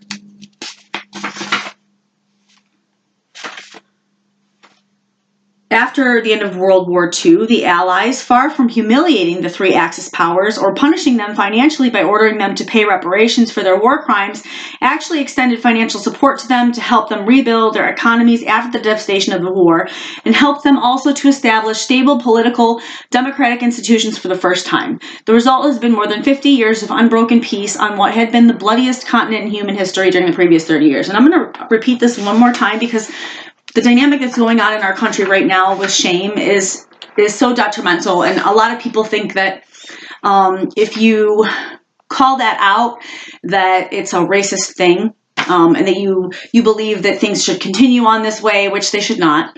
Really, it comes down to what works and what doesn't. Okay, if one wants peace, then humiliating and punishing one's former enemy is not the way to reach that goal. So, for all of those in our society who feel oppressed or feel that their ancestors have been oppressed, which they have, it's not a denial to say that if one wants peace, then humiliating and punishing one's former enemy is not the way to reach that goal. This is literally just what works and what doesn't work, right? It has to do with the dynamics of what actually works and not wanting to continue to oppress or wanting to ignore what has happened in the past. It has nothing to do with that. It just has to do with, does this work or not? And it turns out that humiliating and punishment and shame does not work. And I think that that's why some of this stuff is cropping up right now in our society, because when people are forced to hide the way that they feel about other people, it's going to come out in some way or another. And you see it coming out in these very racist attacks and rants on social media, and by these racist groups that are coming out of the woodwork literally everywhere. I'm going to read it one more time. It's so very important. And no matter which side of the line you're standing on, this is what does not work. And it's proven that this is what does not work. The point is simply that if one wants peace, then humiliating and punishing one's former enemy is not the way to reach that goal. For among other things, it only strengthens the hand of people like Hitler and other racist people who already want revenge and will gladly use any pretext to get it. Okay? So either you want peace or you don't.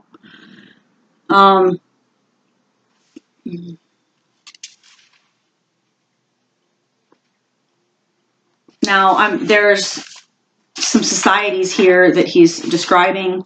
Most of them are not first world societies. And some of them probably don't even exist anymore, so I am going to skip that part. Okay, I will read this part here.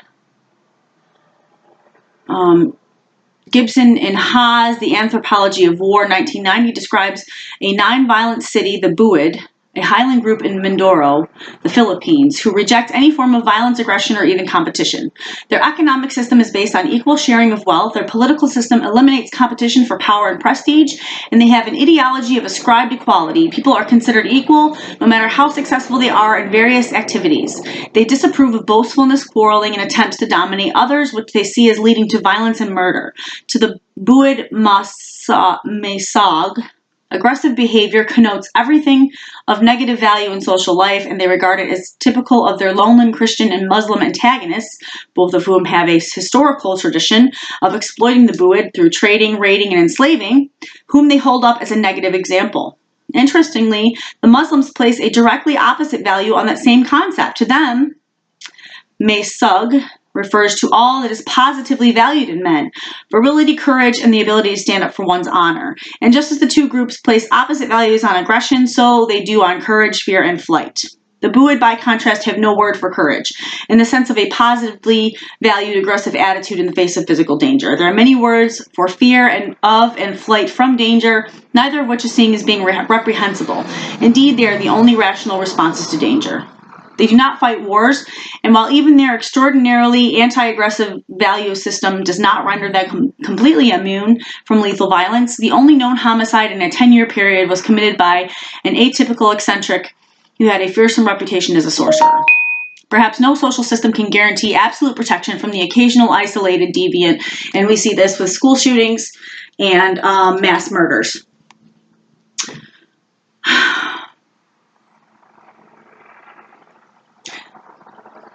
Finally, I will refer back to the cross-cultural statistics summarized in Chapter 2 with reference to the causes of violence.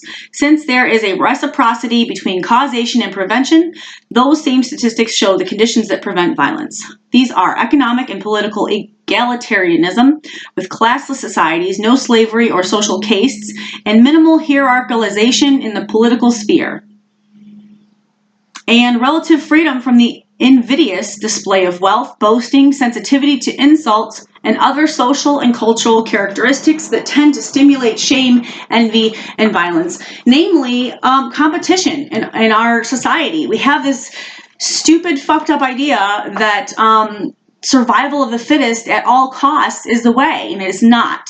That was cherry-picked out of a book by Darwin. In that book, and I'll let you do your own research, in that book, he says the word love like over 90 times, and also talks about cooperative dynamics in nature.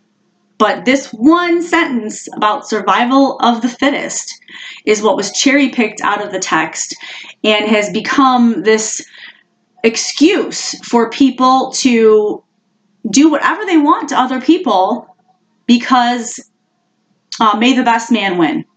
And so this competition is promulgated in our society, and it goes all the way from the top all the way down to schoolyard brawls and classrooms and siblings. I mean, there is an amount of, sibling rivalry and competition that's healthy.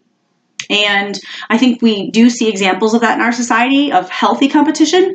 But this brutalization, this excuse for brutalization, in the name of survival of the fittest, is wrong. And I encourage you to do your research on it.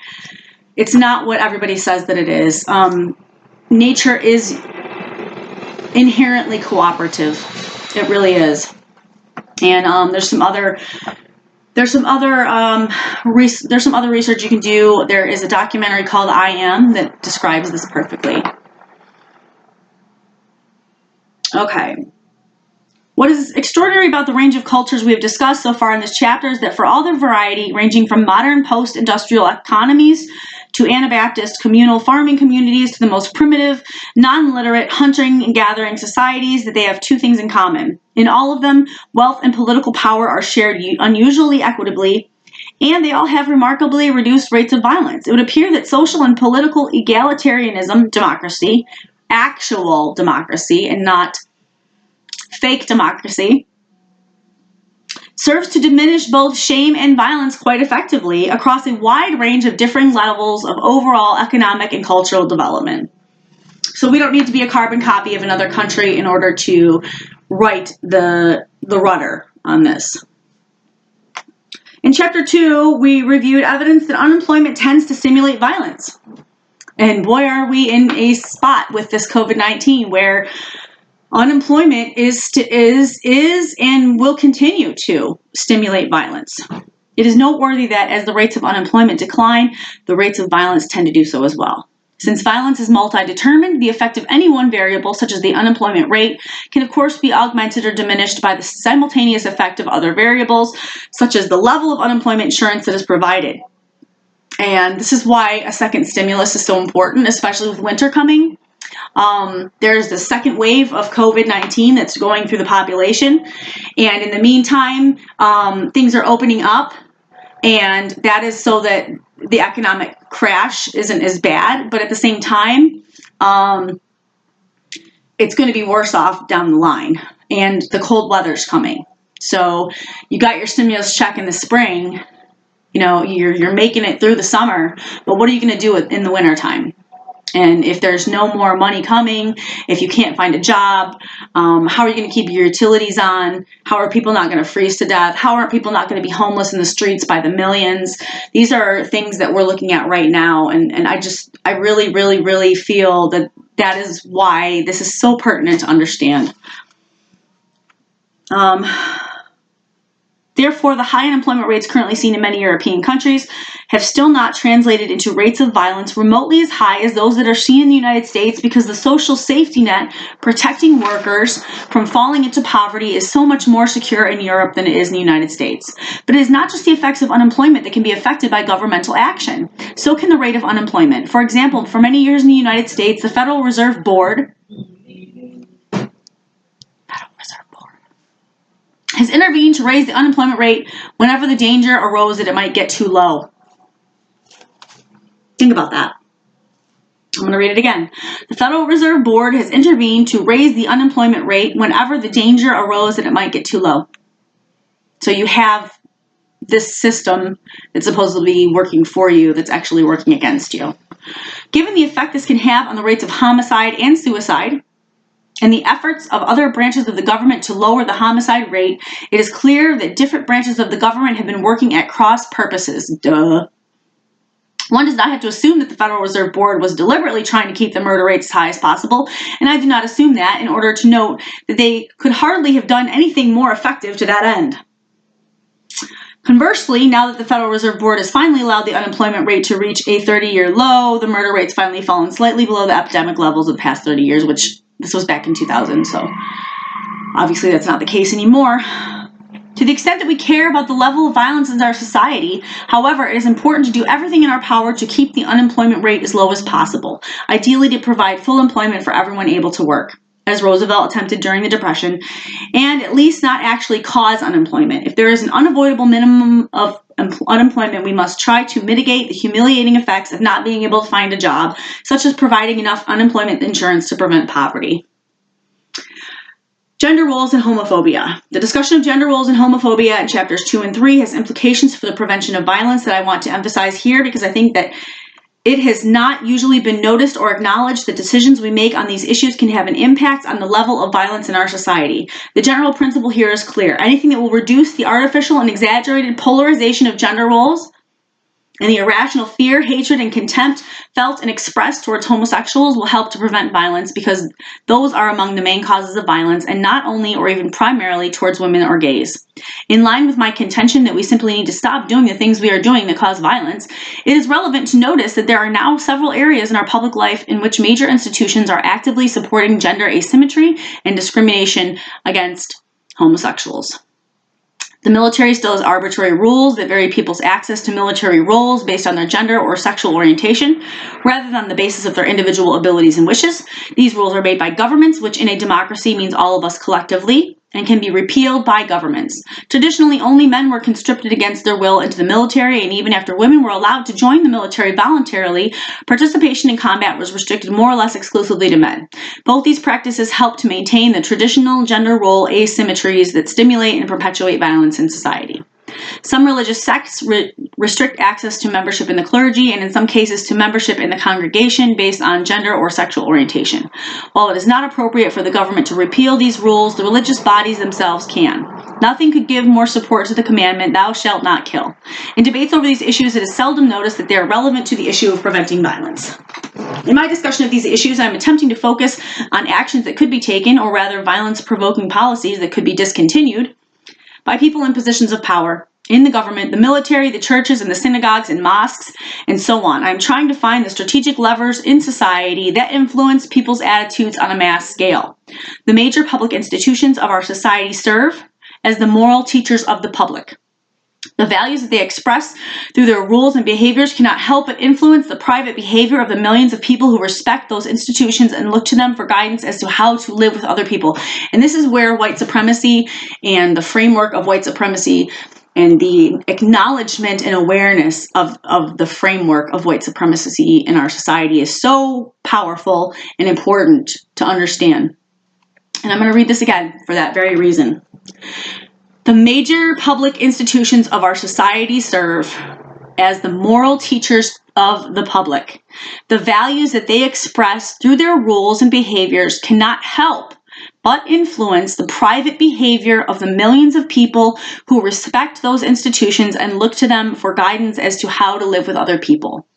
And this is whether consciously or unconsciously, because these are things that are conditioned into us from birth. They are conditioned by our parents, our friends, our schools, our general public where we go out to shop, commercials. I mean, it's built into everything. And that's why this has been such a huge issue. And it does need to be changed. It absolutely needs to be changed. But it doesn't need to be changed while pointing fingers at other people as individuals and saying, you are the cause of this. Because we are not, as individuals, the cause of it. If you're growing up in a collective society, you're going to have influences. And those influences are going to affect you whether you want them to affect you or not. The only difference is if your awareness level is higher, if you've educated yourself, if you've done research, if you've said to yourself, you know, this doesn't really feel right, or I don't really like the way this is going, and you start to question this framework and these conditioned practices in our society. And you start to pick it apart and start to say, okay, this has been affecting me and this has been affecting everybody, whether or not we even knew that we were being affected by it. You know, you're brought into these systems, you're born into these systems without having any control over changing them. And that only happens as you become an adult. And by that time, people are pointing the finger at you saying, this is your fault. It is not your fault, okay? It is the fault of our collective society, and especially of the government, which is holding these things into place and continuing to perpetuate them. But the average individual who is not an abject racist is not responsible. What they are responsible for is their level of awareness, the research that they do to gain more awareness, and the choices that they make from that point on. So, and then this is why when we're dealing with children especially, we say, racism isn't something that you're born feeling. It's something that you're taught.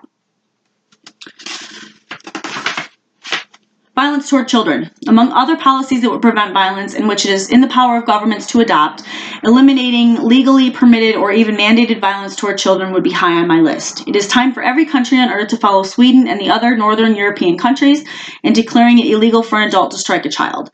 Children sometimes need to be physically restrained, and this is part of what our society is fucked up with, because you're not allowed to restrain a child, but you're allowed to spank a child, when actual restraint would be a better, wiser choice.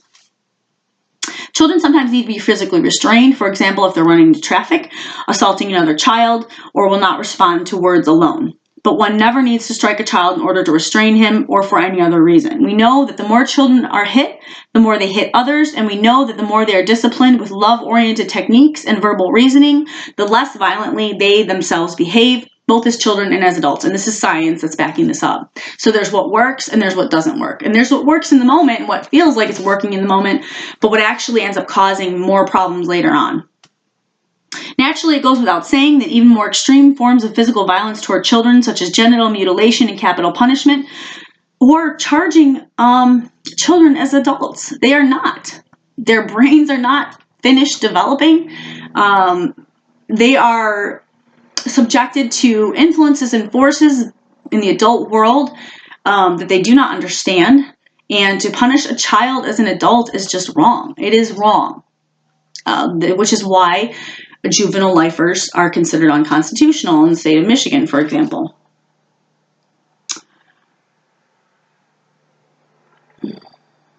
The UK, like every other Western democracy except the US, has abolished capital punishment for all ages. Many other countries prescribe the death penalty for adults, but the US is one of only 6 nations on earth today that still executes children as young as 16. Clearly, discontinuing this policy would end one practice that is a statement to every parent and child in the country that it is morally and legally permissible to express disapproval of children by killing them. Restricting media violence is a big thing too. One paradox in current censorship is that we are much more active about restricting access to sexual content than to depictions of violence. Apparently, there's a consensus that it is acceptable to allow children to see people murdering or assaulting each other in the most brutal fashion on a daily basis, whereas it would be morally shocking and unacceptable to allow them to see 2 people making love. I'm not arguing that either kind of program or film is appropriate for a child, but the distinction we are making here seems to say that murder as entertainment is acceptable, but sex is not. Why should we allow children to watch violence when we do not allow them to watch erotica? Definitive end to the production and distribution of this pornography of violence will only occur when people stop wanting to watch it, and that only when they are well educated enough and emotionally secure and mature enough to recognize the difference between mindless mayhem and thoughtful and moving drama. All right, I have to go to work now, so I'm going to finish this chapter in the next section on preventing violence educational. It's actually quite a long chapter also. So I'm going to end this for now. Please watch my next video on preventing violence educational part 8. And thank you so much for tuning in. And I hope that you got a lot from this video and that you'll continue to watch. Thank you.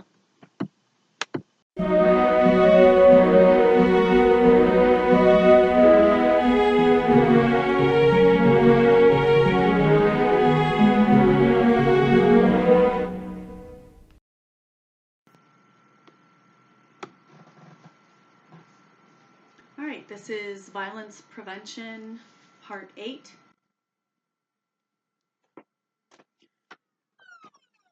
Violence Prevention Educational. And I am picking back up at Universal Access to Free Higher Education. Education is one of the most powerful tools for acquiring self-esteem, and since self-esteem is the most powerful psychological force that prevents violence, it is not surprising that level of education is one of the strongest predictors of whether or not a person will be violent. A few years ago, my colleagues and I conducted a study to determine what programs in the Massachusetts prison system were most effective in preventing recidivism or reoffending among prisoners after they are discharged and returned to the community. The only one that we found to have been 100% successful up to that time was a program of free higher education that enabled prisoners to acquire a college degree.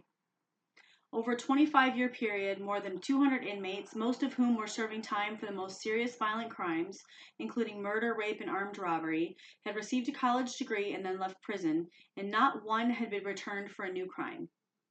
At first, I thought we had made a mistake and missed someone. Then I discovered that the state of Indiana had found exactly the same result, and so had Folsom State Prison in California. Not one prisoner who had acquired a college degree while in prison had been reincarcerated for a new crime. Now, nothing is 100% forever or under all circumstances, and the success rate for such programs is not that high everywhere. But many surveys have been done throughout the U.S. that have confirmed that higher education reduces rates of recidivism far more than could be due to chance, and far more effectively than any other single program. As a follow-up to our own study, we discovered that finally, some 30 years after the first inmates were graduated, 2 have been returned to prison. That is less than a 1% recidivism rate over a 30-year period, which compares to national recidivism rates of 65% within 3 years of leaving prison. Strictly speaking, free higher education for inmates is an example of what would be called tertiary, not primary, prevention of violence. But I'm discussing it in this chapter because I believe the principle it illustrates is relevant to the entire population, not just those who have already become violent. Where do we go from here? A century and a half ago, we discovered that cleaning up the water supply in the sewer system was far more effective in preventing physical disease than all the doctors, medicines, and hospitals in the world. What we need to learn during the coming century is that cleaning up our social and economic system by reducing the shame-provoking inequities in social and economic status will do far more to prevent physical violence than all the police, prisons, and punishments, and may I add, tanks, guns, and LRADs in the world. All the prison psychiatrists we could possibly hire, and all the armies, armaments, and Armageddons we could mobilize. There you have it. What is at issue here is relative poverty, not absolute poverty. Inferiority is a relative concept. When everyone's poor together, there is no shame in being poor. As Marx said, it is not living in a hovel that causes people to feel ashamed. It is living in a hovel next to a palace. And as he also said, shame is the emotion of revolution, i.e. of violence. But one does not have to be a Marxist or subscribe to everything he said. And by the way, revolution does not always equal violence, just for the record. I believe in revolution, and I do not believe in violence. But one does not have to be a Marxist or subscribe to everything he said in order to see how correct his insight was. Adam Smith, Amartya Sen, and other non-Marxist economists have seen the same things. In his latest book, Professor Sen, in Development as Freedom, 1999, emphasized how profound the psychological injuries are that are caused by unemployment and by relative poverty. These do not merely cause economic damage to people, they also wound them emotionally. Among its manifold effects, he points out, unemployment contributes to social exclusion, to losses of self-reliance, self-confidence, and psychological and physical health. And he reminds us that Adam Smith saw that economic inequality, relative deprivation in terms of income and wealth, can cause absolute deprivation when it exposes people to crippling and disabling intensities of shame. For example, he quotes Smith's comment that leather shoes are not a physical necessity, but they can be a social and psychological one, since anyone would be ashamed to appear in public without them. No one who has seen violent teenagers who will kill each other over a pair of sneakers, as I have, can doubt the importance and validity of what Professor Sen and Adam Smith are talking about. Shakespeare also saw the difference between absolute and relative deprivation, and how devastating the latter can be to a person's sense of his basic human dignity when he has Lear cry, "Oh, reason not the need, our basest beggars are in the poorest thing superfluous, allow not nature more than nature needs, man's life is cheap as beasts." But how can we go about eliminating relative poverty? Clearly, education is relevant and important, and making it freely available to everyone can only help. But that alone will not solve the problem. I say that because I have worked with the most violent criminals our society produces, and I've heard politicians like John Major in the UK and his counterparts in the US say that what we need to do to solve the problem of crime and violence is to teach criminals to learn the difference between right and wrong. In other words, we need to teach them to recognize the difference between justice and injustice and to pursue the former and eschew the latter. But what the politicians who mouth these sentiments do not realize is that the violent criminals are perfectly aware of the difference between right and wrong and justice and injustice. They realize that they have been victims of injustice, most of all from those who preach to them most loudly about it. And they commit their crimes in order to achieve some measure of justice by taking something back from a society that has subjected them to a degree of deprivation to which it does not subject others. And I've experienced this, and that was part of the taking over of my home. For example, how can we as a society say that we have something to teach about justice when we permit the perpetuation of an economic system in which some people inherit millions of pounds while most people inherit nothing? How can we speak of equality of opportunity under those conditions?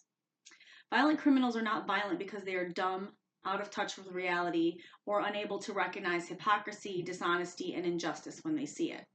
They are violent precisely because they are aware of the hypocrisy, dishonesty, and injustice that surrounds them and of which they have been the victims. That does not mean that they respond to those conditions in a rational or just way, or that we should tolerate and permit their violence, which affects their fellow victims much more often than it does their oppressors. But it does mean that we cannot expect to stop the kind of violence that we call crime until we stop the kind of violence that I have called structural violence. 1999. Obviously, that's another book that he wrote. By this, I mean the deaths and disabilities that are caused by the economic structure of our society, its division into rich and poor. Structural violence is not only the main form of violence, in the sense that poverty kills more people, far more people, almost all of them very poor, than all of the behavioral violence put together. It is also the main cause of violent behavior. Eliminating structural violence means eliminating relative poverty. So how can we do that? There's an old saying that the cure for poverty is money. Since there are two forms of relative poverty, inequities in wealth and in income, we will need to deal with both. Inequities in wealth can be dealt with during the lifetimes of the wealthy by means of a wealth tax, and after their lifetimes by means of an inheritance or estate tax, with the proceeds in either case distributed to those with less wealth. Inequities in income can be dealt with by means of a negative income tax, in which people whose incomes are below the cutoff point pay no taxes but instead receive money from the taxes paid by those with higher incomes, similar to an earned income credit. This strategy has been utilized on a small scale in the U.S., where it has been described by some scholars as being one of the most effective anti-poverty programs in U.S. history, along with the Social Security system that has lifted many of the elderly and disabled out of poverty. It has several advantages over more traditional welfare systems, of which the one most relevant to our discussion is that it spares the recipients from the humiliation often attendant on visits to welfare offices.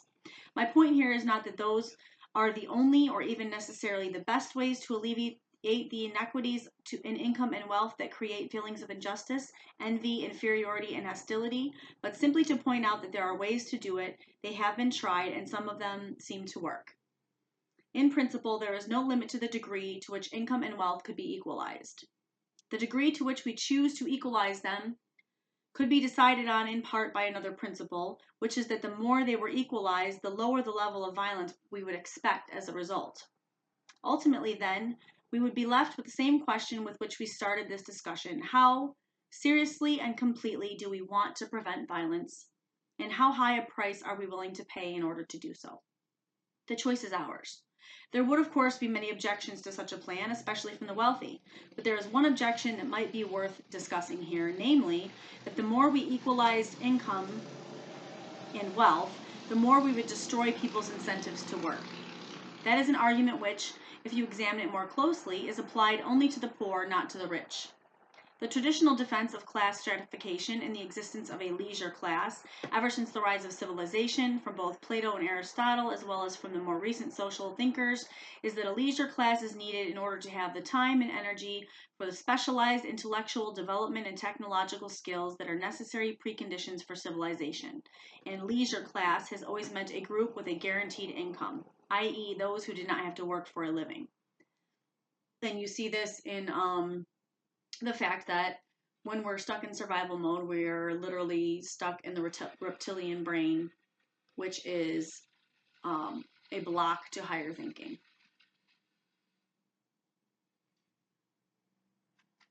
Implicit in this argument is the assumption, which I happen to think is correct, as I think the history and development of civilization proves, that when people are freed from the necessity to work, that is, when work is freely chosen, rather than slavery or wage slavery, i.e. work or starve, they do not just vegetate in a state of passivity and dependency. Rather, they engage in much more creative work. So it's not that everyone would just become lazy and lay around. It would be that they would actually have access to do things that they really would like to do as work.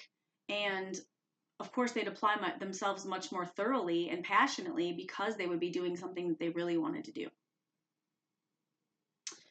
Coercion creates an incentive for passive aggressiveness because when overpowered and helpless, there is no other way to express the minimal degree of autonomy that people need in order to maintain any semblance of self-esteem, dignity, and pride. Furthermore, when work is a means to an end, working in order to eat, then it is, in Marxist terms, alienated labor.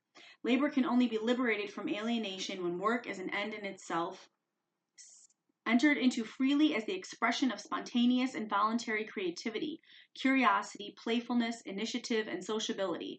That is, the sense of solidarity with the community, the fulfillment of one's true and essential human nature as social and political animals, to be fulfilled and made human by their full participation in a culture. So to be able to contribute in the way that you feel passionate about contributing is so important. In short, the contradiction in the old defense of class stratification is that it defends leisure for the leisure class, but not for the underclass. With reference to the underclass, leisure is said to destroy the incentive to work, leads to slothfulness and self-indulgence, and retards cognitive and moral development, which is a load of crap.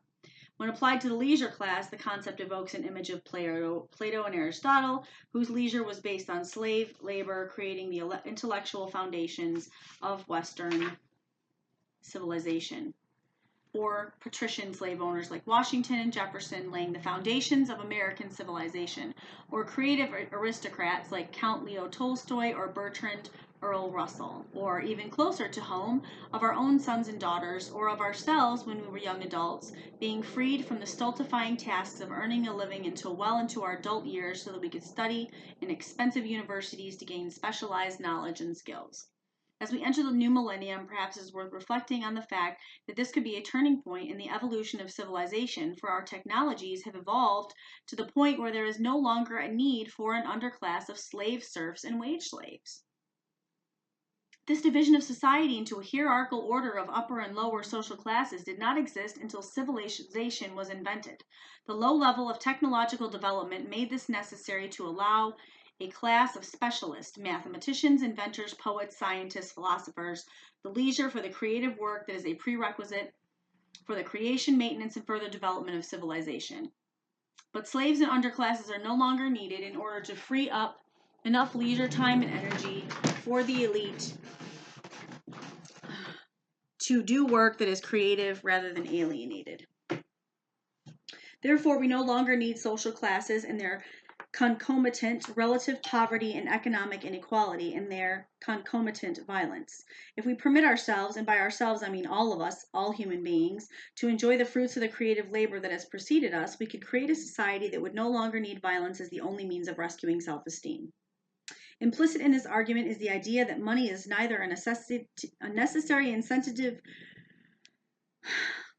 tongue-tied, sorry, a necessary incentive for creative work, nor the main incentive. The play that infants and children engage in is clearly an inborn, inherent trait of human beings. Play has been called the work that children do, the means by which they acquire the skills and knowledge that enable them to develop and mature into adults. Play has also been described, when applied to adults, as simply another name for work that one enjoys. We could use the word to refer to unalienated labor, creative work, work that is an end in itself. I believe that the wish and the need to engage in this creative work play is only conditioned out of human beings by the alienating conditions to which the underclass and even the middle class in our society are subjected. There's a large body of empirical research that is relevant to this.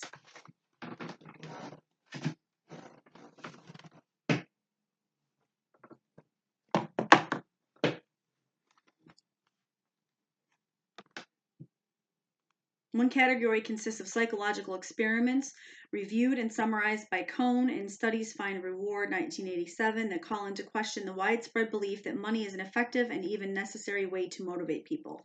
Consensus has emerged from major psychology departments throughout the U.S.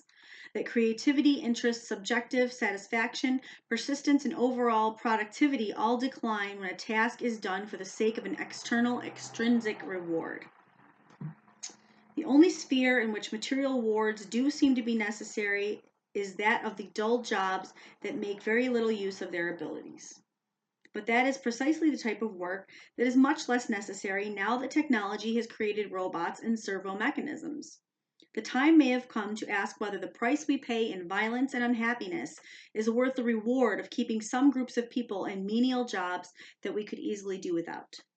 Another relevant research program consists of studies investigating the degree of satisfaction or happiness that whole groups of people experience under differing conditions of income distribution.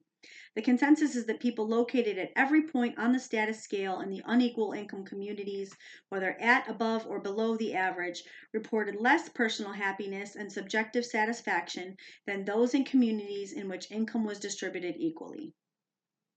A third field of research has compared productivity in the U.S. with the relatively egalitarian welfare states of Western Europe. The consensus has been that productivity growth since World War II has been much faster in Europe than in the United States. But since someone dismissed this finding as showing that it is easier to increase productivity when you start from a lower base, as did Europe after the devastation of the war, it should also be noted that more recent data show that several European countries, including France, Germany, the Netherlands, and Belgium, have matched or even exceeded the United States productivity levels. Wow. And among the OECD nations as a whole, Glynn and Miliband in Paying for Inequality 1994 have reported that those with the fastest increases in productivity tend to be those with narrower income differences. If all we were concerned about was preventing violence, it would not matter whether productivity diminished as wealth and income equalized.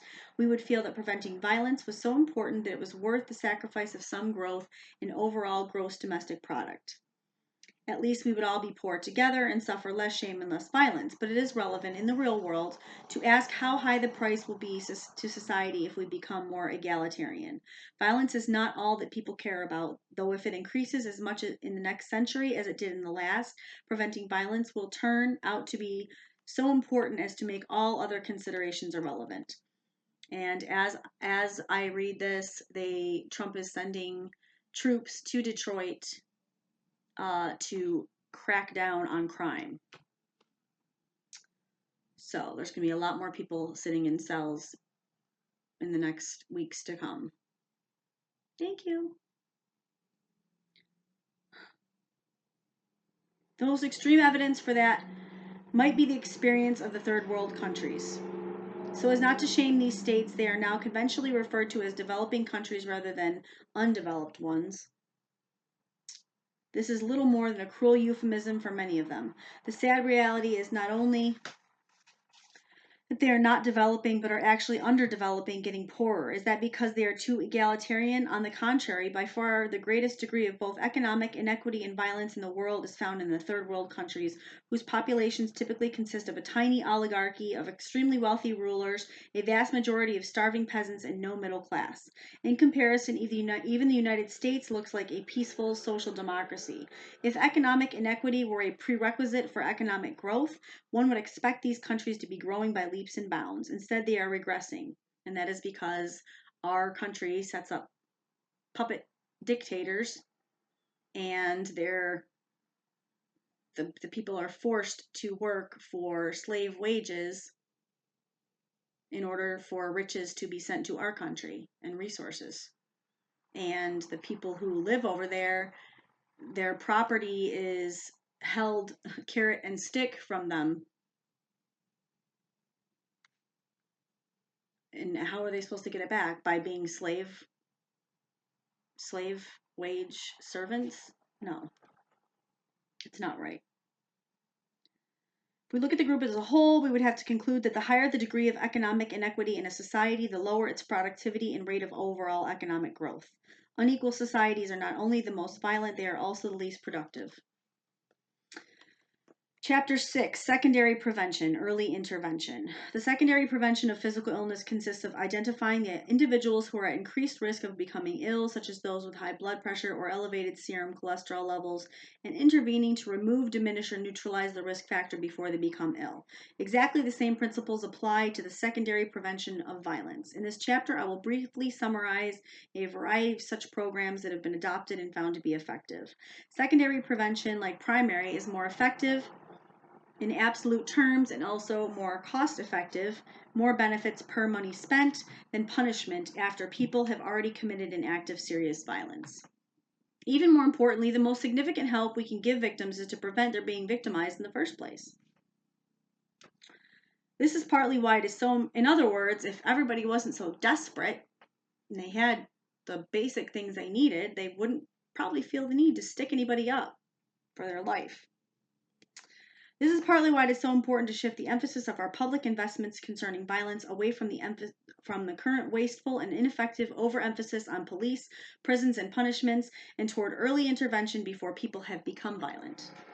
Some of the most rigorous research on the secondary prevention of violence has been conducted by the RAND Corporation of California.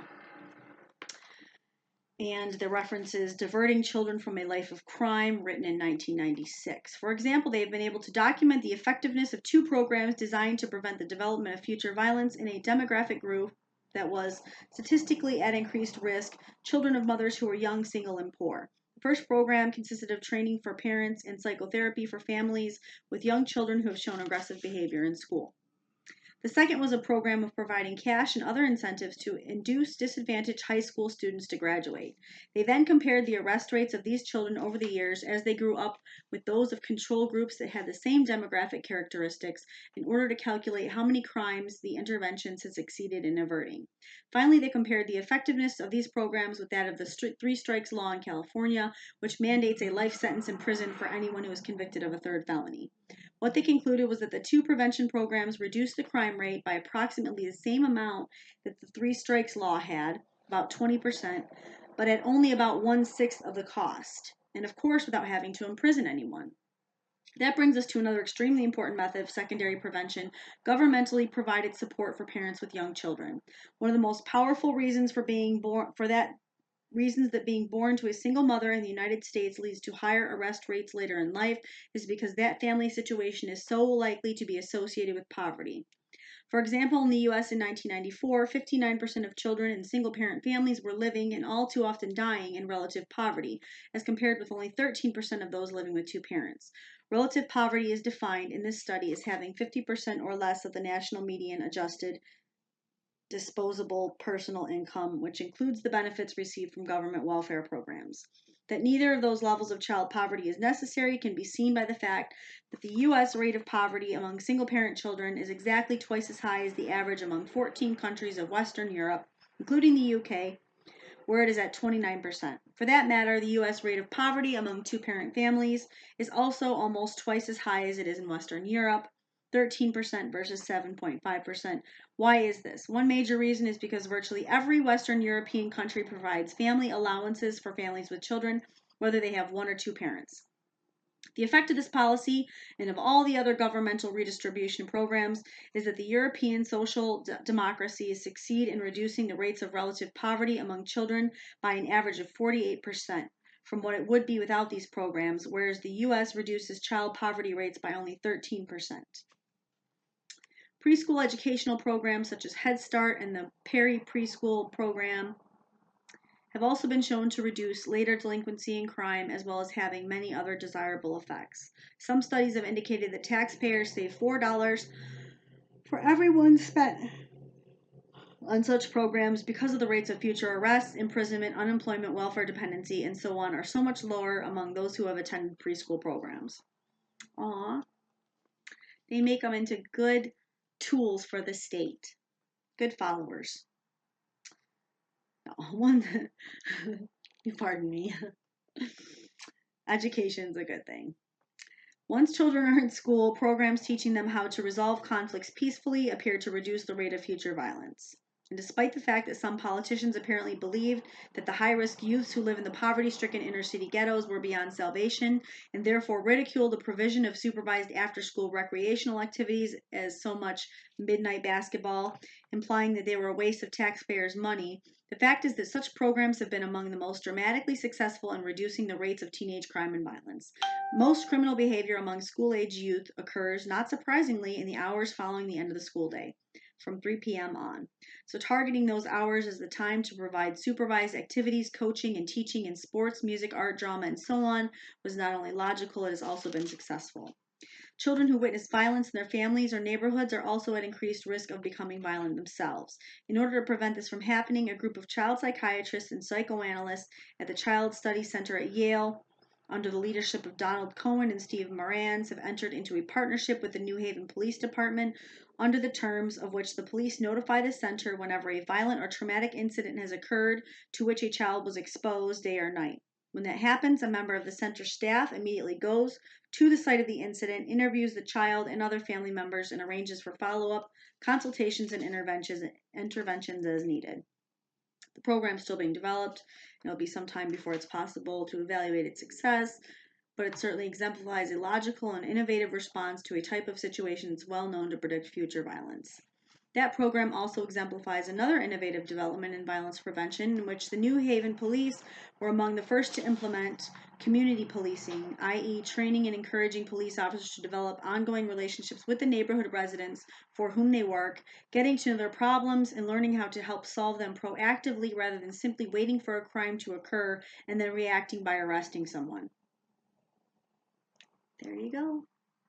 This approach has been followed by declining crime rates in a number of different cities in which it has been tried. What is notable about it is that it redefines the professional role of the police officer so as to incorporate many elements of what traditionally has been called social work or community psychiatry, and it appears to be much more successful than traditional police practices. Child abuse is another well-known cause of increased risk of future violence. Two responses are important in order to reduce this risk: preventing the child abuse itself, and where that has not been possible, intervening so as to help children exposed to this type of trauma recover from it without going on to become violent themselves. Most developed nations have a child abuse notification system that mandates reporting to a central registry whenever doctors, teachers, or other adults become aware of a case of child abuse or have reason to suspect it. While child abuse itself has not disappeared as a result, on the contrary, the number of reported and substantiated cases has increased over the years, at least in the United States. The number of cases of fatal child abuse have declined by 50%. So it seems that the system is helping, at least in that important respect. In fact, both the reporting system and the widespread public education that is part of it have probably played a major part in that decline. But of course, merely reporting child abuse after it has occurred is not as desirable as preventing it. In that regard, it is relevant to know that fatal child abuse is 60 times more common in families with incomes under $15,000 than it is in those with incomes over $30,000. In other words, the more poor that you are, the more likely you are to be a victim of child abuse when you were a child.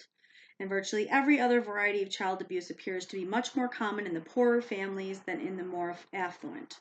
So in this context also, diminishing the inequity in incomes could be one of the most powerful means of preventing violence.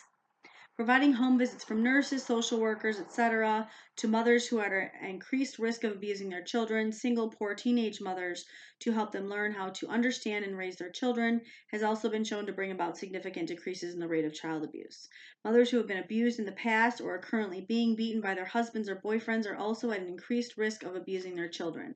Therefore, providing them with counseling, psychotherapy, treatment for post-traumatic stress, or access to a shelter for battered women can help mother and also decrease the likelihood of her becoming violent towards her child.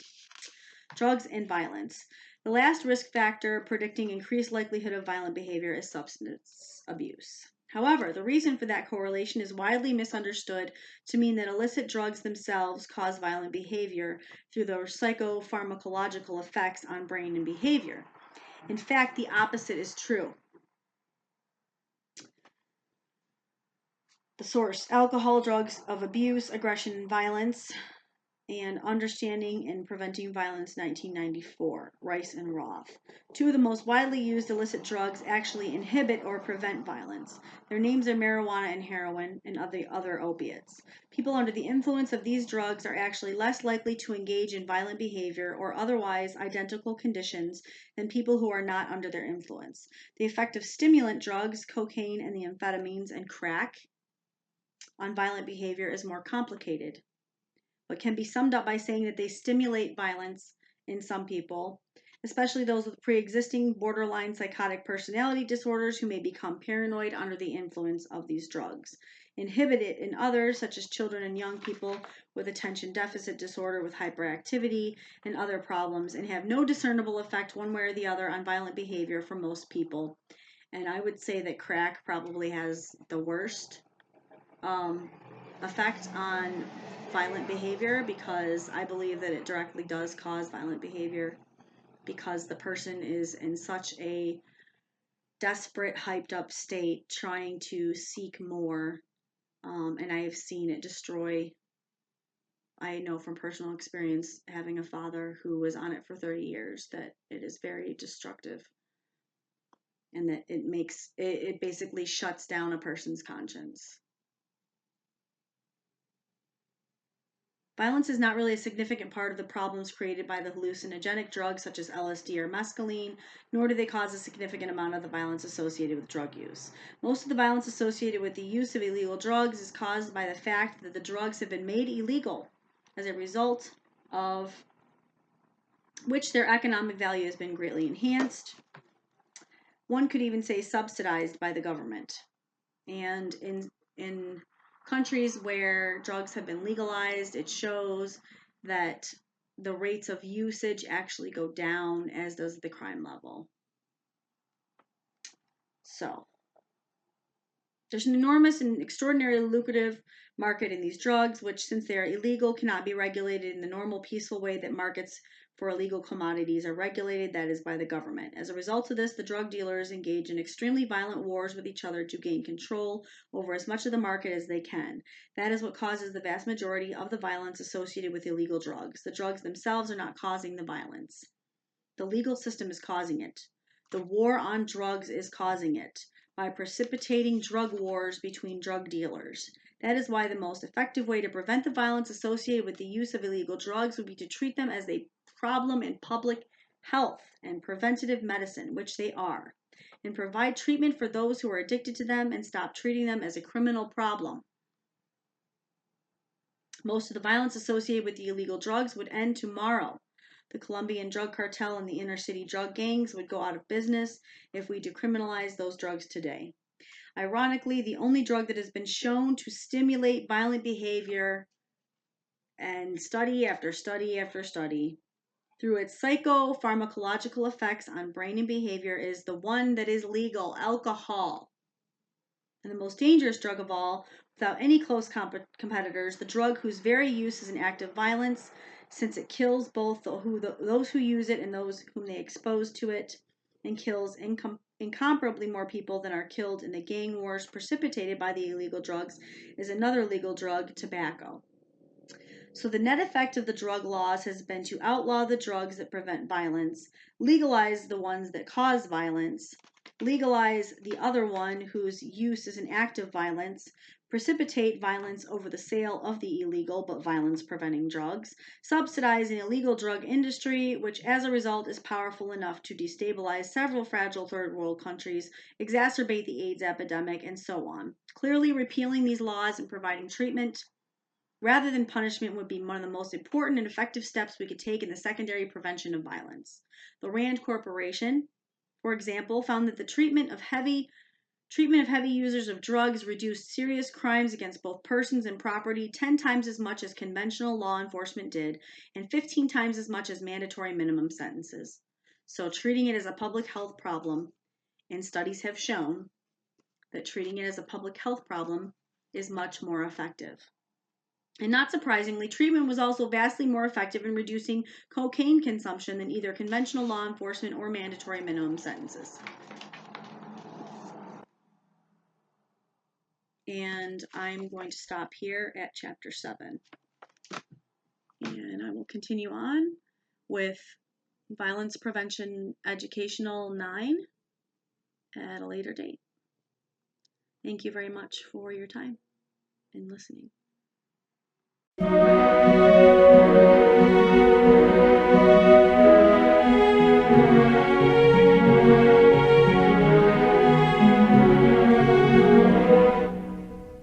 Imagine there's no heaven. It's easy if you try. No hell below us, above us only sky. Imagine all the people living for today. Imagine there's no countries. It isn't hard to do. Nothing to kill or die for, and no religion too. Imagine all the people living life in peace. You may say I'm a dreamer, but I'm not the only one. I hope someday you'll join us, and the world will be as one.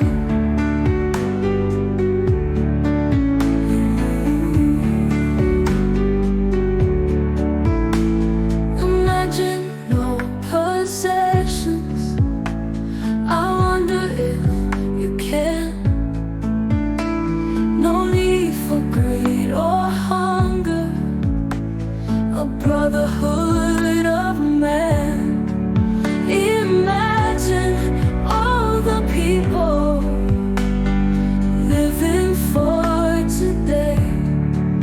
You may say I'm a dreamer, but I'm not the only one.